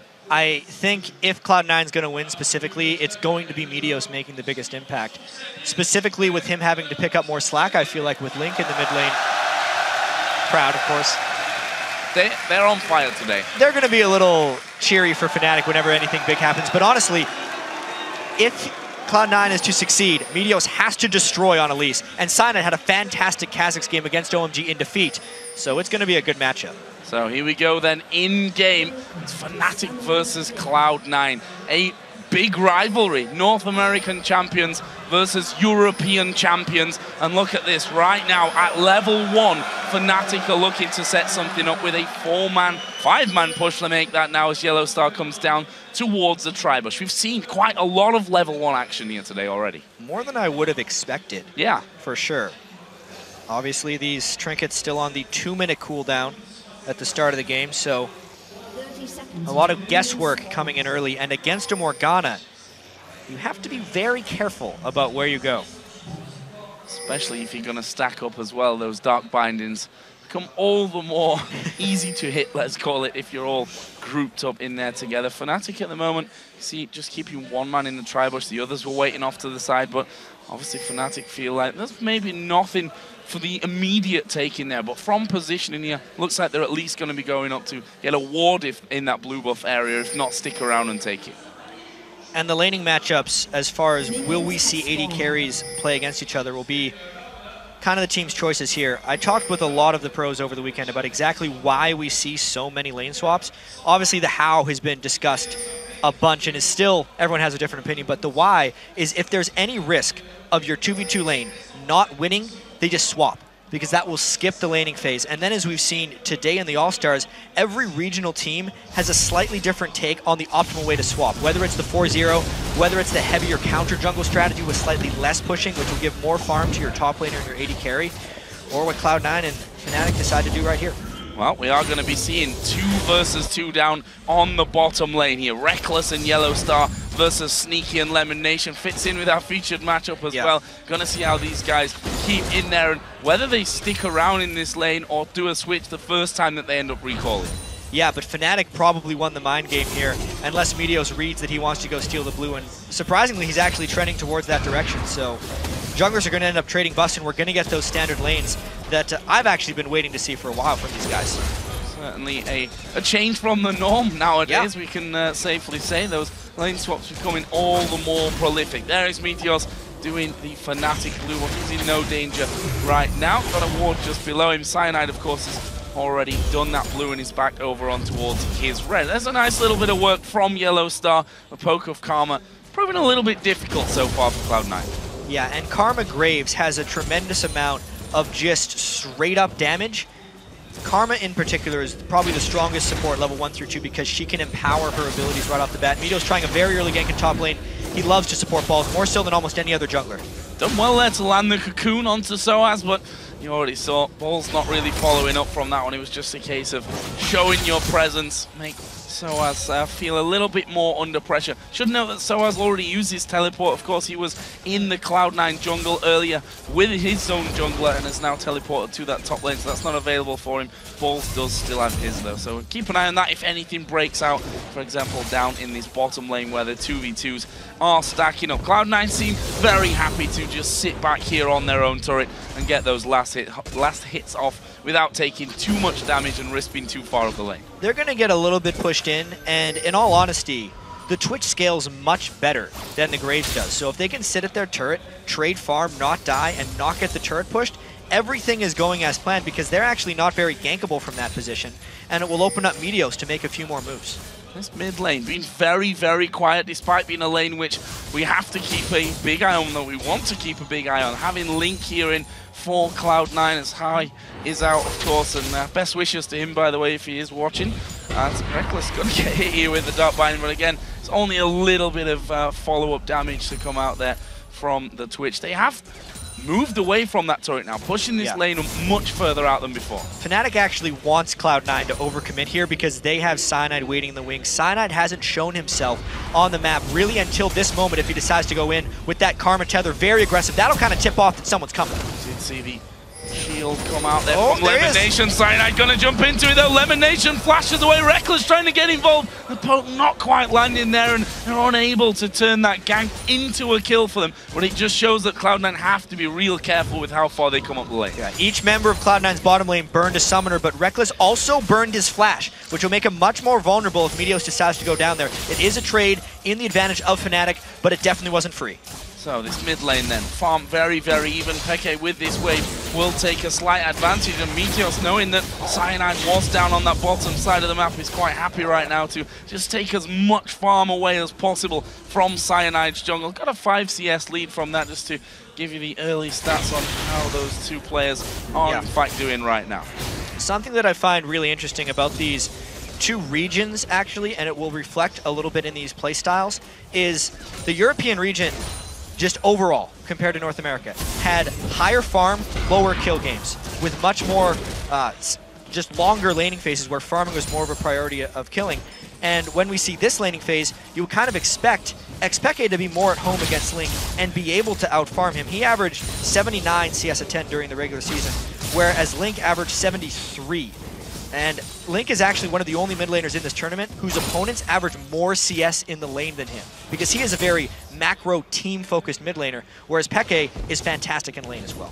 Really interesting what impact Link is going to have. We heard already from Monte Cristo earlier on about the whole difference in calling styles between Link's native CLG and how High has been doing that traditionally here for Cloud9. And going to be very, very interesting to see how they've had this little bit of time to prepare and how who's adjusted really to his style. And if we're going to see the impacts of that, Joe, it's going to be after 9 minutes, because that's when the game really usually starts to break down. If this laning phase extends, we're not going to see the impacts of that until they start roaming around, because High is the person that tells everyone where to go.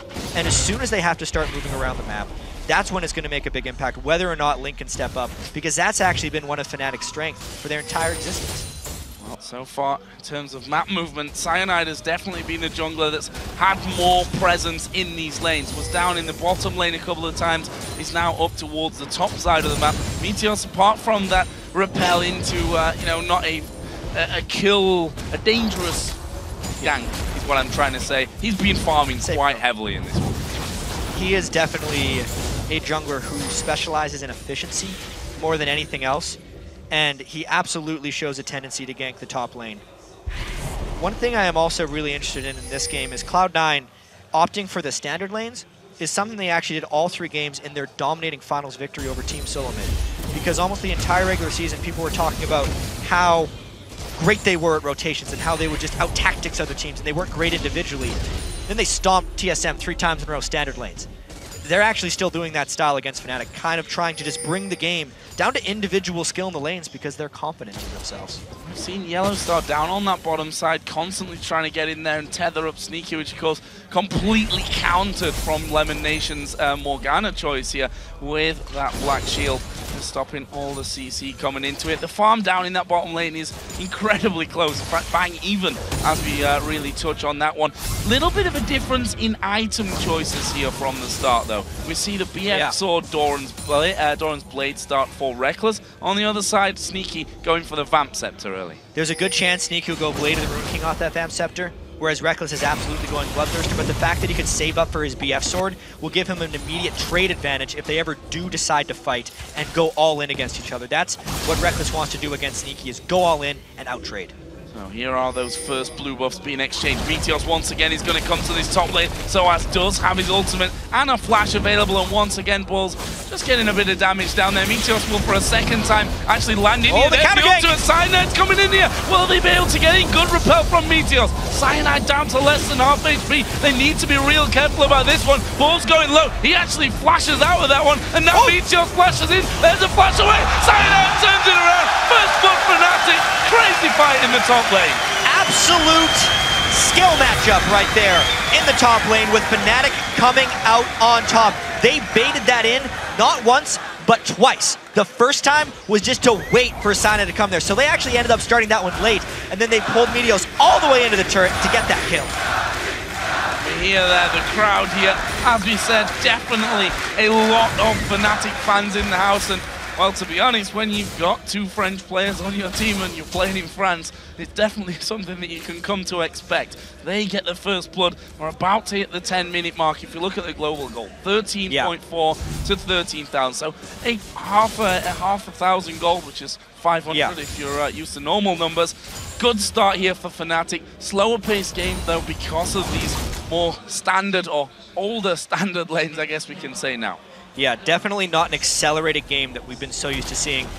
Meteos, though, is just continuing to put time into this top lane as usual. And there is another Cocoon coming in, but again, they don't want to go underneath that tower. Soaz had his ultimate back available. Flash was burnt, of course, in that last encounter, so didn't have that for him. And just playing it very calm, I think, in that top lane. Not panicking and just diving straight out there instantly. And that one, we'll see if Meteos continues to try and give Balls the advantage. And we can say that so far it's working out nicely for them. The 20 CS lead for Balls in that top lane. It's exactly what Meteos and the rest of Cloud9 have tried to do. They focus on using Balls as their asset because he was far and away the strongest top laner in North America.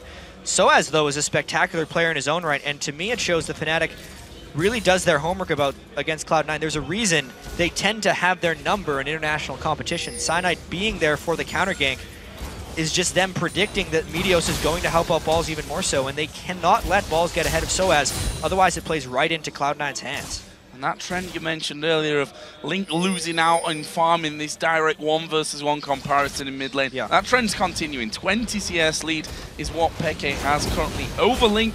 Both players are working their way up towards that. Athenes and are in very similar positions when it actually comes to item builds. If we actually look now down at the 280 carry builds, we see that the BF Sword has been picked up a little bit earlier, of course. Reckless already talked about that. Got his Vamp Scepter now, so straight up towards that Bloodthirster. Sneaky on the other side, going for that Blade of the Rune King start. As we see Peke and Cyanide coming towards the top. A lot of people going to go in, and the Shockwave, he's pulled the trigger far too early on that one.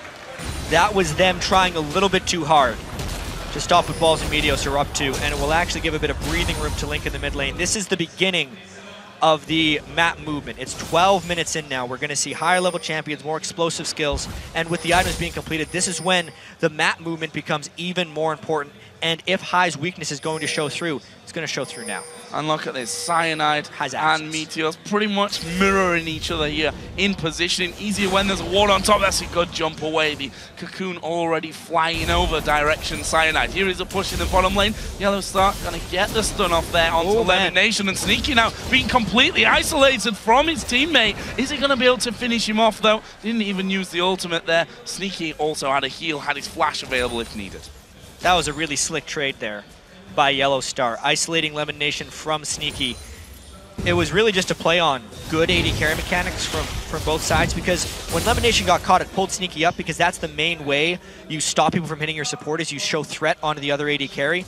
As soon as that happened, though, the wall got in the way. Lemon Nation had to split, and they could jump right onto Sneaky, burning them both to fairly low health. They did have a fair amount of health potions ticking, though, and they're starting to heal back up to try and negate the effect of that really nice trade. And both of the AD carries, of course, got decent amounts of lifesteal in there as well, so shouldn't be having problems. Here we see Meteos. First time, actually, that'll be coming down towards this bottom lane. Let's see if Fnatic get lured into this one, and it looks like they will. Meteos moving forward from this one. Yellow Star no gonna flash. be getting stunned up. No flash available, and Lemon Nation picking up the kill there onto Yellow Star. The timely gank. Meteos had actually been getting a bit away from his efficient play style by camping top a little bit too predictably. That time after sweeping the bottom of the jungle, he makes way straight into the bot lane, gets a kill, and they might try this Dragon though. The Dragon Steel Master is waiting though. 5 versus 4.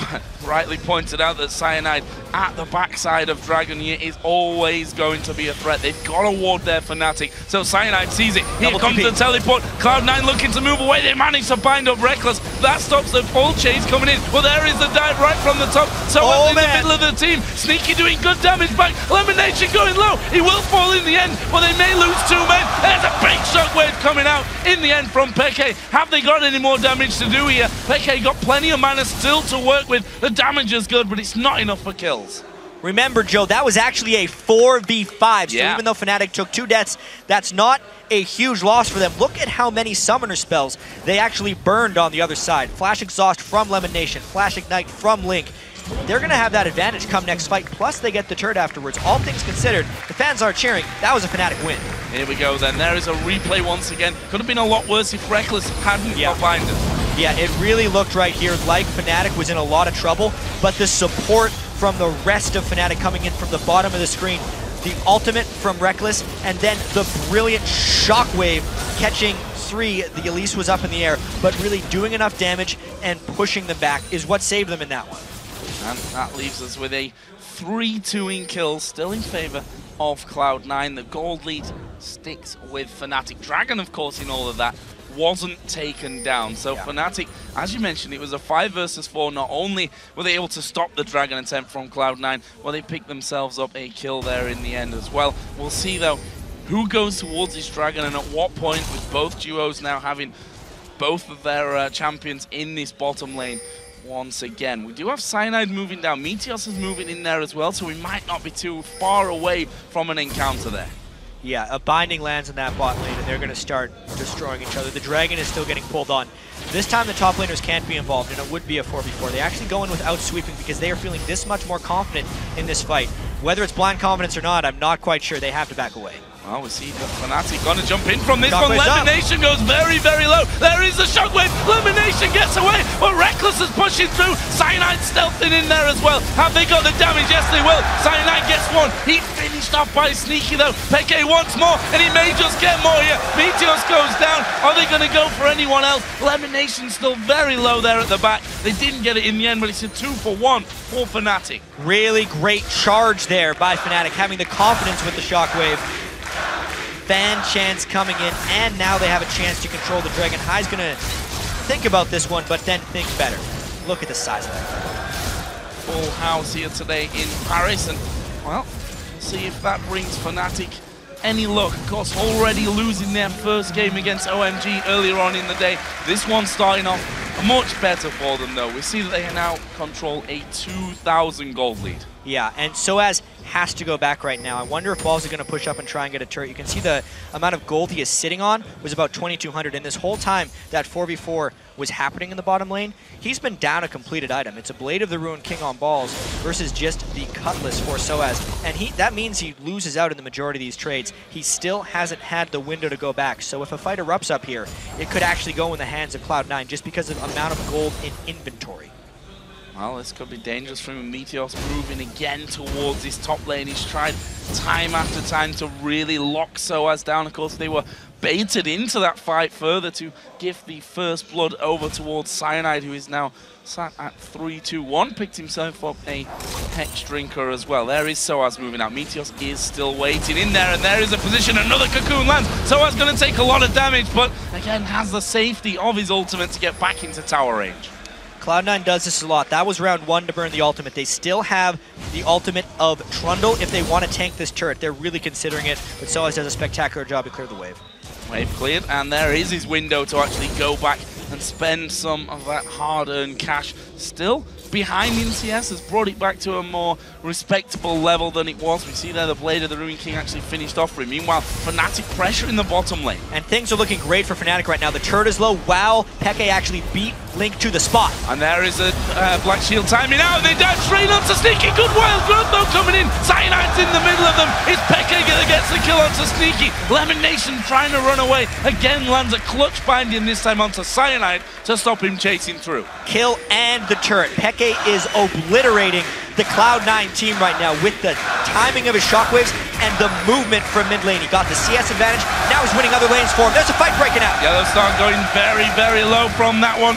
Crowd loving it at this point. The blue buff going to be contested, but here comes Meteor from the backside. Fnatic are very, very low in this one. Cyanide goes low, jumps away from it, doesn't get the slow. Meteor dodges that one completely with a repel, and that is going to be a kill. Oh man, they got the rest of Fnatic cornered. Completely sandwiched in between Cloud9 and the teleport. TP from Balls is coming in as well. Reckless trying to stay alive as long as he can. Peke might get a kill here. Reckless actually takes down Link. They do finally finish off Peke, but Reckless is the next target. Meanwhile, Meteor's going low. Soaz is trying to get that kill, does get that kill as well. 3 for 2 right now. They are going to lose Soaz. That ends with a 4 for 2 in favor of Cloud9. What a bloodbath right there. You can definitely say Fnatic overstayed their welcome because Sneaky actually came all the way back from the death, returned to the fight just for the cleanup. Let's take another look at this one, how low Fnatic is. It was really just the movement from Meteos to cut in and corner here. Cloud9 loves the combo of the stun from Elise and the dark binding because it allows them to lock down targets and cut off areas of retreat. The binding is actually what pushed the 3 members of Fnatic back towards the lane. Therefore, Meteos could cut them off from the other side. When the double TPs came in, this just ensured the bloodbath because it meant both teams were trying to commit. At this point, Fnatic can't think about how bad a position they are in with Twitch returning, and Twitch finishes the job onto Soaz. Luckily, he could pick up that kill on Meteos. Something for, well, not really for nothing, was it, when it's a 4 for 2, but yeah, at least getting it on the way out there, knowing that he's facing a certain death. Where does that leave us? Still, Cloud9 holding slight lead when it comes to kill, but they are still behind in gold. About 1,500 now, so that difference of 2,000 just a couple of minutes ago is closing somewhat for Cloud9. One worry you've got to feel is Peke, even though in that situation there he was super low the entire time, he's putting out so much damage already. Exactly, he's 1,000 gold ahead of what Link has, and his death cap is going to be completed fairly quickly. Cloud9 doesn't even have a very high damage team with the Lulu mid, so they got to be very careful that Peke's shields don't get too powerful. Plus they got the buff invade pressure to get the turret. Red buff steal, Paul sticking around here with 2 men right in front of him, the other 3 from Fnatic off to the side. Don't really want to go for that Trundle though, the tankiest man over on the Cloud9 team. And Cloud9 making a bit of a positional play here, knowing that Fnatic are on that top side of the map. They push 3 men towards this middle outer turret. This is the moment of the game where Cloud9 was best in North America, but how are they going to be with Link here, making the calls and trying to get them to move around? They're already down 3 turrets to 1, so that puts them at an immediate disadvantage. How are they going to adapt to a team like Fnatic, who is so brilliant in their rotations with wards and getting picks? See Soaz and Balls, that matchup there not really, or shouldn't really be killing each other without any outside help from that one. Lemon Nation was trying to get involved, but Soaz had already pretty much just ran away with the help of that Blade of the Ruin King. So back to a quieter period now, but we have less than a minute until the next Dragon comes into play. Last one, of course, went over to Fnatic after Cloud9 had started it off a couple of times. And I'm really curious about what's going to happen at this next Dragon, because Cloud9 is behind in turrets right now, and they are pretty sure Fnatic's going to be going for the Dragon. I wouldn't be too surprised if Cloud9 tries to almost let Fnatic get the Dragon so they can push the mid-turret. In order for Fnatic to counter that, though, it's all about how strong Peke is and how much pressure he can put on Link. If they can keep that mid-turret wave pushed into the interior turret of Cloud9, they can take Dragon without the minions pushing down the mid-turret and have their cake and eat it too, basically, because they would be a little bit stronger in the Dragon fight. So only 10 seconds then for that one. Fnatic a little bit more spread out from this one, as we see the Twin Shadows coming out there. Actually picked up for Lemon Nation. We did see that item being picked up by him in the playoffs as well over in North America. Really likes that one. Fnatic are in the better position right now. They've got a couple of wards down there, trying to get a few more in as well. They've got a decent amount of vision over where Cloud9 are approaching. I mean, Lemon would have loved to have a Twin Shadows into a Dark Binding because it makes the skill almost unmissable, but it's already burned. And Fnatic's actually the one that's doing the turret pressure instead of the Dragon, kind of beating Cloud9 to the punch here, pulling Cloud9 away from their own jungle and maybe catching them in the corridor. Sneaky moving, stealthed up around the back so that he could get into a safe position to clear out that wave. And look at this, Cloud9 moving forward, scanning as they go, getting 2 wards for 1 really that with is that such a dangerous spot. Yeah, they've caught Link completely out of position. He's going to use the wild growth on himself, but honestly, I'm not sure that he'll get away. There is the Black Shield coming in. Cyanide still chasing, and while I'm wrong on that one, Link will get away from it, but that leaves a 5v4 now for Fnatic at Dragon. He'll get away, but it completely cost them the Dragon. Fnatic had already put Cloud9 in a difficult situation, trapping them in that corridor, because anytime they want to move down and around and try and get vision control back, they're at risk of having someone getting caught out. They're lucky it wasn't a kill and the Dragon, that it was just the Dragon, but it's still a loss.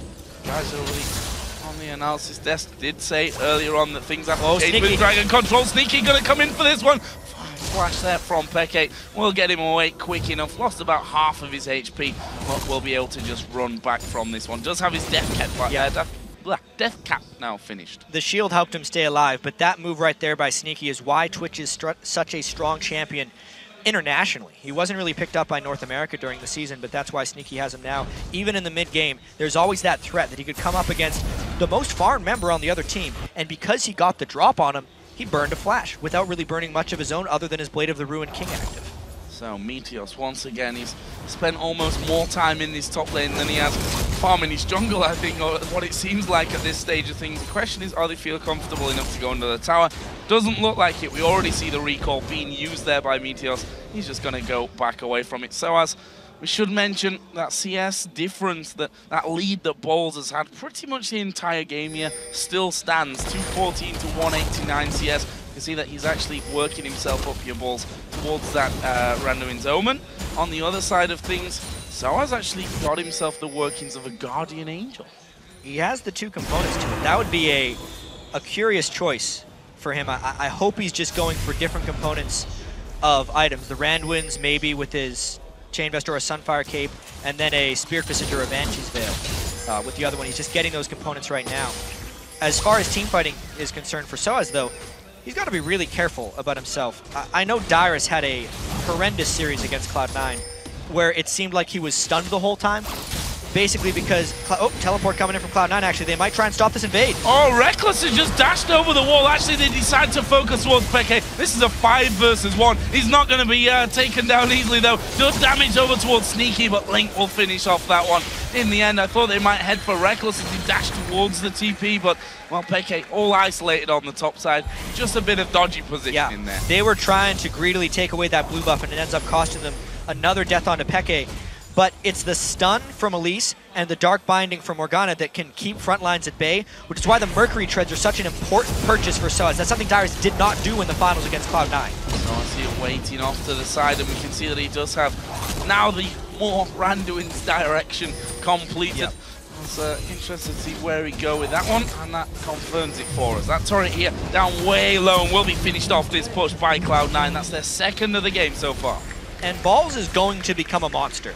The more Soaz tries to tank up to be the front line that eats all the crowd control, the tankier he is going to make Balls when he uses the ultimate on him and just steals his armor and magic resistance. Already 2-0-4. The solo lanes and the damage dealers for Cloud9 are actually doing very well, enough to make me say I do not know who's going to win this game despite Fnatic's gold.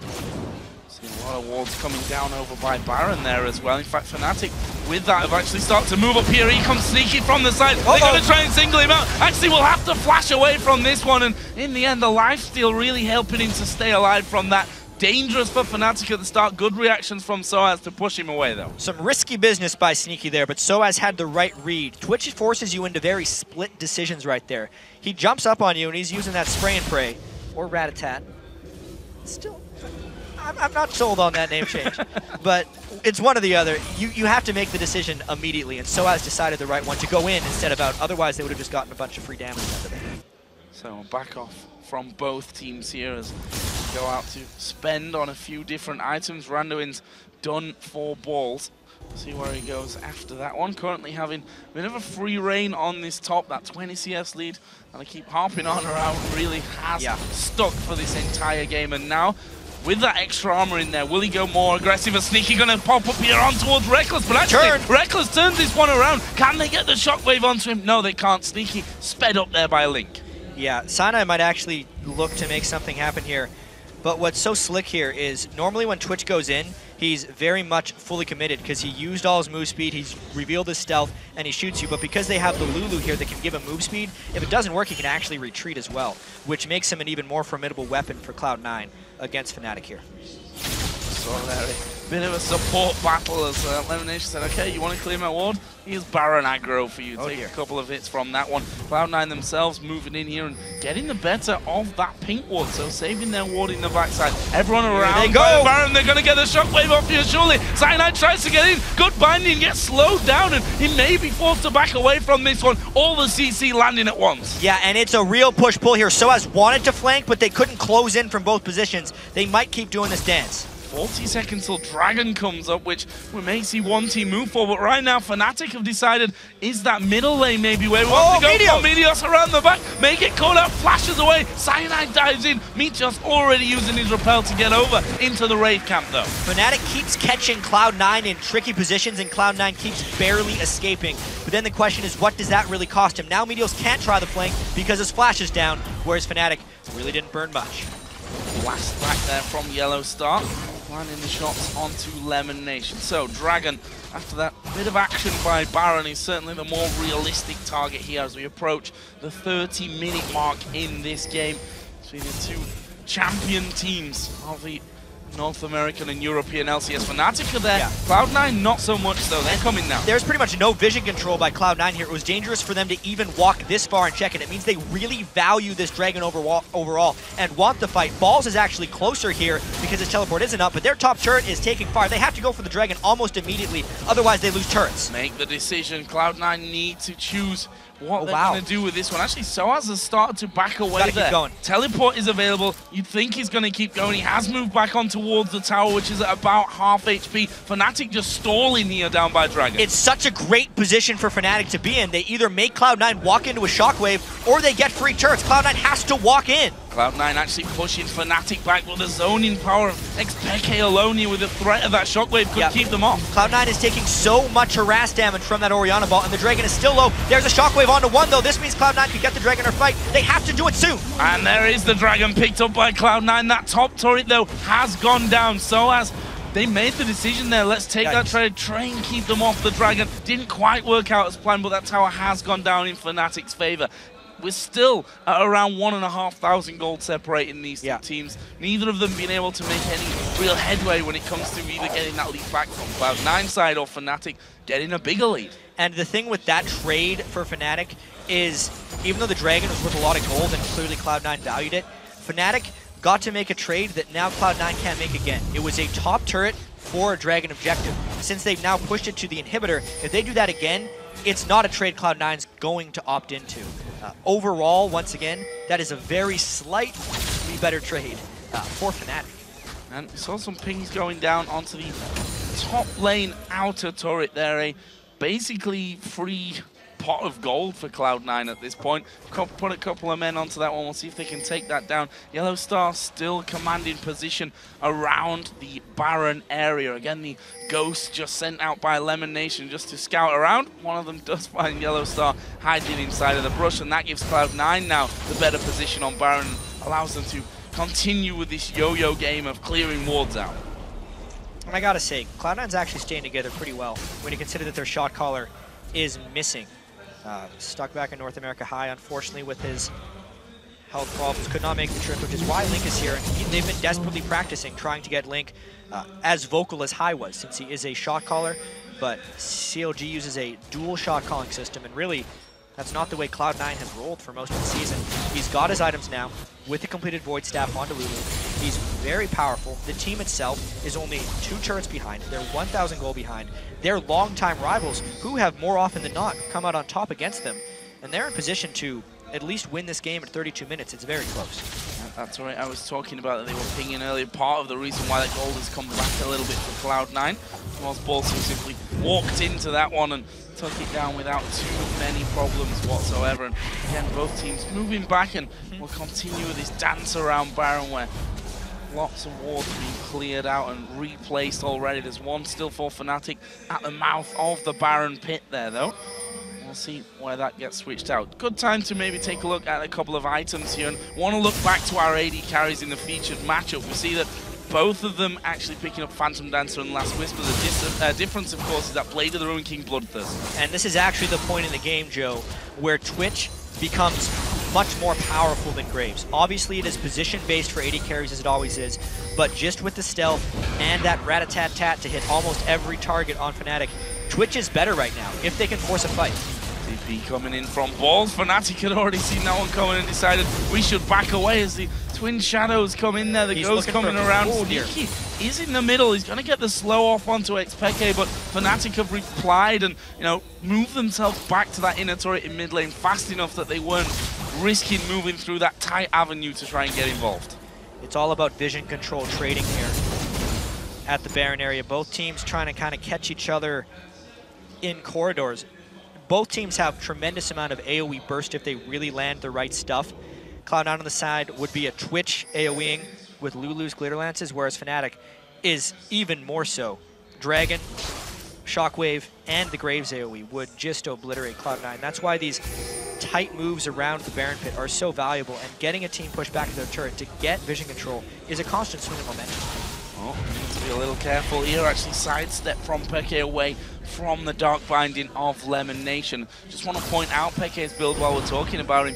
Double blasting one here. Just showing us that he wants that extra power right now and can't afford to wait. Ball's actually catching out Yellowstar here. This could be a little bit dangerous. Cyanide's coming from the top. Are they realistically going to take out Trundle? I don't think so. The teleport will come around for Soaz. Actually cancelled there in the end. Ooh. But now Cloud9 managed to lock up one. Yellowstar's the squishiest target on the entire team, and Ball right up there in front of him. Throws down his pillar. They can't take Peke. Well, this is Shockwave territory. They landed as well. Meteos is going to go low. Can they finish him off? He's going to rappel out of there, and now it's Cloud9 turning around and chasing. And Fnatic is still pushing with Soaz. They have not suffered a casualty yet. This is a huge move for Fnatic.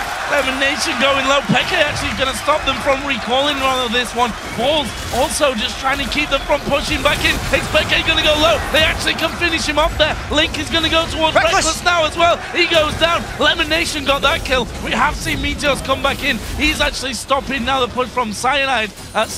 From Soaz in there, but Cloud9 are going to get the inner tower. They have burned so much to get those few kills. Now, how do they capitalize? There are two main damage dealers down on Fnatic's side and a third stuck away. They're going straight for that inhibitor. This trade will be a happy one for Cloud9, getting the kill advantage, stopping Soaz, and going a step further than Soaz in that bottom lane by taking the middle lane inhibitor. We've got 30 seconds to Dragon, still 20 seconds until Peke and Reckless come up.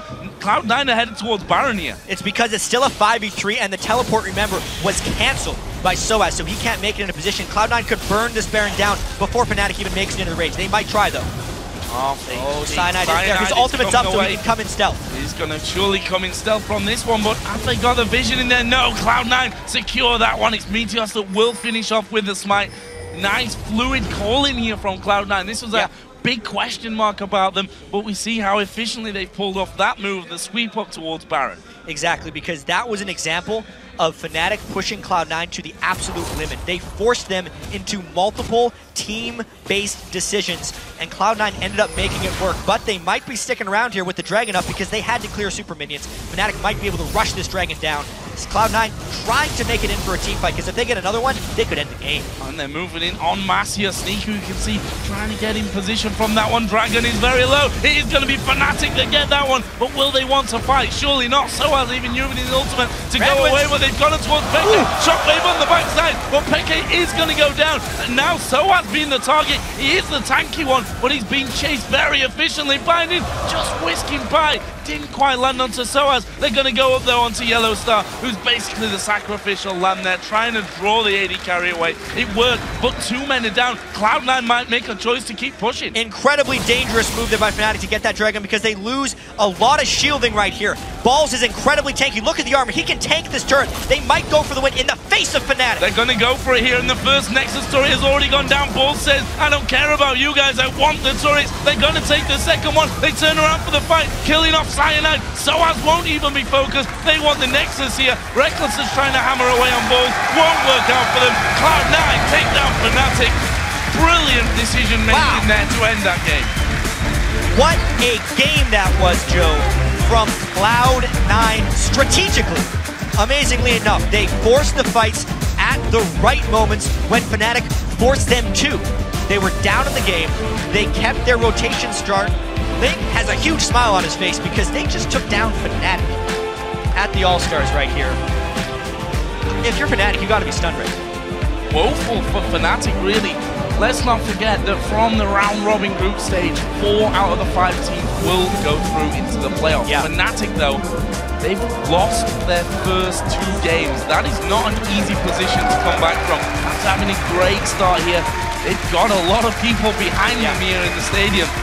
Something has to change for them, but I want to focus on the positives from this one. Cloud9, the question marks that we had, I guess they've answered it. They're definitely starting to answer them here. I really love the fact that they brought out the Twitch pick. Cloud9 is always a team to heavily prepare, and Sneaky, who was an already versatile AD carry, put another AD carry into his repertoire, and he just came out pretty big in that game. So many times he would open up in a strange position, kind of confuse Fnatic, and give him an edge off of that one. Their strength as well in the top lane, the rock they rely on, Balls. Meteos camped for him, but he still became that monster, and the pillars down the stretch, plus his armor ability to tank the turret, helped them A, chase down Fnatic for the kills, but B, finish the game in a timely fashion. 38-minute win after the game being pretty much anyone's game 5 minutes prior. And earlier on in the game, I was talking back to the point from our analyst desk that they were saying they need better control over Dragons. In the game against OMG, they made some bad decisions to fight there. Funnily enough, the finisher here was Fnatic starting off the Dragon and then being chased out, killed, and Cloud9 ending the game. Let's not forget, I mean, Dragon's always important, but is it worth risking against a Baroned up team? Exactly. At 36 minutes into the game where they've actually lost a couple team fights in a row, I actually feel like Fnatic may have just been really worried about getting outscaled. Yeah. Sneaky was getting pretty big on Twitch, and they knew how Graves versus Twitch kind of had a timer on it. Not to mention the Trundle versus Shyvana. Balls are going to rip him to shreds by the end of the game, and he was just getting bigger and bigger. So Fnatic was kind of hoping to get that and get out and just kind of wait for the Baron and then make their move, because that was kind of all they had left. And I was wondering there, at the end we saw FLICKR, or the fight in the top side of the jungle with that shockwave that, whilst it did a lot of damage, didn't really offer them what that shockwave needs to offer them. They had no follow-up to it, number one. It didn't have the damage to burst a single person down, and that's the perfect position for a shockwave. Like, it doesn't get much easier to hit a big shockwave like that. FLICKR, in my opinion, actually played out of his mind for most of the game. This wasn't a game, the analyst desk might have a different view, where teams made that many big mistakes. Obviously, at the end, Fnatic going for Dragon was one that ended the game, but they were already losing up to that point. That was just a game of a lot of forced decisions that created conflict, and then it was all about who had better execution. At the very start of the game, remember that 2v2 in the top lane? It was Fnatic for a lot of the early moves. And then later on in the game, it was actually Cloud9 who ended up outplaying them. Yeah, dragging them in. We saw, again, the two sides almost of Fnatic. One way you think, wow, that was incredibly well baited out. If we're talking about the top lane in First Blood that came in very decisive, then we see the Fnatic that look undecisive, or maybe even worse, commit to a bad decision overall. Yeah, and with maybe the bad decision making from Fnatic, they won so much with their poke comp down the stretch. When it didn't work against OMG, they kind of shied away from it. They're going to have to do a little bit of searching on the second day. They're always a team that adapts well, though. Well, we are going to be heading over to Shox, who's standing by with Meteos from Cloud9. Thank you very much, guys. First off, Meteos, congratulations on that victory. Great coming into the tournament here with a win, and probably also versus Fnatic, because you guys have had a lot of games in the past already. Talk me through the game, the early game where the top lane exchange was not ideal. Yeah, I messed up a little bit early game top. I flashed in thinking I could like kill Shyvana with my Q, but my Q was actually on cooldown when I flashed in, which was just a pretty big misplay, and we got a little bit behind from that.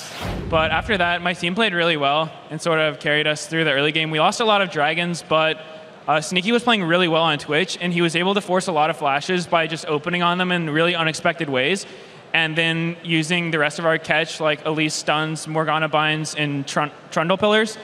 We were able to just get a lot of catches on, especially Orianna, because he's really immobile. Yeah, you guys did very well. I was actually particularly impressed with even the shot calling at the end of the game when we said that that might be a little bit of a difficult point with Hai, of course, not being here. So how have you tried to make, is Link now the shot caller, or has someone else taken up the role? Link has stepped up and done a lot of shot calling, which it's a lot of props to him because it's super hard to just come into a new team and just sort of try to take command, but he's done a really good job. He's played really well, and he's worked with us to just basically make us play as well as we can. Yeah, and you guys played very well. Up later today, of course, you're going to play versus SKT, the reigning world champions. So how are you looking forward to that matchup? Well, I think SKT is a million times better than us. We've scrimmed them the past 2 days, which is actually a huge pleasure because they're just extremely good. Everything we do, it feels like they just have a better answer for. And so we learn a lot from playing them.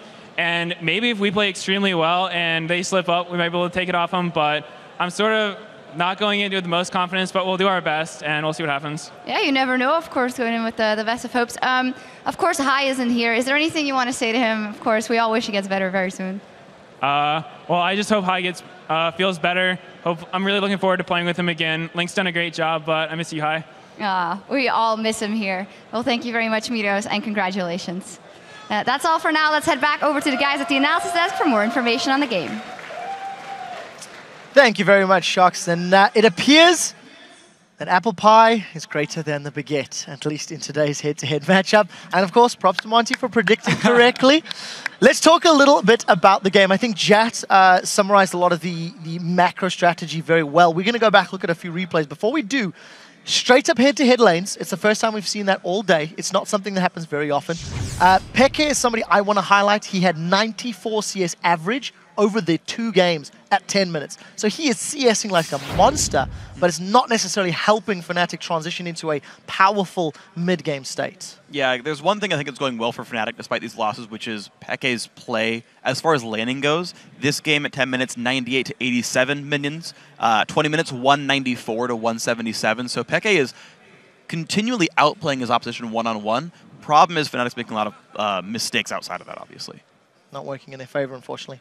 Yeah, I really felt Fnatic did well early, but then they just threw it away. Like their lead at 2 questionable decisions, one contesting a blue buff, and then later, all the way at the end, if we saw that exchange, yeah, Joe talked a bit about how that shockwave wasn't amounting to much. It was just a disengaged shockwave, and I felt that was okay because they kept Cloud9 busy long enough so they could fall back and let SOAS take 2 towers for free. But then Fnatic got overconfident. They're like, hey, let's drag him back to us again, and then just lost out completely. Well, dial it back just a little bit. Before all of the drama happened, Fnatic did actually have control. We do have a replay to at least talk through one of those team fights. So Fisho, highlight what was positive and negative about this. Well, so first of all, Fnatic's side here actually decide to go for the fight even though Yellowstar is dead. He's not in this fight. He's all the way back in the base.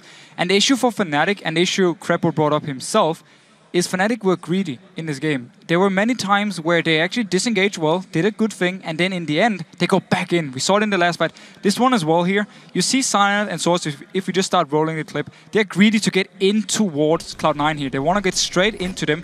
The rest of them, the rest of Fnatic this is the result. Is too far. Yeah, this is the result here. We roll again though. The rest of Fnatic are too far away to join in. There's no shockwave from FLICKR here to help out with Source and Cyanide. So they take so much damage. Yes, they kill the support, but it's too late. It's a beautiful, beautiful shockwave though coming in, but it's just too late. There's nobody there to do the damage after the shockwave, and the only thing Fnatic can do is try and chase, but they don't get anything. And in the end, they actually give up 2 kills because they went in split and too fast. Not to mention that if Meteos had enough, we were looking at this before, he was within repel range right there, and had he had enough mana for an E, they could have actually turned around and gotten maybe even a kill or more. 100% agree, and it was the issue for Fnatic. They made some good moves. We saw some very beautiful shockwaves from Orianna. Yet though, whenever they actually did something very good, Cloud9 could just turn it around, especially because Fnatic were too greedy or made a big mistake, and the last one was definitely one of them. Yeah, Fnatic was a team where they had very smart overall decision making. They were up 3-1 on Dragons, 7-5 on both blue buffs and red buffs. They were, until the end game pushes, 6-3 on turrets. All the, be smart, think about the game objectives, they outplayed Cloud9 down the line. They took everything down the line. The problem was, when it came down to, there's a battle in front of us, they're like, let's fight a 4v5, and did that like 3 times and lost the game because of it. Although I do think Cloud9's vision control was a little better. I saw Fnatic really misuse their sweeps. At one point, Yellowstar had an Orcus lens, and he could literally just sweep all the areas in one go and then save the other sweeps on the remaining members. But they ended up double sweeping brushes constantly.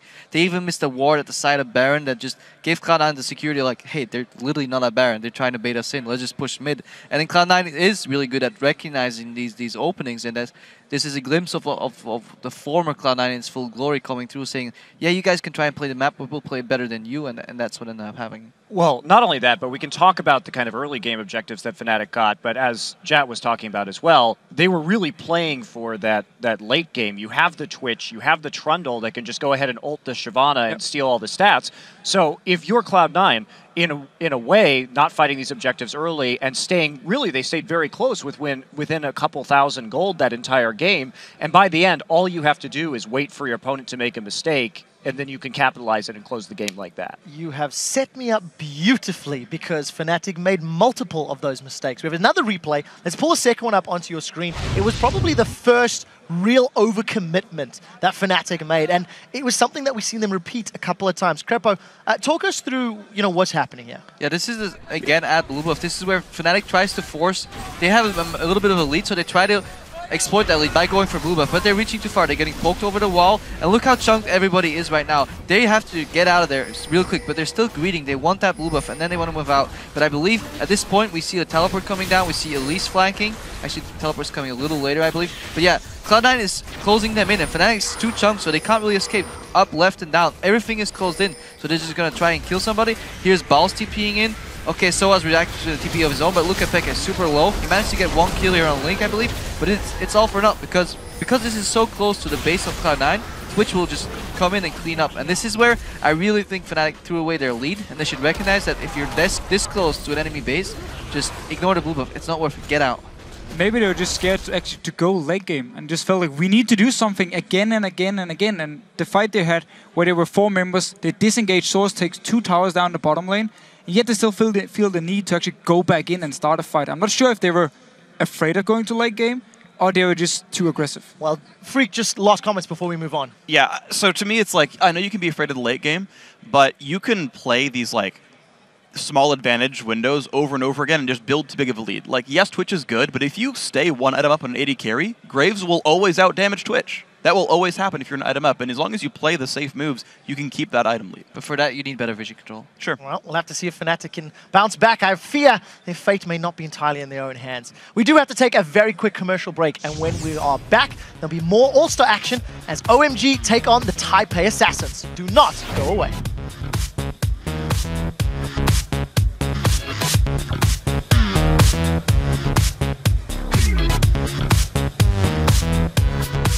They're TPing. Go for it, go for it. Kill Ori. Kill him. I'm here. Graves. Shyvana. Get Shyvana. It's working. No flash. Good job. Take bottom tower. Right now.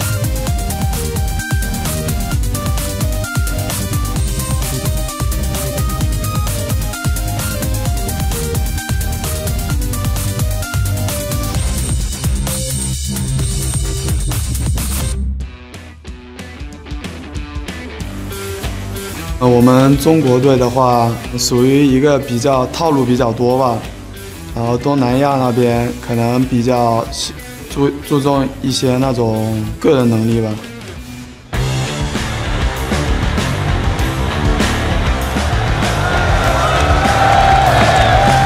Welcome back to All-Star 2014 live from the Zenith here in Paris, as I am joined by CLG's Doublelift. Welcome, Doublelift. Hi. Hi. Doublelift, you've just seen Cloud9 take on Fnatic, and obviously Link was in that mid lane, as he is, of course, a CLG player subbing in here. What did you think of this performance? He played really well. He fell a little bit behind in CS in lane, like 15 or 20, but he made up for it in team fights, and I thought he played well overall. It's probably really nerve-wracking to be in front of such a huge crowd, and I'm really proud. Like, he obviously won. He played really well and made really good decisions the whole game. And indeed, a strong performance from the whole team, actually. Talking about being in front of a big crowd and doing well, you guys are obviously up against Team Fire earlier in the day. What kind of went wrong there for Team Ice? Well, we didn't have a strategy. That's pretty important to winning. It seemed like their picks were a lot better than ours, and honestly, like, none of us had any idea how to play Earth. We didn't know what was OP. Only Madlife was really smart about it. He's like, Lulu's good. And I was like, okay, like, you play Lulu. I thought that Jace was a lot stronger than he was, and I started feeding. There was a lot of lag. And yeah, our strategy was really horrible. Froggen just like randomly picked Eve mid, and we just like didn't know anything about Earth. That was a big problem. But that means you can just make up for it tomorrow in Hexakill, of course. Yep. How has it been playing together with the guys that are on your team? I saw you hugging with Madlife before. Yeah, I actually only been really close on my team with Madlife. And like I talked to Froggen because he's cool and he speaks English. But I'm pretty like, in terms of the game, I think I only really duoed with Madlife so far. And he's really good, really strong player, really smart. And surprisingly, he speaks more English than you would expect. Doing with Madlife to get that free low. Thank you very much, Doublelift, and good luck, of course, tomorrow in Hexakill. As for us, we're going to go back to the guys at the desk. Thank you very much, guys. Now let's take a look at our fourth All-Star Invitational matchup of the day. It's OMG versus the Taipei Assassins. And based on their previous showings earlier today, we have some things to talk about. Of course, OMG won their first game. TPA started the group with a loss. Let's talk a little bit about OMG to start with. They had a strong map presence, a lot of control, and in terms of their style in the early to mid game, they did focus a lot of their farm over onto San, who was playing Jinx at the time. And this Jinx pick, especially when you paired it up with the Nuno jungle, which is something OMG likes to do, simply means as long as Jinx gets farmed early, gets a few good items, once you get to team fights, she's just going to do so much of your damage and she's going to be so hard to kill because the whole comp they built was around just peeling for the Jinx here. So as long as San did well, the team fights were just in favor of OMG. And it's something they've done back in LPL as well a few times. San, he was the first Chinese player actually to play Jinx, and he just keeps playing it. Yeah, and it looked like OMG were in complete control of that matchup. They had a few questionable decisions, but truthfully, they bullied Fnatic all around the map. Yes. Yeah. Yes. OMG are a team that they know how to run a few different strategies. I think Poke Comp is not one of them, but yeah, they're good. Sorry. Yeah, we're all flustered. We don't know what to say. It looks like it. It looks like it. So let's get back on track. Let's talk about TPA, seeing as though we've bled OMG dry. So Taipei Assassins, they didn't look particularly impressive. They were controlled. Let us also be fair, they were against SKT T1K. What do we think about the overall team? I would like to highlight Archie. They first picked Lee Sin. He went with the maximum disrespect SKT skin. I that feel Lee Sin in the respect. top lane. I think that's respect. Respect, and went 0-7-1. Yeah, I feel TPA is going to get exploited less by OMG than they did by SKT1 because OMG is not strategically as sound. And I do feel like he's going to want to play better than he did last game. So I feel he's going to be playing a safe pick. As long as he does well, their mid lane jungle synergy was actually quite impressive. And they managed to keep FLICKR down as much as you can keep FLICKR down, of course, without losing the rest of the map. But that might just work against OMG. But we'll have to see. So the issue for TPA also in the game against SKT was they were always on the back foot, trying to react to whatever happened. If the same thing happens here against OMG, OMG is going to be in the jungle of TPA all the time, just taking all the buffs, like they did against Fnatic.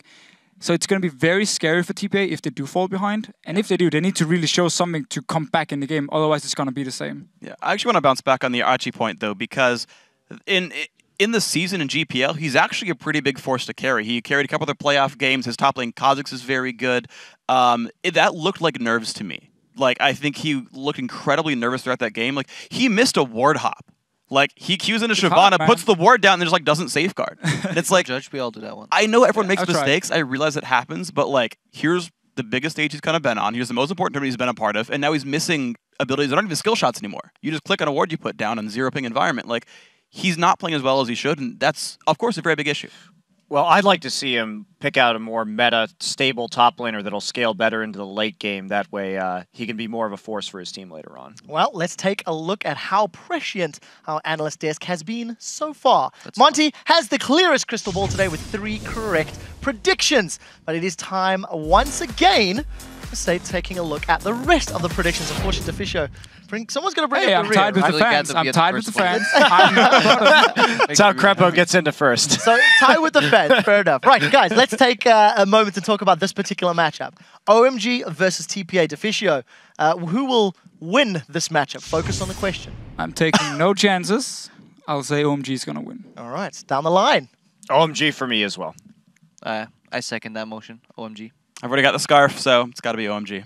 So all of the votes being locked in so quickly, we're giving our cameraman whiplash. Right now, need to see what you guys at home have been picking. According to LOLesports.com, 60% of you guys believe that OMG will come out on top. Remember that you can vote on today's games by heading to the schedule at LOLesports.com and choosing the teams that you think will win. See if you can catch up to Monty. Now let's send it over to the guys at the desk, Joe and Jat, to take it away. Thank you very much, Quickshot. It is time for the starting lineups as we get closer to this one. On the blue side, taking to the Rift for the second time today, it's the LPLs. OMG there, of course, going in the top lane, Pomelo in the jungle, Xiyang in the mid lane, San the AD carry, and Alan the support. And on the red side, of course, it is the Taipei Assassins from Southeast Asia's GPL. Top lane is Archie, Wins in the jungle, Morning in mid, AD carry is BB, and Jay, of course, on support. And in our featured matchup for this game, we'll be looking at the supports. It's Alan versus Jay. Yeah, and Alan actually used to be a jungler where he went under the name Loveland, and he would actually do a lot of unorthodox picks, kind of like Yorick in the jungle. He's the one who brought that in.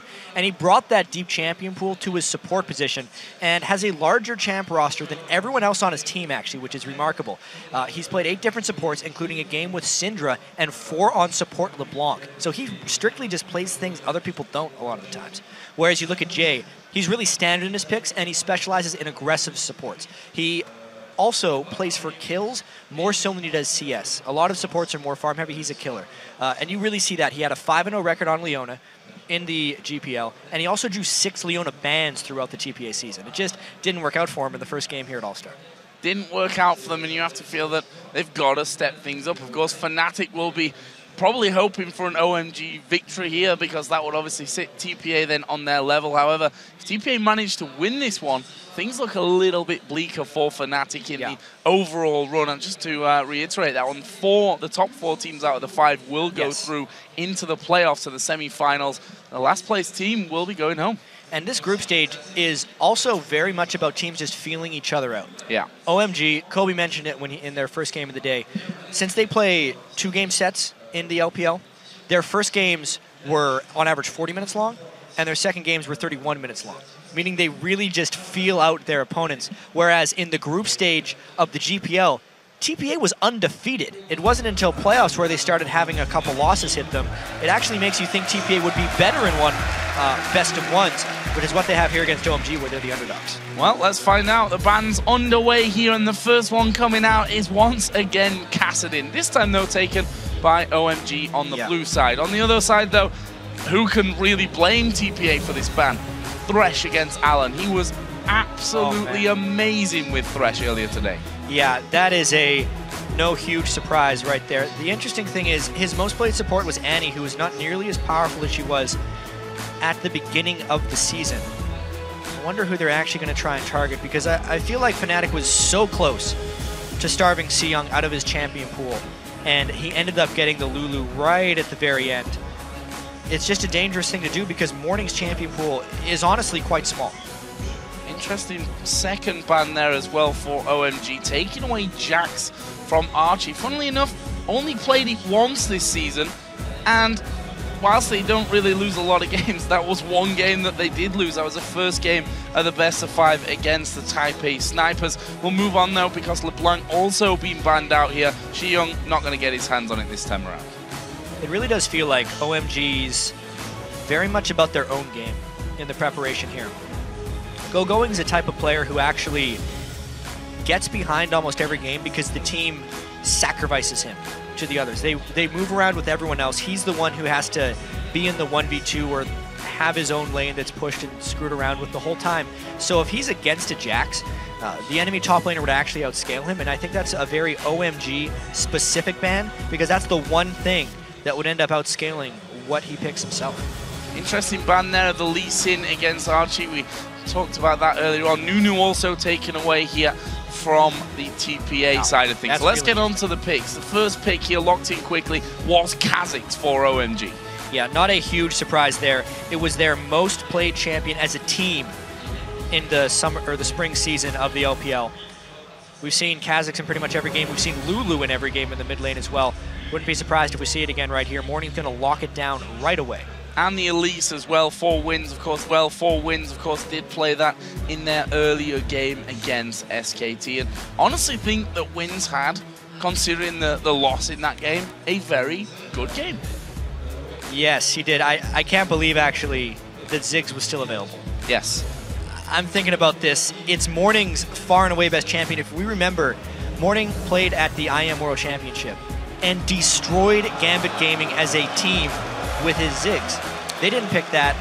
And the Syndra from Xiyang is also his most prolific champion in the mid lane. He dominates people 5-0 during the regular season, and he gets it here. Obviously, the bans from TPA were targeted at things they've kind of done well with, but they've done even better with Syndra.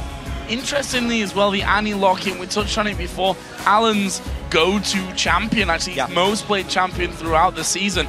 And the funny thing with that is your next point, that Annie is weaker now. A little bit weaker for sure, but still used as hard initiation. Alan had 100% kill participation on Thresh, who has to land these tough skill shots to initiate, and he puts a Tibbers on someone's face, and that initiation starts. The fact, oh my god, is all I have to say. They have every champion that they want. Going is 26-2 lifetime in competitive play on Renekton, undefeated this season. They're undefeated with Syndra. Twitch is their favorite AD carry as well. They're undefeated on that. They are just out of control as far as the team composition they've been able to put together. So let's talk about their opponents then, TPA, because they've locked in the Karma support along with Graves here, and currently hovering over Lissandra. We'll see if that actually gets locked in by the end. Yeah. It will be locked in here. Wow. So Archie would try to keep Renekton at bay here. With these lineups, they would actually look to try and force standard lanes if they could.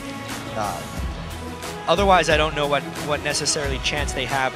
If Xiyang can isolate 1v1 against Morning because of lane swaps and have no jungle presence, he should be able to destroy him early, and then that would skip the mid game, or skip the early game, and get Twitch easily out of laning for a long late game push. I still really, really like OMG's composition, and TPA has gone a little bit on the other side. And the funny thing is, if you look at GPL as a whole, I think that's the region where we see the most uncommon picks, the more crazy stuff, of course. And again, Lissandra, it's not as if this is the first time we're ever going to see a top lane Lissandra. We've seen it in Europe, for example, a couple of times as well over the course of the last year. But TPA here, I think, taking a bit more of a risk. We heard Archie probably needs to play some stronger champions. I don't know if Lissandra is that. He definitely is playing something different. Never played it at all during the regular season or playoffs. But I absolutely agree with your point there that they are the region that seems more separated from everyone else. They don't necessarily mimic each other's strategies. There's a lot of support Malphite in their playoffs as well. And even in the Season 2 World Championship, when TPA came in, they were playing a lot of different stuff as well. So even though it doesn't seem like it's strong right now, it very well could catch them by surprise. Well, as these two teams prepare to go head-to-head, we'd like you guys to turn to Twitter and let us know who you think will win this match. Tweet to us using hashtag OMGWin or TPA win to @LOL Esports and let us know. I think I've already gathered from things so far that OMG is probably your pick after looking at these comps. Just based on them having the absolute best champions for them. Everyone is probably playing their favorite champion right now, which when you jump into a world stage competitive environment, you would want nothing more than to have the team comp OMG has right now. So here we go then, into game OMG versus TPA. You have to say a must-win game more for TPA at this stage of things. OMG already having that win to their name after taking down Fnatic earlier on today. The question is, are we going to see another spat here at level 1? Something that we've been seeing a lot of today. And something that was crazy to me is TPA's games in the playoffs for GPL, they had a level 1 almost every game in this exact rush. And they're going for it here once again. Alan moving from flash stun onto 3 men, but the damage coming back here. Alan's low, Pomelo goes away, Alan goes down, and Bebe's chasing. So close. Pomelo very low, Going is low as well. Bebe now moving in from the side. Can they get any more? I don't think so, but Going will be the target. They get the stun onto him. Will they get the damage? That's the finish off. Flash Going flashes as well. What a crazy level 1. Oh man, right there, Joe. And it just kind of goes to show you that that's exactly what GPA did in their GPL finals a month ago. That brush was the site of so many ridiculous level 1s that they love to get themselves involved with.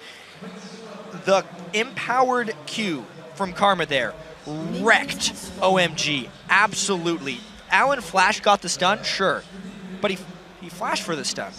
No one else was there. The stun wore off, and then the fight started. And it was TPA. Lucky enough, they only got 1 kill if you're OMG, because they can still salvage this one. That was a disaster level 1 for OMG. And now they've got themselves back together. I'm assuming that after that level 1, it's a little bit late for them to be thinking about any more on this one. We see that the duo lane is going to the top side of the map. The same seems to be the case here for TPA. Are we going to see any more Alan inside the brush? Who's going to come through? It's Bebe that they stun up first. Have they got the damage here? San actually taking a lot of damage back. They're going to put the damage back towards Bebe. Exhaust is used as well. Bebe won't die from that one, but again, it's crazy. And Jay is still chasing on. San takes another burst. No one going down, though. Yeah, and BB actually was back to base and was able to pick up a couple extra goodies as far as consumables are concerned, so he should be able to heal up from that a little bit better than San. But this is weird. It's actually a top laner, AD carry, support, pushing in a 3v2. I really want to see how this plays out. OMG does some slightly strange stuff early game. This just doesn't seem that good. Great interrupt there by BB. And actually, San, he's very, very low. Xiang and Morning here, gonna go head to head. Xiang goes for kills. He's got the stun down. Has he got the damage? No, he doesn't. Morning survives it.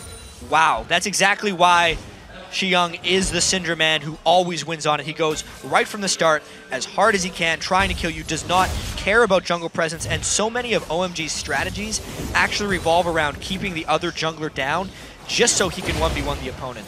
That was a fantastic start. 14 CS to 3, already forcing Morning back to base at level 1. 3 minutes into this one, we've already seen more action than in some games by the 20-minute point. This is an absolute crazy start. See there, Lissandra going back, going significantly behind, but we are, of course, very early on. And to be honest, going, I don't know if he really knows where he's going, because he's been all over the map until now. Well, he's making his return into top lane. He actually went up there and said, what are you guys doing here, Alan and San? Go bot lane. And I guess that's eventually what they've done. It's so strange to me here, because we think of the Chinese scene, especially last year at Worlds, and they were the Chinese aggression, the tower dives, the early games, the fast matches. But OMG was one of the slowest teams in LPL this year. They actually felt out a lot of their opponents, did very well late game, and just out-team fought people. Their early games oftentimes would either be conservative or they'd straight up lose them. Oh, here's Xiong getting a lot of pressure in the mid lane, forces the flash there. Wins starting to chomp down on him, and well, half of his HP gone from that one. Already used his Ignite earlier on, of course, and that's now his flash down. His opposite number, Morning, also doesn't have any summoners left. Heal and Flash were already using this one. As Pomelo is going to meet Wins here. Who's going to get the better of this one? The stun's going to come across. It lands onto Wins, who flashes. OMG not following up from that one, though. That was probably the first good move OMG's made in this 4.5-minute game. And that's extremely concerning if you're an OMG fan. So much of the early game like 4v1 pushes and lane swaps usually have a point. So if you're doing a 4v0, you're trying to get the early turrets down and kind of skip the laning phase. If you do the counter like OMG did earlier, where they isolate Sand to get more farm and then freeze the lane with Going, they're trying to shut down the enemy jungler and getting their AD carry farmed. They literally have nothing good going for them here. They're losing almost all their lanes. Xiang is the only one with a slight edge, but he just got ganked and burned his flash. It's just all going wrong at the moment. Alan actually just had a wander down towards mid lane here, putting a ward on that ramp up towards the TPA Wraith camp, and his AD carry had already gone back here, so not losing out really on too much. He wouldn't be getting anything and be pushed that far up if he'd have stuck around, but he's definitely hanging here in mid. Problem is, Morning is not there at all. He was really hoping to kickstart that lane even farther. OMG is really just looking to take their one advantage and build on that excessively. He already has a pretty big CS lead, and they were hoping to get a kill there. It just wasn't going to happen. Oh dear, that might. Windsor's going to face straight right into him, and there is the damage coming down, the stun as well. He's got nowhere to go with the repel. They wait for him, and Pomelo picks up the kill. Just catching him walking down, a little bit of carelessness there by Wins. You notice he dropped the ward point blank. Clearly he just wanted vision over the brush, but why walk that close before the ward? Just a little bit. His mind was in a different place. He wasn't thinking about what was directly in front of him. A very interesting but strange start, I think we can safely say, to this game, as Alan there just trying to keep Archie away from things. There's Morning getting stunned up as well. Xiyoung is getting close to level 6, and we'll see how much damage he can put down. And Archie here, they're going to dive in. They're going to go straight in for this one. It's Alan that's tanking up the turret. He gets away easily. Now we see Elise coming in, but Wynn's not going to be able to do anything about that one. Really well done by OMG. That is the classic OMG. Back to basics, the 3v1 turret dive early on in the game. Nice turret tanking by Allen, gets the stun and secures the kill. There's Morning, Xiyoung again going head to head. Xiyoung going decently low here. Half HP again will be just running through them pots and keeping himself healthy. Double Doran's ring start for him and boots as well. So wanting to have a bit of mobility on that one. I want to look at CS here while we have a little bit of a respite in this game, and we'll see how much of a respite that actually turns out to be after the chaotic start that we've seen. Yeah. The AD carries in particular and the top lane I want to focus on, because TPA have a massive lead in CS in both of those lanes. They really do, and it's because of the focus that OMG has put on their mid lane, just picking the Cinder and trying to go for that. And because of the disastrous early game that happened for OMG, when they sent 3 people up in the top lane, which was their AD carry and their top laner, just against the 2, they immediately set themselves back. They weren't going to make any progress with those 3 people. And then the mere fact that Twitch and Annie had to go all the way back to base and then all the way back to the lane set them behind in 2 lanes. Lane-wise, they're actually losing this game, but because Xiyoung is winning so heavily and Kha'Zix has been able to pick up 2 kills off the back, they're actually up in gold. Xiyoung again trying to stun out Morning again. Alan is going to make his move towards this mid lane. Pomelo is there as well. He's just hit level 6, so big point for him here coming in. Morning is 6, Wins is 6. We saw already that Xiyoung is level 6. OMG going to look for a bit of buff control. Actually, ulti popped here for Pomelo. Is he going to go aggressive onto Jay? Either way, it keeps him guessing and keeps Jay away from this danger zone around blue. They need to be real careful, though. You can tell they want to collapse him. Pomelo is now completely out of ultimate charges. If Wins lands a stun, that would have been devastating, but Xiyoung with a great flank to keep them at bay in the corridor. Tell you what, Jay being aggressive here as well. They're going to get the leash on towards Alan. All the damage coming down, but Windsor's taking too much. They dive in onto him there. Stun's coming in. It's Xiyoung that gets the kill. Jay's a dead man as well. And now Going is going to try and get on towards Bebe. Can they finish him off? The damage puts him down to less than half HP. Flash in from Going and a double kill for the Crocodile. That was a nice bait by OMG. They knew full well they had the Crocodile with the teleport ready to come in. And TPA took it absolutely. They are now down 5 kills to 1, and the Dragon about to happen as well for OMG. That went spectacularly for them. And they've got the complete vision dominance over that bottom side of the jungle. Look at the mid lane as well. Those minions push right up onto the turret. Not sure exactly how much damage has been done to that one. Not that much in the grand scheme of things, but they get the Dragon. This is the reply from TPA. Right. Reply is pretty much the only thing they could have done with Renekton already leaving, with Archie not having his TP available. They take the turret. Still absolutely worth it. It keeps the game at least a little bit close. And we have to mention that OMG is the most dominant regular season team in the history of the LPL. They had a 25-3 record when you add up all their 2-game sets. No one's ever done that. I mean, even in a 28-game split of any league. Cloud9 had a 25-3 in the summer split of North American LCS, and that's about it. China as well, extremely competitive, and that's impressive. And in their 3 losses, the only thing that really kept them down was if they lose terribly early game, because their team fighting is so good, and they understand late game team fights so well that the fact that TPA is behind 1,500 gold right now does not speak well. Not looking good for them here, and following on from that, Xiyang on Syndra, masses of CS in the lead. Of course, got a kill a little bit earlier on as Bebe is going to have to just dodge away from this one. Actually getting some good poke back, mainly from Jay there, on towards San. And actually the teleport is coming in. Alan's going to be squeezed in between them. The ultimate from Archie coming down perfectly. And that's something that Lissandra can do, not only teleport in and do damage, but lock someone up for that instant CC. I still remember actually Soaz is top lane Lissandra from the World Championships, and he's trying to replicate that right here with the nice teleports in. They're going to try to get more off this one while he's down bottom.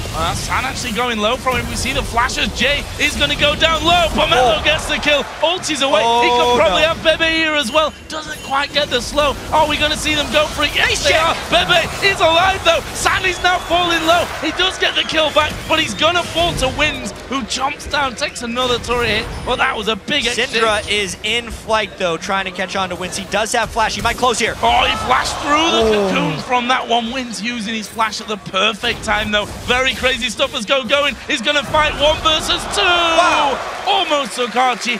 Almost not good enough though. Just when we thought we had this game figured out, nope. It gets thrown on its head again because TPA just made some absolutely huge moves. It looked like death when they did that turret dive, and there was a full health double buff Kha'Zix. But they got overconfident, they overplayed their hand, and it ended up giving the kill right to BB there. Unbelievable turn of events here, pulling 200 gold away. That was just crazy right there. So now Morning in the mid lane, 41 CS behind Syndra. Crazy stuff there. Bebe so close to keeping himself alive. Of course, San also doing decent damage as Morning is going to get hit here with the Ignite. He's got a shield though. He's not going to fall from that one. However, the turret might not be as lucky. Wins is now coming across. Pomelo is there as well. Going to spot himself that pink ward that's been there for quite the while here. Meanwhile, down this bottom lane, see the Graves going towards Bloodthirst, and they're going to try and lock down Alan. I think they've got it. There's the ultimate again out of Archie. You can't get away from it. That top lane Lissandra is rather scary right now, and it's going to be on Going to use that Tiamat to push the side lanes as much as possible. I really like in this game how the team's strengths are remaining their strengths, and it's just becoming more so in that direction. The mid lane matchup is completely over. It's doubled the CS for Xiyang, but then there's BB who's powering up, and Archie who's powering up on the other side. It's still going to be that 2 lanes to 1 strength, and it's really just about how much Xiyang and Pomelo can do as that mid lane and jungler. Just seen a couple more turrets fall in here as well. The bottom and top outer turrets, 1 apiece, leaves TPA still in the lead as Go in here. It's going to spot Wins. They both pretty much warding on top of one another. Go just backs away. 2 minutes there is the timer again for Dragon. Xiyang is getting himself the blue buff as well in this middle lane. That CS lead is just out of control. We can almost stop really talking about it until now. It surprised me if somehow Morning is able to get back. There's 1,500 gold pretty much between the two of them because of that. Morning's actually given up fighting Syndra. He ran to the top lane, and he's just trying to take the free lane CS. That's the only way he's going to be getting to his items, because he cannot handle Syndra 1v1. And Alan, who's been omnipresent here in the TPA jungle, once again gets a deep ward around by that blue buff. And we can see that Jay did spot that one actually happening. We'll go down there and try and get it away as Archie gonna get shut down, surprised by the damage and switch, and Jay is caught in the middle of the jungle as well. He's gonna fall from this one. That's Pomelo who gets a kill to move up to 4-1-1. Wins coming back in there. Not sure the greatest decision. They're gonna have that timing on the blue. Again, so well done by OMG across the board. That was just so damn clever. They only committed 2 to the mid lane gank because that's all they needed for the kill, even though they had 4 in the area, which really threw off Jay as he was trying to walk through. 2 people waiting in a brush for him, and another stun chain. Can't do anything about that one. Did get his wild growth down, but very last second stuff. That tower's gonna fall. They dive back in. Bebe going low, and here comes the crocodile again from the side. Underneath the turret, Bebe goes low. Will he be finished off? Going here, taking too many hits from the tower, and Xiyang is still doing damage. This time on towards Archie. He's gonna get stunned up, gets the kill on his way out, and manages to survive. Xiyang is an absolute monster on Syndra. I'd watched some of the games against the other Chinese mid laners, but this is one of the most spectacular performances I've seen. His score, his CS, and the way he is just controlling people, landing almost all of his stuns with his team's follow-up. is ridiculous. Amazing, amazing play. Almost 4,000 gold lead here for OMG. Again, to go back to Syndra, 3-0-3 now. The items really starting to rack up. By the way, the Dragon has respawned in now, so we could see some action around there. TPA, of course, knowing, getting their wards in as early as they possibly can. OMG are on the bottom side of the map here with Pomelo and San. Alan, of course, who's been pretty much past the halfway mark on TPA's side of things for the entire game, will once again be hanging around there. Puts a ward over the side, but he's got a face check here. Half of his health instantly taken away. Didn't have the damage, and I think very apprehensive about staying. TPA really needs to stall this one out. That's a really nice step, but they're still waiting on their ultimates. They have a teleport from Archie that can come in, but they need a little bit more time to realistically defend this. OMG forcing hard because they know. Are you going to be able to walk down that ramp when Shi Yang is there, when Alan doesn't quite have Tibbers available for him? You're not going to is basically the answer to that one. OMG get themselves a Dragon, scan out the wards. This turret should be easy pickings at some point. San is actually pushing the lane up here, right onto that tower itself. They've left him alone though. They need to be a little bit careful about what they do there. This is actually very reminiscent of the game TPA. Obviously, it's a little bit more crazy, but the game TPA played earlier today against SKT, where they're showing flashes of being really good. Yeah. Getting some nice team fights where they're almost winning, but then they're either just making critical mistakes or just falling behind in gold in general. And it's giving them these 4,000 and 5,000 gold differences that they then have to make up for with even better play. And with the way OMG is just waiting in the darkness right now is scary.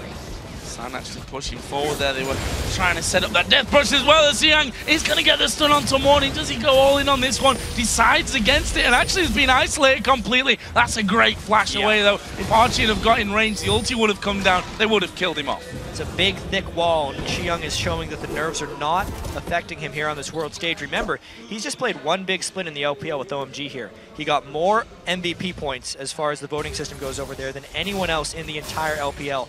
And he was a replacement for Cool, who was the previous year's MVP and was great at Worlds. So he had really big shoes to fill this year, but he's done great. Filling them so far. We can't say a bad word against him, I think, at this point. Look at that, CS continues to climb in his favor. And look down some of the other areas of the map that we pointed out earlier on, which was Bebe and Archie being ahead in CS over their counterparts. Yeah. They are now both level or behind when it comes to Archie's side of things. And there goes the neighborhood for them. They've really lost all of their advantages. Graves will be outscaled by Twitch at this point, already down 700 gold. Don't even want to talk about the mid lane. You almost can't even do that math. 2,800 gold already, 18 minutes into the game. And Lysandra, while still providing kill pressure if you're in an isolated situation, won't do it in the team fights. Ooh. Good flash from Wins. I'll give him his credit where it's due. We've seen, I think, 3 flashes now that have been clutched from Wins. At the end of the day, baits out the Tibbers from Alan. What for his flash? Is it worth it? We may find out shortly here. We see that OMG are already moving to take the 3rd turret of the game, the final outer turret that stands for TPA. That will go down without too many problems. TPA can't stand around and try and defend this one. Exactly. OMG has far too much control on the map now. Even though that is just a 3 turret to 2 advantage, it shows much more in the presence within the jungle. Look at all the darkness on the side for TPA when that map is toggled. They don't see much other than Xiang, who, when they see, they just want to run away from, meaning they can't go in their own jungle. They see 4 people now because they got a ward there, but can they fight those 4 people? No, they can't. They can only really observe them, taking away the entire jungle. Actually, in the top lane, Going did just push the wave right up towards the inner turret, but went back there as Archie made himself visible. This is another blue buff. These buffs, they've been contested every time by OMG. It is just adding to the fact that Morning is lower, and when OMG wins their games in the LPL, they often do it by denying not only the enemy mid laner, but the enemy jungler. It's really anyone that can affect Xiang and what he does. So, take out the jungler, he can 1v1 the mid laner down far enough, and then no one can help him, which is the most important thing. It's one of the big reasons they've been so dominant. Let's have a look at some items then while both of these teams start to back off somewhat. We can see there is KDA in LPL, 6.78, 6 KDA in this one, so he's pretty much hitting that Syndra level that we've come to expect of him. Yeah, undefeated, Absolutely crazy. He's going to shop pretty soon, actually. He's sitting on 2,200 gold. But he's going to be getting a death cap pretty soon, and that's going to be even scarier. San 1v2. 1v2 and he's going to get one of those kills as well. Jay just been exploded by San. They've got Pomelo, they've got Alan there as well. They may have a good go at this turret. Why is the TPA bringing down 3 men towards that area? Here comes the teleport as well. Who are they going to go for? San says, I'm invisible, you're not going to get me. The only option really would be Alan, who's already backed away. Shi Young is enough of a force to be reckoned with that they don't go for him. They don't go where he could be. Joe, and that's the outscaling we were talking about between Twitch and Graves. Twitch versus Graves and the Karma was still heavily in his side, and Go-Going is off in his own world up here, as they often do for OMG, split pushing and giving them even more advantage. Young actually is going to get ulted on here. This may be the death of him. He gets the stun down, but I think he's a gunner. It will be Archie that gets the shutdown. Nice that they could get one, but they're still down 5,000. That would be a quick relief of pressure for them. They need to use this now to get some board control back in their own jungle so they can hopefully find a few more catches like that. But once again, that was a Lissandra alt burn. That's really how they're only getting their kills. It really is. 4 of them, of course, have been picked up by Archie. 1 assist in there of the 7 kills involved in 5 of them up till now. If we look at the Dragon area of the map as well, where it will be spawning in 35 minutes, it's only blue wards. Pink wards at that, actually, so we'll see if they go down for it, TPA here, or honestly whether they feel that even going near that Dragon is not even a question. They swept out a few things with that kill, which will be decent for them. The Dragon is still basically a suicide mission for them. Yeah. And I really do need to touch on Wins and how he wasn't on TPA during the regular season. They were using Dinter for the majority, and they had very close playoffs. They had a best-of-5 victory over TPS, the Snipers, who Wins was actually on. And then they won the finals against AHQ in one of the most ridiculous best-of-5s I've ever seen in all 5 games. And when they picked up Wins, it was actually hailed as one of the most substantial pickups in the GPL, because he was such a good jungler for the Snipers and would hopefully fill a huge hole for TPA, but it's not enough against OMG. Wild growth having to be used there, and Twitch just ripping Graves to pieces. They even tank up the turret there right at the very end. Meanwhile, Pomelo did the Dragon all on his own. 23 minutes, let's call it, into this one, and approaching an 8,000 gold lead in favor of OMG. Again, the vision that they've tried to work for as the flash comes in. Wins actually is going to repel up, but he's coming straight back down on top of them. They've got the damage. Xiang just throws his ultimate straight in there. Gets the group stun as well. Not quite got the follow-up to do anything about that one, but just running riot. Yeah, and that's with Renekton the whole time in the top lane, just control and power. Death cap being completed.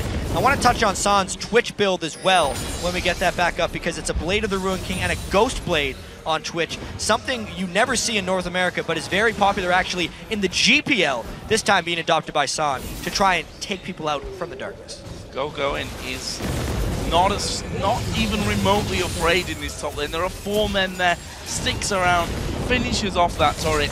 That will be, of course, the 5th one of this game. And now, as I was talking about 8,000 gold earlier on, we are closer to a 10,000 gold lead for OMG. TPA need a bit of a miracle here. They do need a bit of a miracle.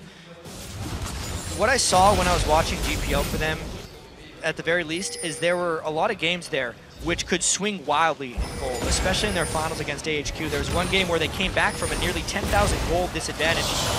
Uh-oh, though. I think Archie might be a dead man here. Actually flashes away, but Xiang used the ulti, follows through. Here's Renekton as well, using the exhaust onto him. Morning will flash away from the stun of Xiang as well, but now Wins is going to try and escape. He's gone up in the air, but he's got nowhere to go. The Wraith camp isn't there. Bebe is trying to run from Go-Going the entire time. Wins will fall in the end. That's a 3 for nothing, and really a 3 for no health even from OMG. They were not even scratched in that engagement. Plus, they have killed the smite threat from the other team. Chinese teams generally have a lot of play around Baron, but I think that's mainly because they use it as a team fighting tool. They already won the team fight, so they just get to take Baron now. For free. Actually, Bebe is now coming across the side. Fires his off his ultimate, and well, not really going to offer them anything. He was just doing his red buff on that one, but he gets caught out. Alan going to get the stun down onto him. And here's the fight in the middle. All right, we can just assume that he was going to die on that one, but this mid lane fight is going on. Nope, they didn't even get him. Check that out. Go going now on Archie. Uh-oh. He's dead, though. We did manage to catch that one. Alan actually died in the end there, so that fight was, in the end, a 1-for-1 encounter. But San is still full HP. Will they start to push anything more with this one? Pomelo, who himself is pretty fed at this stage. 5-1-4 is that Kha'Zix. I mean, it's just more the reason why he was the most played champion for them during the regular season. It just fits their style so well. They go for isolated targets because they take so many people weak and they can just keep them down again and again. Look at the power now on Xiyoung. He will be able to basically instantly kill someone on the other side. There's no magic resist that is even able to be built really by TPA because they're being starved so heavily on gold. They can't enter their own jungle. They can't get any of the global objectives, and they've lost all of their outer turrets. TPA trying to catch someone out, and generally the way to go if you're so far behind that a team fight is really out of the question is to try and pile 3-4 players onto one that just happens to walk through. Funnily enough, OMG aren't on that bottom side of the map. They pushed out that mid lane once again. The top lane is pushing, or will be actually pushed back in a little while here by TPA, but OMG themselves looking for a couple of catches. There is a pink ward actually. Will spot out that Twitch's position, and they come back off. I'm assuming got a decent amount of gold to actually be spending here because they've been wandering around for a long time. There's 1,500 gold, for example, for Twitch to spend.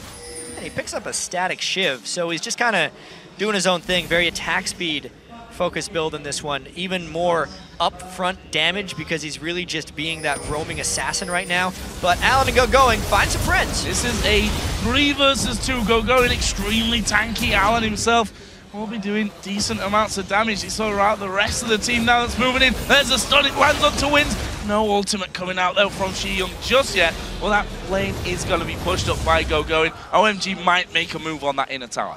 With how accurate Xiyoung is with those stuns on Syndra, it's basically like he has Sona alt level stuns on an incredibly low cooldown. He's maxed his E. It's on an 8-second cooldown right now, and that's why TPA just has to abandon ship. He gets another one. He gets another one onto Jay. There's the ultimate coming through. Easy kill picked up, but now Bebe going to be focused. Archie is going to ultimate himself, which is all well and good, but he's going to die straight away afterwards. That will be a double kill for Xiyoung. Only really Go-Going went low in that fight. It's now 5 versus 3 with 30 seconds on 2 players. They're in the base. They're in the base, yeah.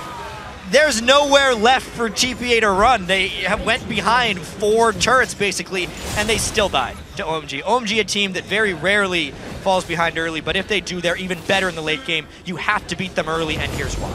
And as finally the minions come through, they will behind 2 turrets there in the enemy they're base. gonna keep going. And they're in there again as Alan is going to go low. Morning will be focused. Pomelo gets himself another kill, his 7th of the game. That turret is still alive, and now San is having to go on towards Bebe. He's going to pay the price here, though. Did actually get a kill, and he's still alive. The sustain there coming out somehow manages to live through it. What? He is doing whatever he wants. They are basically spawn camping TPA right now. OMG absolutely putting their foot down and destroying TPA. This is surely the end of this game now. OMG, after doing a bit of exhibitional play there, you have to feel Win's now going to be the focus. He repels up. Where's he going to go? Where's he going to go? He's going to come straight back down. Oh, bit of fountain damage there. Didn't actually kill San, funnily enough, in the end. And there is Morning. He's going to be focused. Wild Growth comes in. Have they got the finish yet? Yes, they have. Xiyoung is now dominating at 9-1-6. TPA trying to push them away. One Nexus turret did go down in that one. They're looking for the kill. Keep going. Another group stun comes in. There's the stun on towards Archie. And now Bebe has to flash off to the fountain. Oh! Finally they kill off They got Alan. one. San is there though, and I think the poison, will it be enough damage? No, it won't. This just shows you how far ahead OMG is right now, and they're just... It would seem like reckless play, but they only died once. They're almost stat padding. 27 kills to 9, 30-minute game. OMG dominates. Nexus gonna go down from this one. Very convincing performance out of the Chinese outfit. You see that? Looking very cool about that one, almost as if it was too easy for them. And let's not forget, it wasn't the easiest of games. Level 1 was an absolute mess for OMG. The very start of this game, OMG looked a little bit confused. They did die in that level 1. They sent people to strange lanes. They didn't have a great jungle start, and then it happened. You looked up, Shiyung was double the CS of Morning, and they just started controlling people. From the mid lane, they would get a kill, they'd pull TPA towards the lane, and they would kill them on the way. Alan, great support lane play. San with a Twitch, again showing why he's such a powerful AD carry internationally. But most important, Syndra, Shiyung, showing why he's the MVP. Showing why you should probably be banning out that Syndra here against Shiyung. Absolutely amazing performance from him. 9-1-7 in the end. Didn't have much problem at all during the entire game. If you think to the laning phase, it was absolute dominance by him in that one. Alan, I also have to say, didn't really spend much time in lane. He was basically in the river and in TPA's jungle for the entirety of that match. By the very end of the game, he was actually only level 13, which was 2 levels below everyone else on OMG. It just shows you, that was with all the kills. You actually get a lot of shared experience when you kill people. He was doing exactly what he needed to do, just the roaming stun bot. He's played a lot of Annie. He's willing to do that. We were wondering, is Annie still as strong after being tweaked a little bit in certain areas? And if you just land in stun after stun after stun, I mean, we can maybe discount Alan's level 1 flash, even though he did get off a 3-man stun, which in itself is incredible. It was just the fact that the rest of the team weren't there with him. There was no follow-up. And of course, he died to give away first blood. In the grand scheme, didn't really matter. Exactly, in the grand scheme. Again, 16 assists. Because this game was much more scattered, he didn't have that 100% kill participation like he had in the first game of the day. You can't argue how effective he was, though. And for OMG, couldn't be a better start for them, honestly. Even though it was a little bit of a tricky early game for Fnatic, they controlled that game through and through.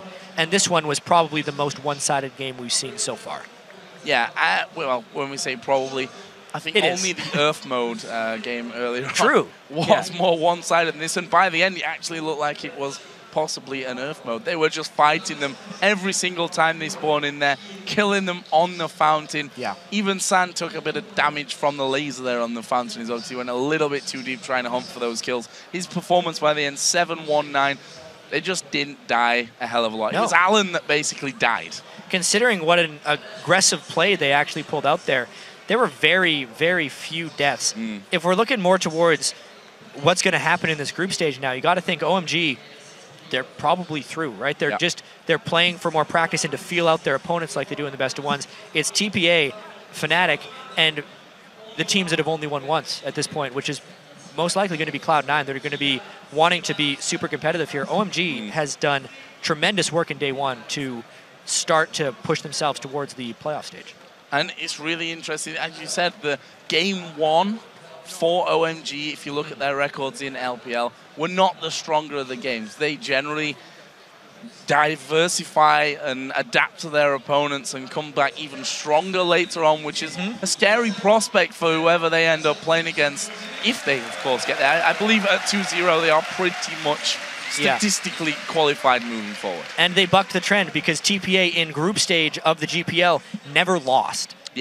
And now they're 0-2, so a lot of work to do for them. A lot of work. I'll be coming up with some more games later and tomorrow, but for now we're going to throw it over to Shox, who's standing by with Going from the victorious OMG. Thank you very much, guys. I am indeed joined by Going along with the help from Fan from Riot, who will be helping us out with the translation. First off, congratulations, of course, Going. The first thing I want to ask you is, you guys coming out very strong here on day 1 of the tournament. How strong do you guys think you are overall if you see the teams that you're still left to play? Going 你好，很明显你们在这一次表现得非常好。你们觉得在所有参赛队伍中，你们到底有多强？最强的吧。Best. The best. Well, then I have to follow up with, of course, a big other favorite in this tournament is SK Telecom. You guys will be playing them tomorrow. How do you think that match is going to play out?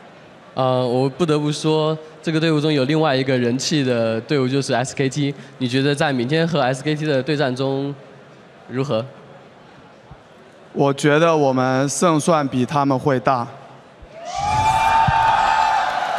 Going thinks that they have a higher win chance. Have a higher chance to win. Well, we'll see tomorrow, of course. A final question coming in here for you. We know how important it is for you guys to do well here, and we've also been listening to you.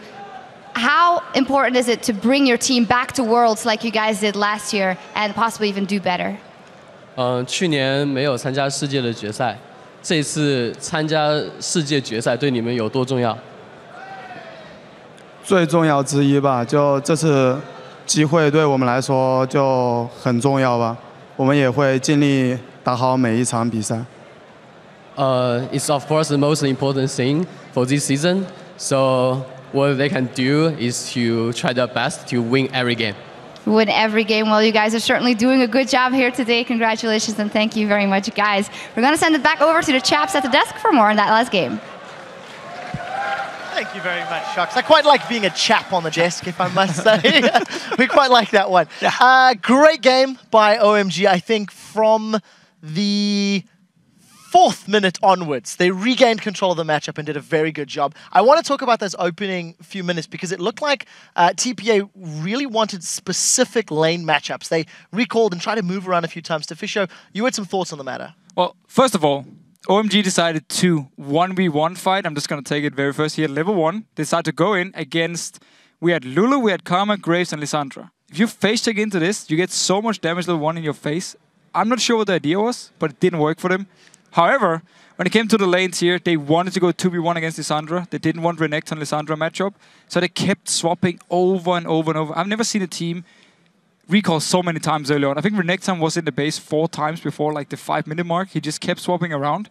And it actually meant they fell behind in CS early on. But then simply due to them playing so well on the map and the vision control there to set up fights, they got back in the game, got back in the farm as well. Now, in terms of the rest of the game playing out, very early on, OMG managed to find team fights that played into their favor, and they managed to just keep TPA down. It felt like at any time OMG wanted to kill, they had the tools and the ability to source it and take a member of TPA out. Yeah, so OMG, they do that by looking at blue buffs. So this game, they had 9 blue buffs to TPA's 1, compared to 5 red buffs to 5 red buffs. They just targeted blue buff. They didn't care about the red buff, so they went for that one. We have a replay of their 8-minute blue buff invade, if you want to pull that replay up on the screen real quick. So what I talked about at the very beginning was the fact that TPA has inferior sort of short-term tactical calling compared to OMG. If we want to roll this clip right here, OMG, generally speaking, are better at making snap decisions. It's actually a different one. It's actually San getting pushed around. That's not what I expected at all. Tower. This is a tower dive that's actually happening. Notice the jump here. This is actually, I think, where TPA gets a little ahead. They ended up trading 3-4-2, a little bit greed, and this is like their one shot to get back into the game, but they actually get shut down later anyways. In those valuable blue buffs invade, as you said earlier. This was quite a painful dive to watch Many because of mistakes the on both number sides. of the mistakes on both sides. In your opinion, looking at the plays, looking at the individual mistakes and skill shots, is that nerves? Is that just mistiming, miscalculating? I mean, what would your opinion be if it was your team that had done that the cause of the problem? My team was at All Stars, and they missed some shots. Probably wake up. No, I mean, there's multiple reasons. Either somebody on your opponent's side does something you don't expect. I mean, either you respect the player so much that you say, okay, he's gonna move in this way because he's so smart, and then he doesn't do it, or there's just mind games. You can miss skill shot. Then there's just flat out errors.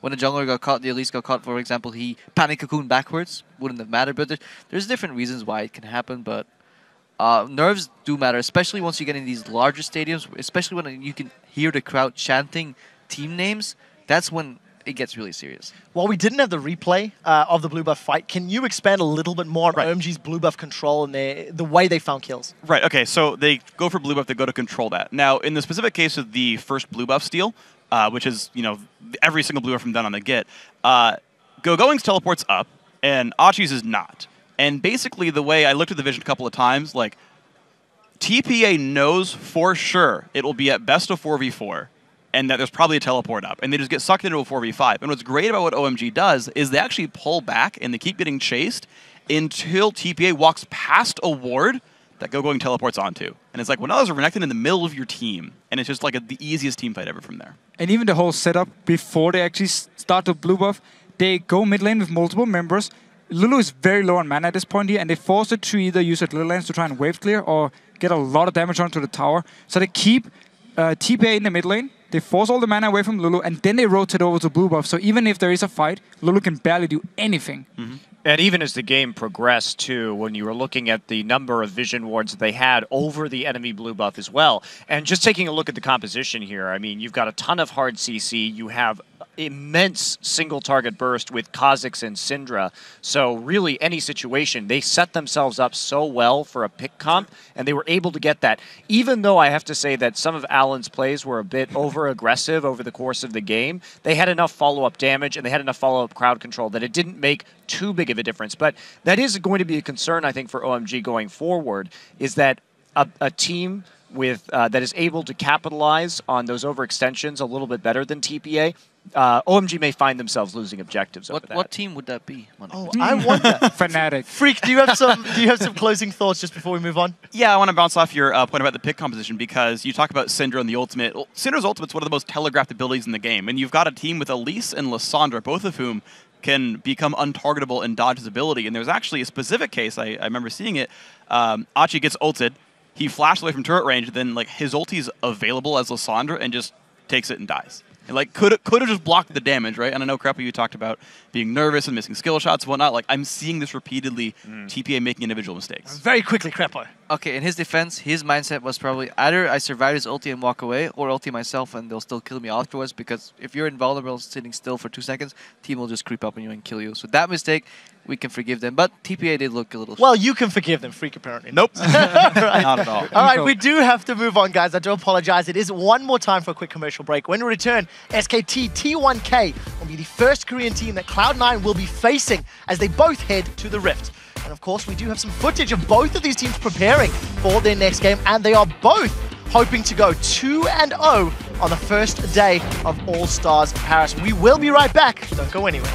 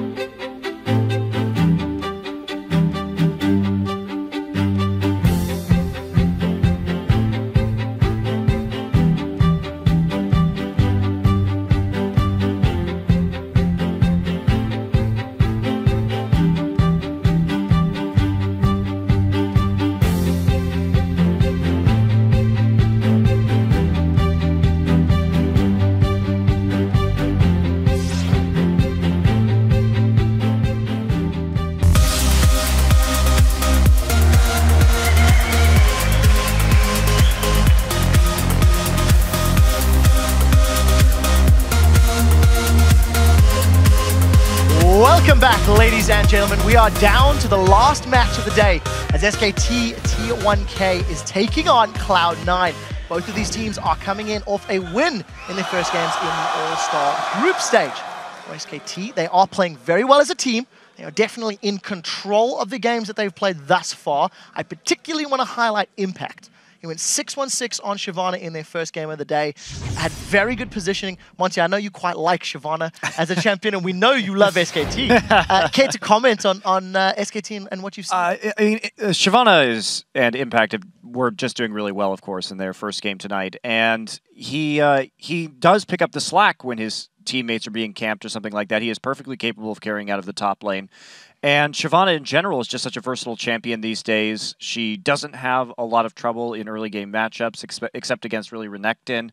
There's some oddball picks as well. But she also just scales so well into the late game. And you have so many build options on her too. You can go that Blade of the Ruined King first. You can go full tank depending on what your team needs. And I think Impact really was shining in that first game with his flank engages. That's something you can immediately get onto the back line, especially if you have good vision control. They never see it coming. So very strong champion and a strong player, but their first game was really a team effort to win more than any individual player performance in my mind.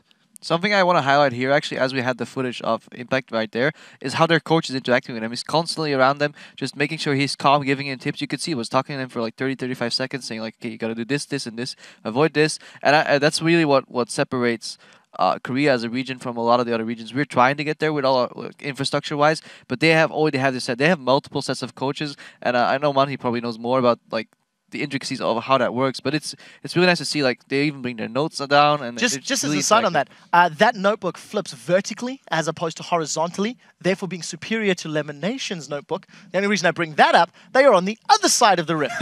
Now, I also want to highlight, in the very first game, I didn't notice Lemonation's notebook. He has downgraded to loose pieces of paper. I'm severely disappointed. I need to see if it helps them out or not. I do want to highlight something that's maybe a little risque. I don't know if they would have beaten Fnatic in the first game of the day had Fnatic not made the mistakes that they made. Freak, discuss. Yeah, so Fnatic were controlling that game for the most part. They were steadily getting bigger advantages, controlling objectives, doing everything great. And then Fnatic overstat. They took a couple of 4v5s in a row they shouldn't have taken, and that put them way far behind and gave C9 the game. Now, when I watched SKT's game earlier today, they had a very similar situation. They were controlling all the lanes. They found some good ganks. But many of those ganks felt overzealous. SKT gave away a lot of kills they shouldn't have, and there's a glimmer there that's kind of similar.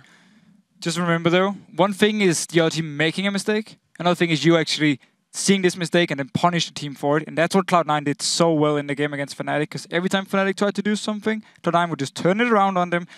If they can do the same against SKT, of course, they might be able to win the game here, but I don't see SKT do the same kind of mistakes Fnatic did. Yeah, and the big difference too was when the deaths we saw with SKT, they never lost pressure. They still controlled the tempo of the game. So yes, they may have overextended, but there weren't any adverse ramifications, and nor was there even really an opportunity to regain control of pressure. Well, final thought from Crepo just before we move on there. Yeah, I just wanted to agree with Monty there. Like, their map movements were still really solid. Yeah, sure, they flashed a little far because they had a teammate probably shouting in their ear, like, I'm coming to back you up. And those are really minor details compared to how well they were playing the maps and quote-unquote having their rotations work out. So they definitely looked solid. Well, it is time for the prediction game, the last one of the day. And I want to know from you guys, who is going to come out victorious? The #1 team from the region with the greatest rotations out of all, the greatest individual play that can win 2v1s, 4v0s, 3v1s, or SKT? DeFisher, who's going to win? Well, I'll give it to SKT, but I think Cloud9, just by winning the first game, they... Did my speech not inspire you? Monty, I don't even want to ask you. I went for my boy Link and the good guys on Cloud9 first, but I think that SK Telecom is just on another level. Looking for the team kill there from Monte Cristo. Crepo? You did almost sell me apple pie, and I'm really hungry, but I still have to like bring up something, a remnant of the past. If we remember back to World Finals, I got this from a dear friend of mine, and I treasure it with all my heart, so I'm going to keep it, and I'm going to go for SKT. Freak, before you lock it in, 19 games undefeated. Take it now, and it'll be 20 games undefeated. Yeah, well, you know what's great is there's a couple of really top North American teams that don't beat Korean teams. And Cloud9 is going to be one of them, unfortunately. SKT will be, the second place team in the group. They'll Guys, win. I tried. I mean, this is what I've got to work with. Anyways, it is time to check out how you guys at home have voted over at lolesports.com. And with 71%, really? You guys aren't even on my side. SKT T1K will be picking up their second win. Thank you very much for this one. We're going to send it over to the guys at the caster desk, where the teams are ready in the lobby. Take it away, Joe.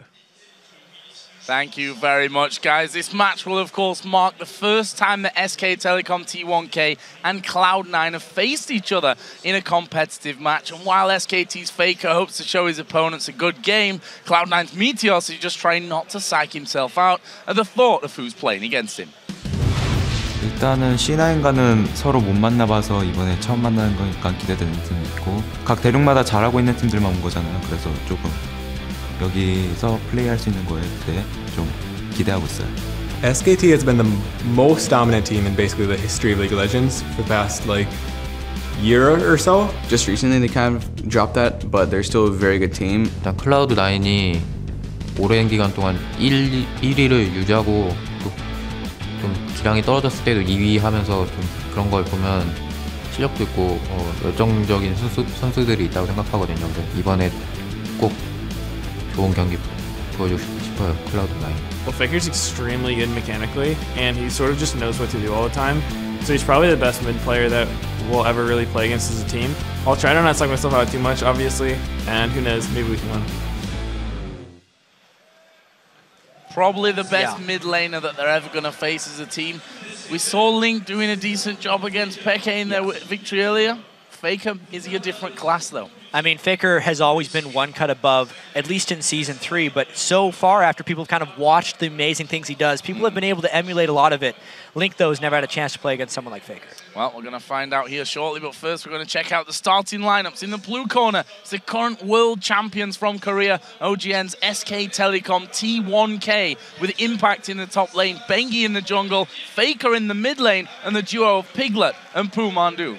And in the red corner, it is North American LCS's Cloud9, with Balls in the top lane, Meteos in the jungle, Link in mid lane, and of course Sneaky and Lemon Nation on AD carry and support. And for this game, we'll be venturing deep into the jungle for our featured matchup. It's Bengi versus Meteos. Yeah, we've heard a lot of talk already about how Bengi thrived in this Season 3 meta where everything was about vision control for him, but he's really struggled to find his place in the game as it is played today. He's been trying a lot of different champions and playstyles, but he hasn't found a way to have huge impact on games yet. You know, when Bengi is at his best, he knows every move of the enemy jungler and is very much a control-focused jungler, which is his game. Meteos, on the other hand, is an efficient jungler, how I like to categorize it, making very quick decisions and then not wasting any clicks or steps. He's actually taken even more steps to become more of an early presence this year, and he didn't lose out on his overall gold gainer level. So whether he can have that presence without High in the mid lane and with Link in the mid lane will be a big decider in this match. He did a very good job in the first game. It really surprised me, actually, that they were able to take out Fnatic with this new mid lane presence. I called Link High about 500 times during the game because it very much just looked like Cloud9. They didn't seem to have any hesitation when it came to those decisions later on into the game, the area where we felt that Cloud9 would be the weakest. They definitely stepped things up. As I said before, though, current world champions may just be a different beast as we head towards Champ Select. And a different beast indeed is something. We're going to know a lot more about the overall standings of the groups after these guys have played, though. 2 undefeated teams as far as group stages go, both 1-0. Who's going to be taken down a notch? Obviously, SKT is the heavy favorite. Let's have a look then at the bans coming out already. 2 of them for SKT with Kha'Zix and Jax taken away here. So 1 towards the jungle, 1 towards Balls in the top lane. For Cloud9, current first ban will be Lee Sin. So we don't want to allow Bengi to get on Lee Sin. I wonder if they're going to target Bengi fairly heavily, knowing he's had a bit of struggle in the past. Maybe they want to force him onto something like Nunu. OMG had a very good Nunu game. SKT T1K is the other team in this tournament that is fairly Nunu heavy as far as what they're willing to pick in Champion Select. And one other thing about Cloud9 that they've really been trending towards recently is just late game champions. That's what we saw with the Twitch, and that's what we saw in their NALCS finals against TSM. Well, speaking of Twitch, Lucian is banned away here. We've seen Sneaky play Twitch already. We know that Piglet plays a lot of Twitch. You've got to expect that Twitch is probably going to appear somewhere in these lineups. Kassadin was the final ban from SKT, and, well, Kassadin coming back into his ban rotations. Yeah, he's going to see that almost every game, but guess what is still on the board? FLICKR Playmaker right there, and he just locks in the LeBlanc. He hasn't gotten a chance to play it much. He's played it one time in the 17 games they played in Champions and NLB combined. It was a victory, though. Let's see if that can be the record here moving forward against Cloud9. One thing's for sure, always an absolute pleasure to watch someone like FLICKR on LeBlanc. Other It's side, scary. there's the Twitch that we were expecting for Sneaky, and Elise also picked up by Meteos. What else would it be? Yeah. Played now 7 games in a row with Elise if we go back into the NALCS playoffs. Some things in this world are true, and Meteos will pick Elise if it's up as soon as they possibly can. The Twitch seems to be the other thing that is their new Tier 1 AD carry, but man, they gave up LeBlanc for it. And if anyone can pop a Twitch when he pops out of stealth, it's FLICKR's LeBlanc. Yeah. That'll be tricky. That will be tricky for him. We'll see how Sneaky and the rest of Cloud9 really deal with what FLICKR can do. Their single target blowing up potential really is what we're going to be seeing out of FLICKR, unless maybe they can stop him before he gets to that point. Exactly, and I wonder with all of SKT T1's coaches how heavily they're going to target Cloud9's money champions and how much they're going to go on their own thing. And right now it looks like SKT is just picking what they want, not trying to take away from Cloud9. Because if you want to make sure that FLICKR blows up a Twitch, you get rid of the Black Shield for Morgana, which Lemon Nation is his most played support, undefeated, 11-0. They're most likely going to pick it on this rotation through in picks and bans to try and give them a bit of immunity. SKT is happy with going with their champions as well. Yep, Evelyn, a relatively high-featured champion for Bengi so far this season. Yeah, relatively high being, well, the most high, if that's even a real thing. For Cloud9, no changes really so far. Lulu locked in for Link again in the mid lane. Morgana picked up again for Lemon Nation in the support role. They could actually get exactly the same team comp they had against Fnatic if they want to do Trundle in the last pick. There's a few fan chants wanting some tricky picks. I don't know if they'll get it though. Yeah, Piglet was hovering over Maokai. The entire stadium is now booing because he switched away from Maokai and went instead over towards Ezreal. Not seen any Ezreal in our normal games here today, but we of course did see 2 Ezreals in our Earth game, which obviously not particularly comparable, but well, if he plays anything like Bjergsen did earlier on today, then that's dangerous stuff. Leona as well here possibly for Mandu as the clock runs down. Mandu has done a lot of jumping around on supports, trying to find exactly what works for him, and he honestly hasn't found much. Piglet has very much been a guy who wants to hard carry games. Vayne's a champion that he can try to do that on. Last second switch out to Vayne, and whilst they were booing Piglet 10 seconds ago because he didn't lock in Maokai, they gave a big cheer once this Vayne does get locked in with the Zyra support. On the other side, Balls makes this an unchanged roster for Cloud9 by picking up the Trundle for the top lane. As far as Cloud9 goes, we've seen the way they want to play this one. They are happy doing straight up lanes. They can wait a little bit till late game when Twitch and Trundle get going. And as far as team fights go, they're just trying to chain the Cocoon from Elise and the Dark Binding from Morgana. The SKT composition, though, is obviously something we haven't seen so far. FLICKR will definitely be trying to assassinate Sneaky and dominate the lanes. I really want to see if they go into the lane swapping game to get Piglet a little bit away from the threat of Dark Binding, which is a huge threat for a Vayne in the laning phase, or if Piglet has the need to try and show he is the better AD carry, which is definitely one of the things he's been trying to prove in Champions. Whether they'll just match straight up in that 2v2, as we saw with Cloud9 and Fnatic earlier on today. We'll find out soon. The two teams, of course, have picked their champions, so we want to know who you guys think are going to win this one. Send your choice using hashtag SKTWin or C9Win to @LOLesports, and we'll check your answers soon. Jack, I have to ask you your opinion on this one, now that we've got the team comps in there for both sides. I like the fact that they are so comfortable on the champions they have as far as Cloud9 is concerned. But honestly, this is SKT right now. there's a reason that all the analyst desks picked them. There's a reason they're the Season 3 World Champions. They are the heavy favorites here, especially with Cloud9 playing without High. And I have to go back to it because it is really the big storyline for Cloud9 here. Will they be able to pull out a similar performance to that last game where you could arguably say we didn't see any major difference in terms of calls when it came towards that later stage of the game? We're going to find out because we're in game here between SKT and Cloud9.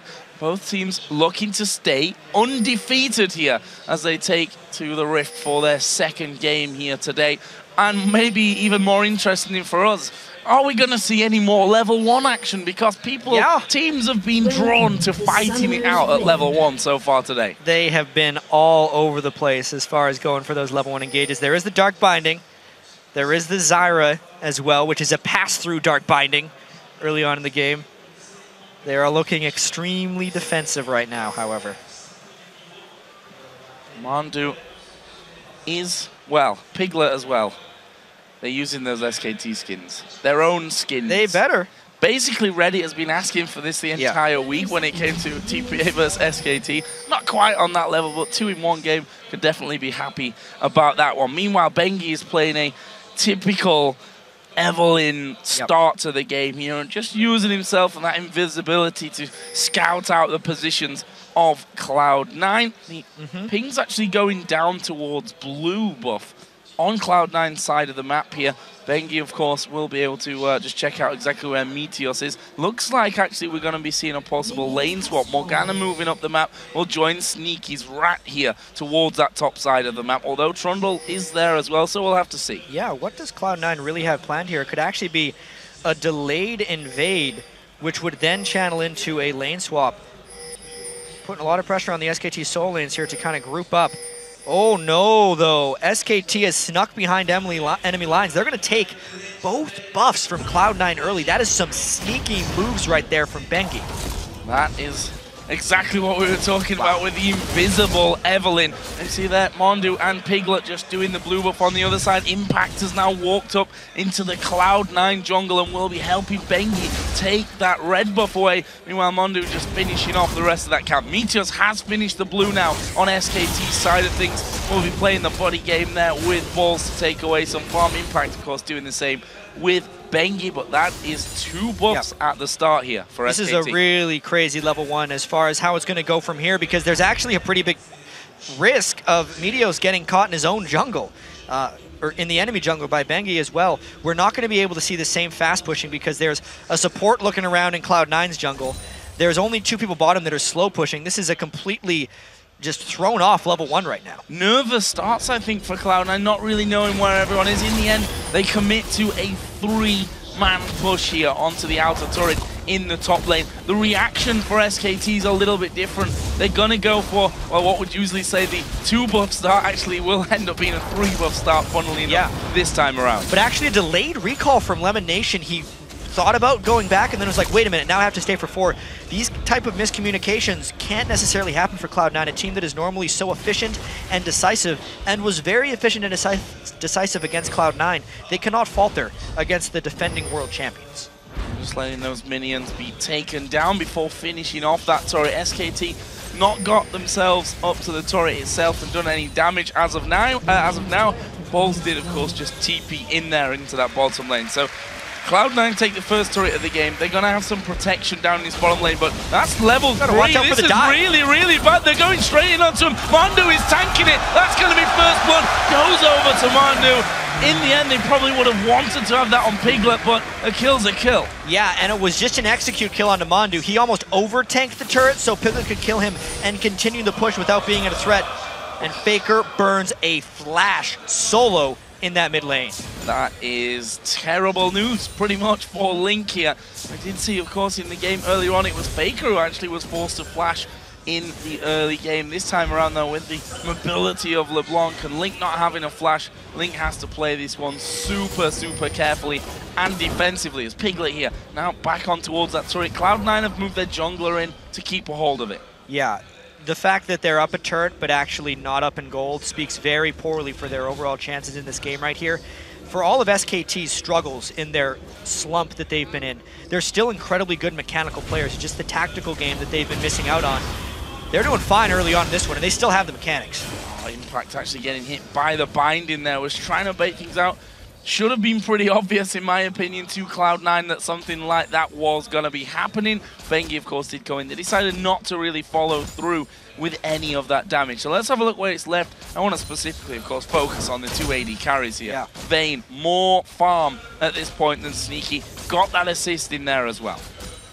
And that's still a very starved and farmed Trundle, which is completely counter to the way Cloud9 likes to play. They really are one of the rare teams that often employs a top lane carry as far as Balls is, and there's no way that can happen with the early start of this game unless they give him a lot of free time and protect him somehow. Making him defend this turret 1v2 against a Vayne and a Zyra with multiple stun options is not going to lead to a strong late game Trundle.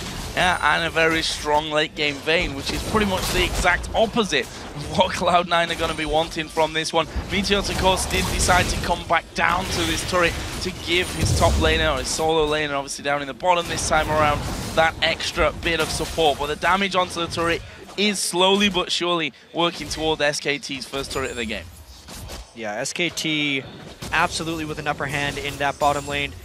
And then also in mid lane. It's not like Cloud9 is getting advantages elsewhere, and considering that Meteos had to go down to the bottom lane to also defend, he's not able to lend aid anywhere else. FLICKR should continue to punish Link here. You can see Link is buying a fair amount of wards. He wants to kind of control vision from the mid lane.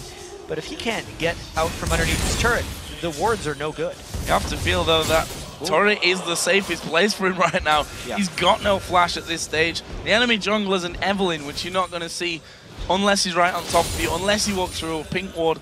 The turret's the only thing that's really going to save you at that stage of things. So Link here has now hit level 6. That wild growth is going to make him feel a lot more comfortable. And there is that classic pink ward against an Evelynn. Trying to stop the Evelynn flanks. And something that we have to mention, because we've seen so much mid-lane Lulu here at the All-Star event, is it's not nearly the lane bully that it used to be.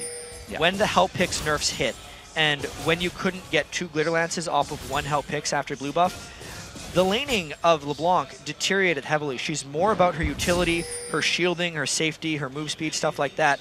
And she's not going to destroy in lane. So FLICKR with LeBlanc is actually the one who can win early, and you saw that with a bit of the flash. It's a testament to Link that he's kept up that close in farm. Now we're going to see duos heading into this bottom lane. The blue buffs, first ones of the game that will be transferred over, of course, this time to FLICKR on the top side.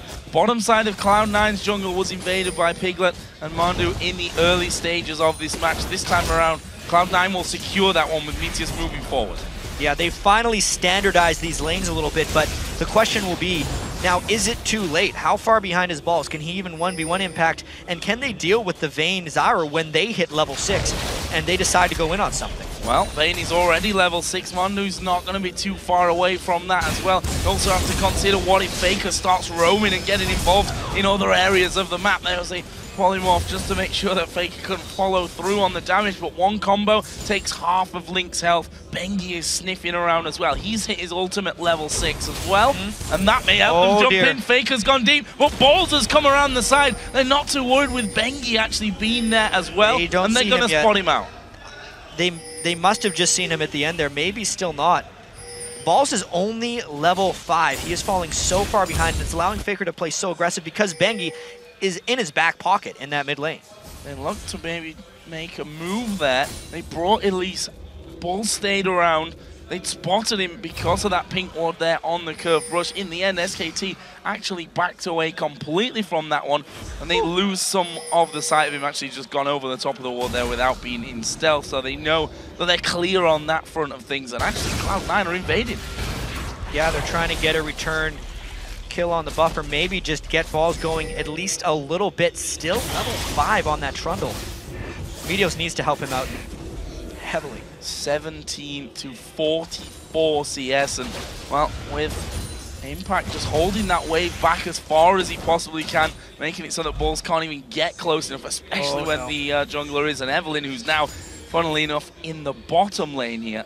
Any type of commit in that bottom lane, and it would mean death for Cloud9. They have to be extremely cautious, and they have no way of knowing. Oh, Manu gets hit with the binding. They've managed to catch the Twitch, but he's too close to the tower. Piglet dives in for a bit more damage. Here they go. Ultimate going on towards Lemon Nation. Double flash from the bottom lane. They push further in. Bengi's going to knock him against the wall and get a kill. Sneaky has gone invisible, going out through the tribal. Oh, that was an amazing route through. Piglet flashes over. Double kill for Bane. Are they going to get any more? They don't chase Meteors, but that could not have gone any worse for Cloud9. Yeah, that was more than enough for SKT from that dive.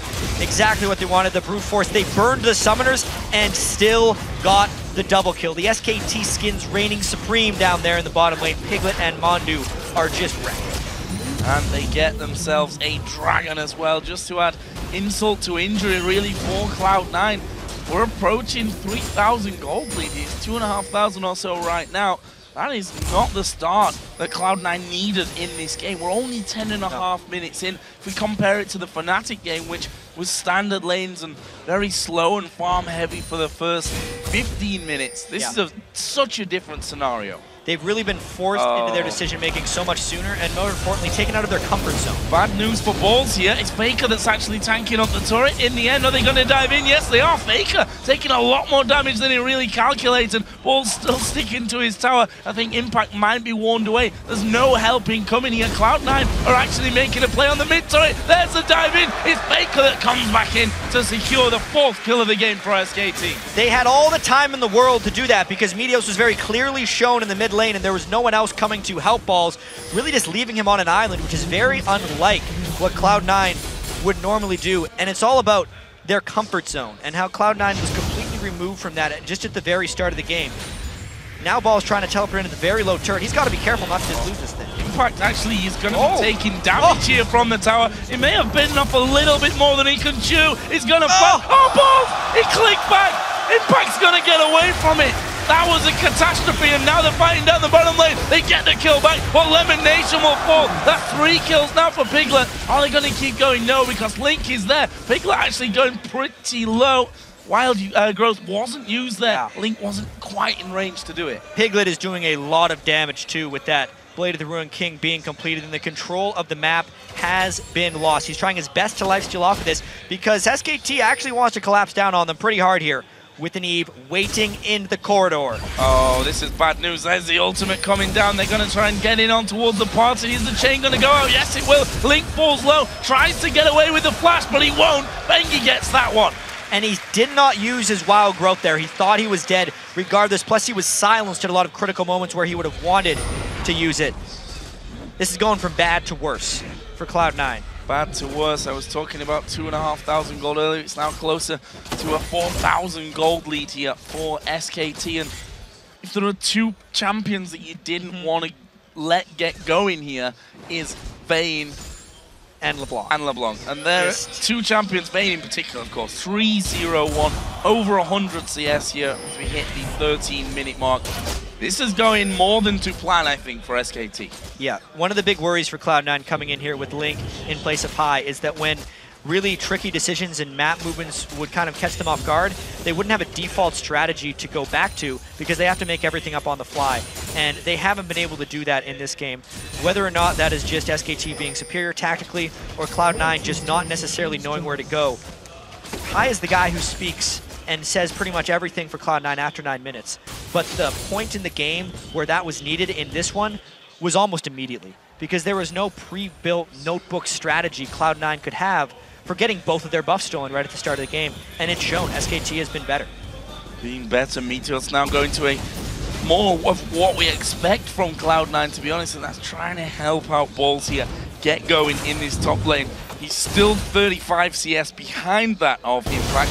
Not had a good time whatsoever. They are going to go into him. He's already used his ultimate here. Impact doesn't have a flash. A teleport won't get him away with the cocoon available. However, he's just going to try and run this one out. Headed down there. There's no flash for Balls. There's no flash for Meteos. As Piglet is pushing the bottom lane, Balls is going to be pushed away there by FLICKR. Impact survived. And we see in the bottom lane for SK Telecom that they're pushing through and they're going to get an inner tower. Yeah, they were nearly inside the base of Cloud9 at one point. They still get the turret. On Impact's side, he has made one big escape after another. Balls just barely missing out on a couple of kills. And maybe for the first time ever, we might be seeing Balls on tilt a little bit. He missed that flash early on in the game, and now Meteos is trying desperately to help him, and the ganks just are not paying off. They're miscalculating. They've never really been this far behind an enemy top laner, and they're not able to close the kills that they want. Bit of an unfamiliar scenario here, possibly, for Cloud9. This is a scenario where you definitely don't want to have not a stranger in your team, but certainly one that you've obviously not had the kind of practice with that you would really hope for coming into an event of this magnitude. You see there in the mid lane, FLICKR, Athene's is done for him. On the other side, Link not quite up to that level just yet. We've got 1 minute as well until the next dragon of the game comes up. SKT, of course, took the first one after picking up a couple of kills. Yep. Easy stuff for them. Timer's down for them. I don't believe that Cloud9 had any vision of it either. 5,500 gold with 15 minutes. This is actually, I think it's almost a bigger lead than what OMG had on TPA in the previous game. SKT is absolutely dominating them here. We said that FLICKR completed in Athene's before Link could get to it. He just went back to base and bought a needlessly large rod on top of it. That's a tremendous amount of burst potential. Lemonation has not even gotten time to put any points in Black Shield, and they really just have to hope for picks where they have more people. They never have more people. Wow, this is going to be destruction as well. Lemonation's going to get his ulti off, but he goes to go down to Piglet. Meteos did get the kill back onto Piglet. Here's the flash away. Sneaky's going to try and finish off Mandu, but Mandu turns around and says, nope, I'm going to get that kill. He's still having the poison ticking away on him, but it won't be enough to finish it off. That's a 3-for-1 for SKT. But there is Link popping out. Bengi's going to go dangerously low from this one, but here comes FLICKR from the side. That will be enough to force Link away. FLICKR actually going in for the kill. Whoa. Link putting some good damage back. Bengi's coming back in. This could be a suicide mission. Oh no! They work it brilliantly. They get the kill and get out. That is a tremendous step forward for Bengi, making that call proper. I got a chance to actually talk to FLICKR the other day and ask him about Bengi's struggles and what was going wrong for them. He said more so than the vision control and anything else, it's his mechanics in small 2v2, 2v1, 3v2 scenarios, and they haven't been winning the fights. They barely won it there because they made the right judgment calls and they mechanically played it right. We just saw, FLICKR's actually coming in towards Lemonation, wants to say, no, you're not taking that dragon from right under our noses. Meteor say, no, I really am. I'm going to try for it at least. Sneaky coming in from the side. FLICKR throws all the damage towards Sneaky. Piglet's on the top side of things as well. They've got vision of that brush, but they've not got the time to do the dragon safely and then get out. You have to fear that SKT going to clear out the vision and do the dragon on their own. And FLICKR is feeling so at home right now. When he is ahead on the block, he is probably the scariest League of Legends player to play against in the world. He's just going to try and assassinate whoever he can around that dragon area when all the vision is theirs.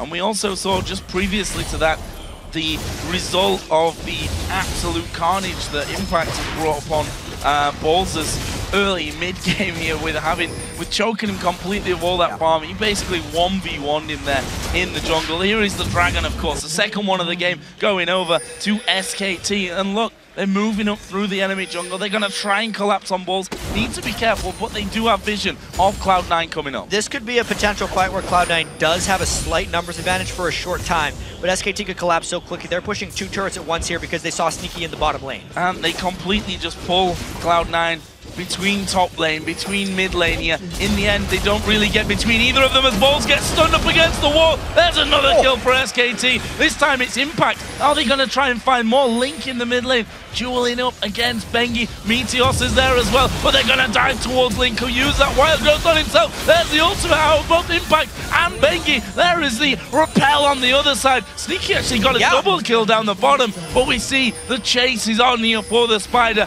He may try and run north. He may run into Vayne. He's going to flash over the wall. Oh, what a flash away from that one. And they just ping-pong Meteos around to pick up another one. Even with the double kill for Sneaky, which I'm sure we'll take a look at in a moment, it is still a 9,000 gold advantage for SKT, and there's still 5 kills. We got to see what happened on the other side, though. Sneaky does manage to take out FLICKR here. The chain misses, and he gets into his stealth, but it's in a pink ward, so he immediately jumps out, does as much damage as possible. Just the damage of Twitch and a binding at the very end to help him close out the double. It was a very close fight, but he gets it. Bengi here just dodging expertly of what Lemon Nation can throw through. Does Gotta be flash. careful. Link There's is a Faker. chasing him. Faker comes around the side. Will he fancy this 1v1? Lemon Nation off to the side. I don't think Faker will go any further through. His blue buff is in position, but Lemon Nation gets caught out the root, and the damage from Mandu forcing Lemon Nation down at less than half HP and out of the SKT jungle. Look at that build Mondu's been able to put together. Magic penetration with the Haunting Guys and the Frost Queen's Claim, the fully upgraded item right there. That's a substantial amount of burst already from Zyra. He's sitting on obviously a lot of Magic Pen and 75 ability power. That's just snowballing off the early kill they were able to get down bottom on balls.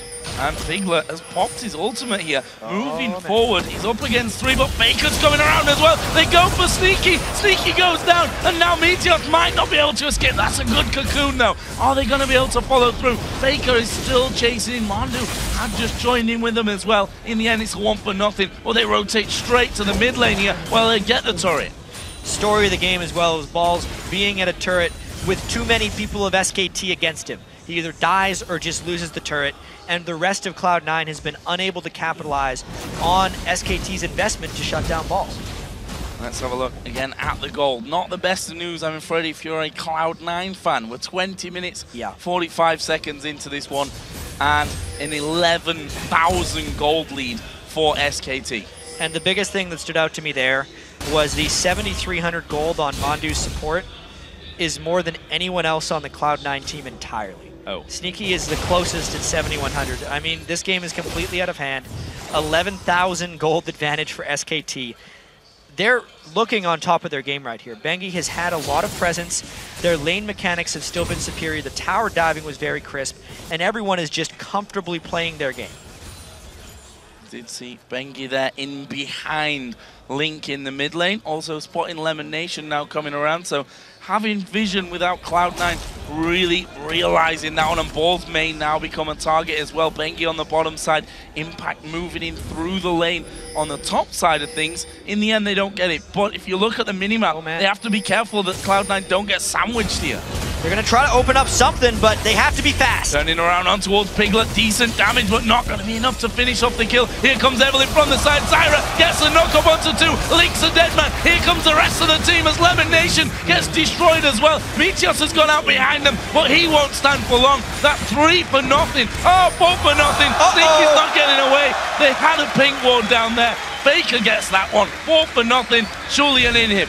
Cloud9 went fast, but it was not fast enough because SKT collapsed at the perfect time. They are just relentlessly pushing down this mid lane. They have the lead, they have the advantage, the kills. Now they're just cleaning up. Yeah, this turret is going down, no question about that one. The inhib will fall as well. A couple of players from Cloud9 starting to spawn back into the game, but it's too late for the inhibitor. Meanwhile, Faker is going to have a go at 1v1 in Balls. Balls already using the ultimate and the Blade of the Rune King, doing good damage back here on towards Faker. The chain comes in, Balls flashes away from that stun. It's only Faker at this point that's chasing down Balls. He needs to be a little bit careful of how deep he goes. Balls juking everything. He's juking everything, but he's going in kind of the wrong direction. I feel like Faker's going to have a little bit of backup right now, and if Balls tries to close, Faker's going to jump away. He is just corralling him into a place where he cannot escape.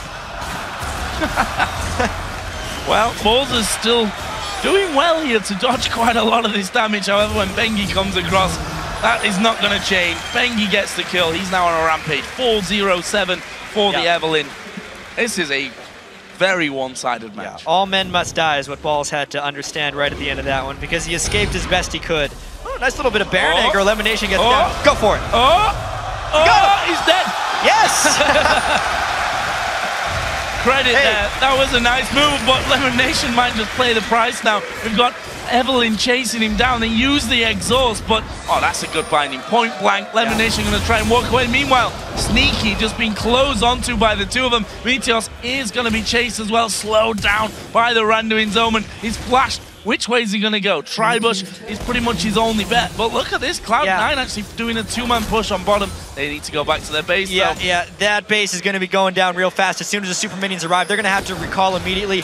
It was a nice memory for Lemon Nation there. Great play at Baron, but they need way more than that, as a bunch of really farmed SKT people are in their mid lane. Vayne, wow. Blade of the Rune King, Phantom Dancer. And the last whisper is Bengi and Meteor's going to go head-to-head, and Meteor's fancied his chances, but honestly, he's coming straight back down on top of him. Is he going to fall? Surely will do here. Well, he is now, because FLICKR comes around the side, and it's FLICKR that gets his killing spree. He brought a friend, and Bengi smartly gives the kill over to FLICKR. The man he is so good at babysitting for and creating for as well. They can get the Baron off this one, knowing the smite is down. They're going to make short work of this game, not just this Baron. 25 minutes almost into it. First Baron of the game goes down. SKT didn't particularly need the Baron at this point, but every extra little bit of gold will make finishing out this game that little bit easier. A second Randuin Omen has been purchased there to go into the SK team, with Bengi finishing off that one. FLICKR, of course, Death Cap, Athenes, and a blasting one, sat on about 980 gold at this stage. And actually, Link's going to fancy his chances here of dueling him. But maybe not now. Mondu coming around the side, and FLICKR gets a rampage. Distortion's right on top of him.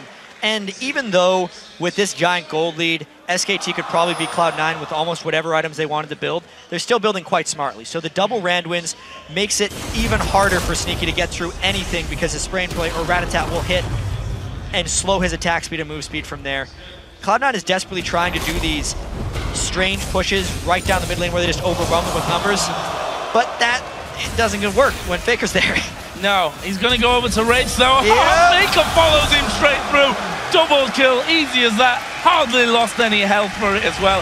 817 FLICKR. SKT are pushing the in-him turret in the top lane.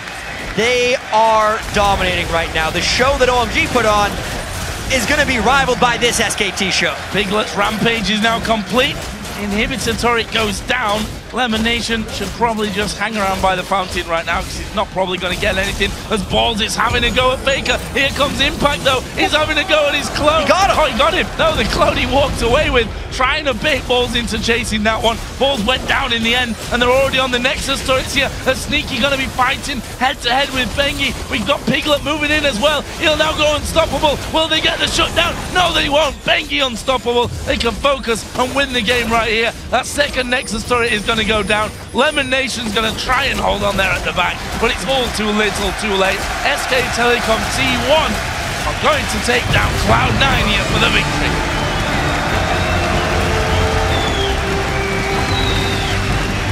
And that crowd is happy for SKT, trying to get some revenge for the victory that Cloud9 had over Fnatic earlier on in the day.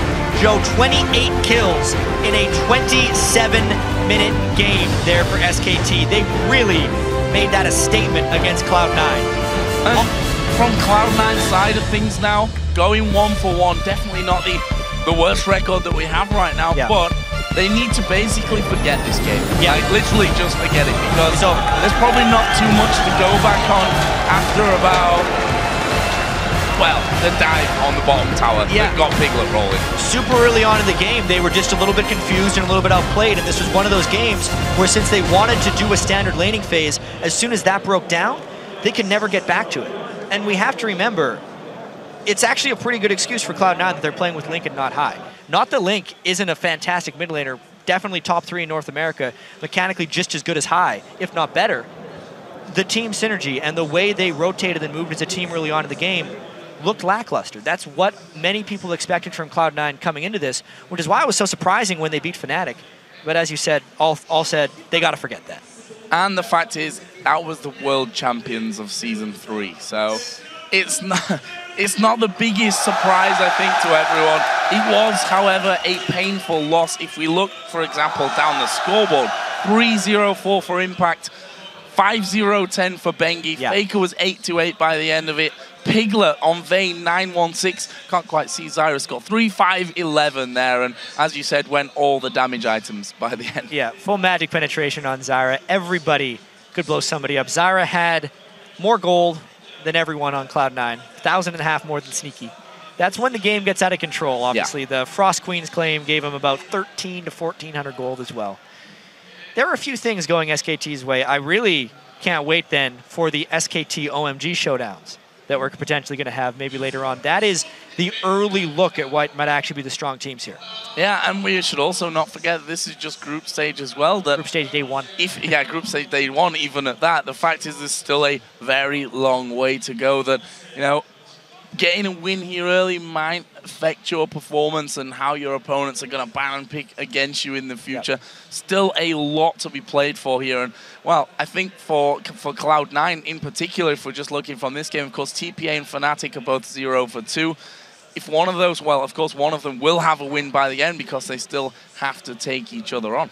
Yeah, and I mean, as far as scouting the team compositions, on the bright side, Cloud9 played the same thing both games. So really, there's only one game to scout as far as the pick ban phase goes. Although that is kind of a Cloud9 staple where they will have their top champions and play them every single time.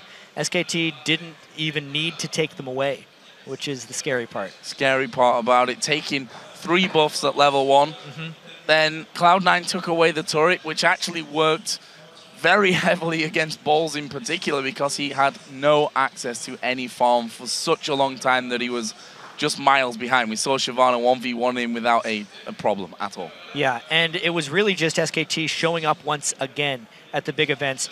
They have never been a team that has questionable mechanics in that sense. They have been a team that is sometimes just slow to adapt and change. And with the way the OGN Champions is set up and the way the Korean competitive ecosystem is, it's so punishing for a team that even falls out of step for a second that, like, their slump is a couple of losses, right? Yeah. They lost 2 sets, obviously. And if they make the adjustments, no one questions how great FLICKR is at Assassins. Piglet, mechanically, his Vayne play is arguably best in the world, right? They're still going to bring that. And if they've adapted now to the game that everyone else is playing, look out. Indeed. Massively convincing win there for SKT. But for a first-hand account of that match, let's send things over to Shox, who is joined by the man himself, FLICKR, in the interview lounge. Thank you very much. I am indeed joined by FLICKR. I'm a little confused after that fantastic performance on LeBlanc. We were also assisted by Homin, who works for Riot, and his contacts are helping with the translation here. First off, congratulations, FLICKR. What an amazing game from you guys. This is the first time you guys have played Cloud9. What was it like? 이번에 공식전으로 처음으로 클라우드9 팀과 붙었는데요. 그 클라우드9 팀과 붙은 소감에 대해서 간단히 말씀해 주세요. 일단 클라우드9이랑 예전부터 좀 많이 붙어보고 싶었는데 이렇게 붙어봐서 정말 기쁘고요. 일단 오늘 경기를 했는데 일단 클라우드9의 미드 라이너 선수가 바뀌었잖아요. 그래서 완전한 클라우드9이랑 못 붙게 된 거는 좀 아쉽고 이제 그리고 클라우드9 선수들이 좀 경기가 끝나도 서로 침울해지지 않고 그래서 멘탈이 좋은 것 같더라고요. 그래서 클라우드9 선수들이 좀 멘탈이 좋은 것 같아요. I've always wanted to play against Cloud9, but because their mid liner High wasn't here, I don't think Cloud9 was a full team. But overall, I was really glad that I had a chance to play against them. And even though the game was over, like Cloud9, the players of Cloud9, they were really smiling and they were happy to play against us. So I think they were really good players. Awesome. Of course, you guys 2-0 here today. Another team that was 2-0 today is OMG. When talking to GoGoing before, he said, well, I think we're going to win versus SKT tomorrow. So FLICKR, do you think you're going to win versus OMG? 아까 일전에 이제 OMG 팀의 고고인 선수와 인터뷰했을 때 고고인 선수는 내일 SKTK가 붙었을 때 이길 수 있을 것 같다고 얘기했어요. 이제 그거에 대해서 FLICKR 선수는 어떻게 생각하세요? 어떻게 이길 자신 있으세요? 일단 OMG 고고잉 선수가 저희를 이길 수 있다고 했었는데 근데 저희가 일단 롤드컵을 2013 롤드컵을 우승하고 온 팀이기 때문에 질 것 같진 않아요. So I've heard that GoGoing said that he could beat us tomorrow, but we're SKT1K, we're the world champion of season 3, so I think we can beat them tomorrow. Indeed, you guys are the world champions and the reigning world champions here, doing very well in this tournament. But of course, kind of a rough start over in Korea in the spring season of OGN. How far do you guys think that you guys are away from being that super dominant SKT that we've known so long? 이제 FLICKR 선수가 얘기했듯이 SKT1K 팀은 시즌 3 챔피언이잖아요. 근데 이제 아무래도 이번 스프링 시즌 때 좀 많이 힘들어했어요. 그래서 다시 한번 그 완전 무결체의 SKT1K 팀이 되기 위해서 얼마나 다시 올라와 있는 상태인가요? 일단 지금 올스타전을 계기로 많이 좋아지려고 하고 있고요. 일단 네, 앞으로도 많이 노력해서 이번에 좀 부진했는데 다시 롤드컵 우승했던 때로 돌아갈 수 있도록 노력하고 있어요. I think this All-Star game is going to be a good turning point for us. And it's true that we did struggle during spring season, but we're trying really hard. And we're going to keep trying to return as one of the best teams of the world. Okay, fantastic. Well, congratulations once again. Looking forward to the rest of your games, and thank you for the translation as well. We're going to throw it back over to the guys at the analyst desk for the in-depth discussion of that last game. Thank you very much, Sharks. Before we begin, I'd like to state two very quick things. Number one, I'm officially going on a diet and giving up all pie, probably forever.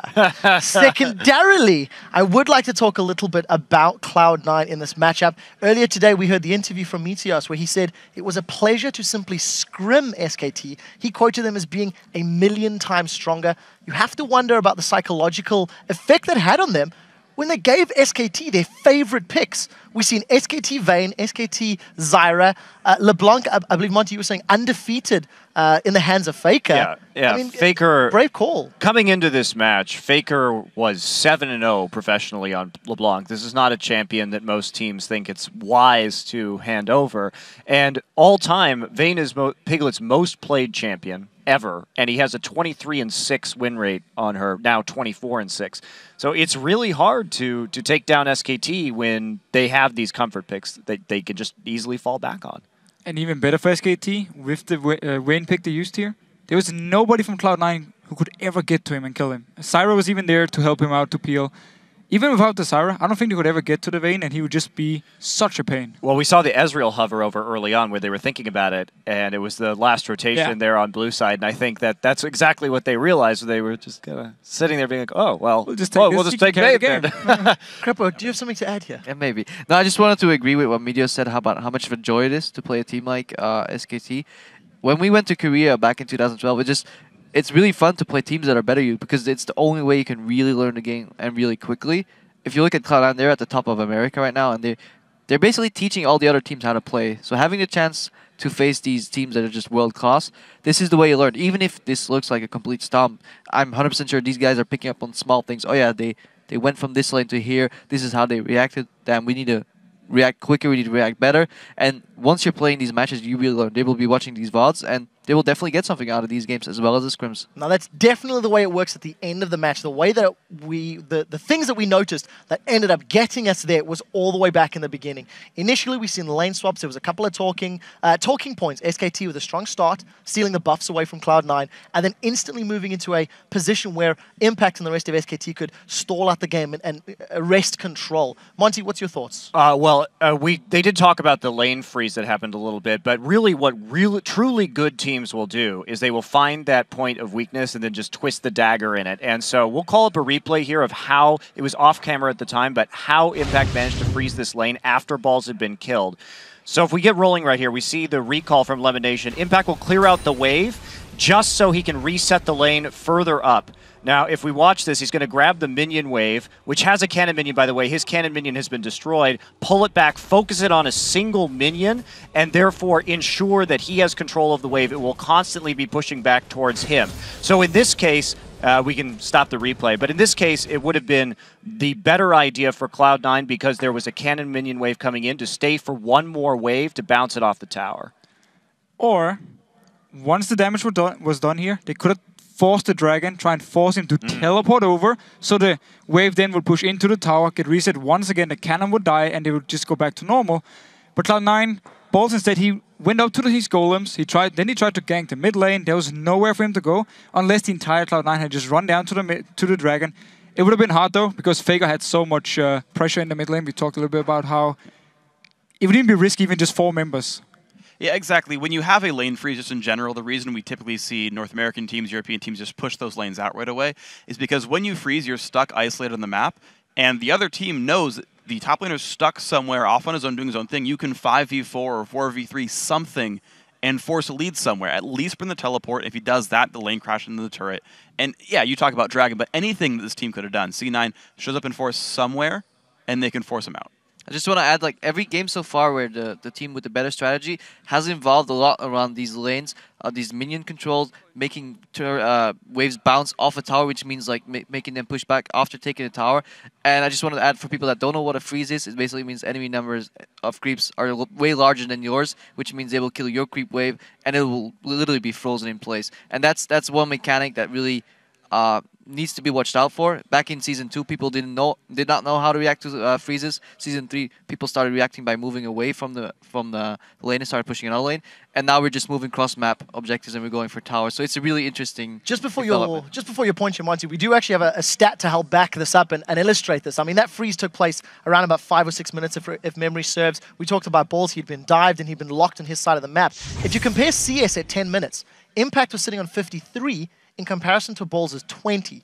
And yeah, okay, Cloud9 had a tower to their name, but it doesn't measure up. It doesn't give you the levels or the goal that we're talking about. Something to add? Yeah, it's just the Korean teams, they really have played the lane freezes very well, and that's been a hallmark of Korean lane swap play, is extremely good freeze control. And you have to be really, really careful, and Cloud9 was not careful enough in this situation about how they dealt with that, because we showed that replay because just that little move really changed the outcome of this game. Individually, SKT really showed up. I mean, from that point on, once SKT got a few kills under their name, they were tower diving and they were pushing Cloud9 all over the map. It really felt like SKT had something to prove this game. To be fair, you know, at Cloud9, they do have a win to their name. The question is, we're opening up tomorrow, the next day, with SKT versus OMG. This is a matchup that's going to be quite interesting.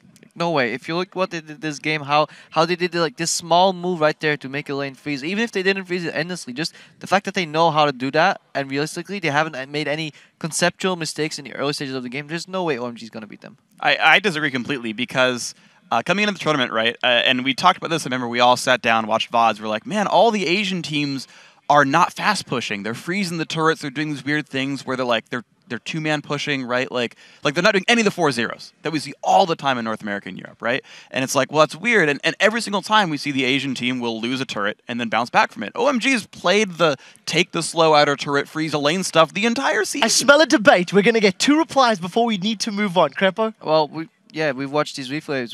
We've also watched OMG's replays where they're almost, I don't want to say clueless. I mean, they're really good players. They were clueless. But they were, from a strategic point of view, they left something to be desired, and they kept going for these brawl type of composition or 5v5 top lanes, or just keep wanting team fighting. SKT wouldn't have that. Just take the other side of the map. And once you do get the final thought. Yeah, just in terms of the 4v0s, we did see them in Korea. However, they stopped, and the Korean team started playing much more conservatively after the lane freeze. Because if the minion wave just hits the next minion wave slightly incorrectly, and then the freeze happens, that can just end your game right there. So the team started recalling a lot earlier, not dedicating themselves to the 4v0, because ultimately, it's very high risk, low reward. Well, I love hearing some different opinions and some arguments on the desk. We will be finding out some of the answers to those questions tomorrow. So guys, after a thrilling day 1 at All-Stars Paris 2014, let's take a look at how the table is now set in the Invitational Tournament. At the top is a tie between OMG and SK Telecom T1K, who are both ending the day with an undefeated 2-0 record. And in the middle, it's Cloud9 with 1 win and 1 loss. And then at the bottom, we have another tie between Fnatic and Taipei Assassins, who end the day at 0-2. And of course, tomorrow we will be bringing you another full day of matches, and here's who will be going head-to-head. We start the day with another All-Star Challenge match as Toys and Messiah join the Fire and Ice teams for a Hexakill game. After that, we'll roll into the next set of group stage matches, which kicks off with T1K versus OMG, and then Cloud9 will take on Taipei Assassins. And then Fnatic will face off against SKT T1K, followed by Cloud9 versus OMG. And we'll end the group stage with Taipei Assassins versus Fnatic. As an aside, there is a very real chance that final game of the day might decide the 4th, 5th place match. Those matches will begin on Friday at 1 p.m. Central European Summertime, 4 a.m. Pacific. And with day 1 down, we still have a lot of all-star action, and we look forward to having you join us here again tomorrow. In the meantime, I'd like to thank all of our special guest analysts, Monty, Christo, Crepo, Shox, Deficio, Freak, D-Man, Joe, Jack, Kobe, myself, and the entire all-star broadcast team. Thank you guys for watching. We'll see you on Friday.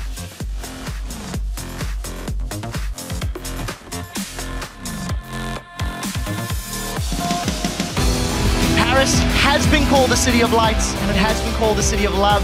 But for the next 4 days, it will be a city of legends.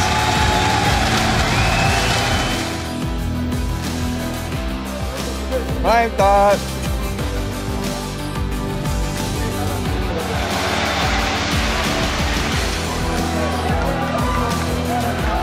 He goes straight aggressive. It's a double Ezreal fight. Pearson's coming out massively on top. He can turn it around. It's a 2v1. He's going to get the double kill.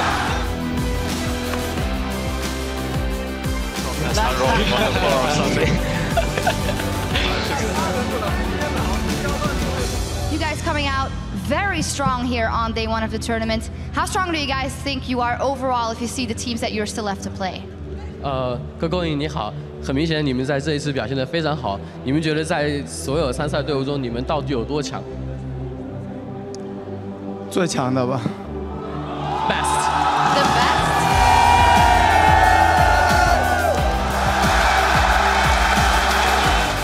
干嘛？别说，好不好？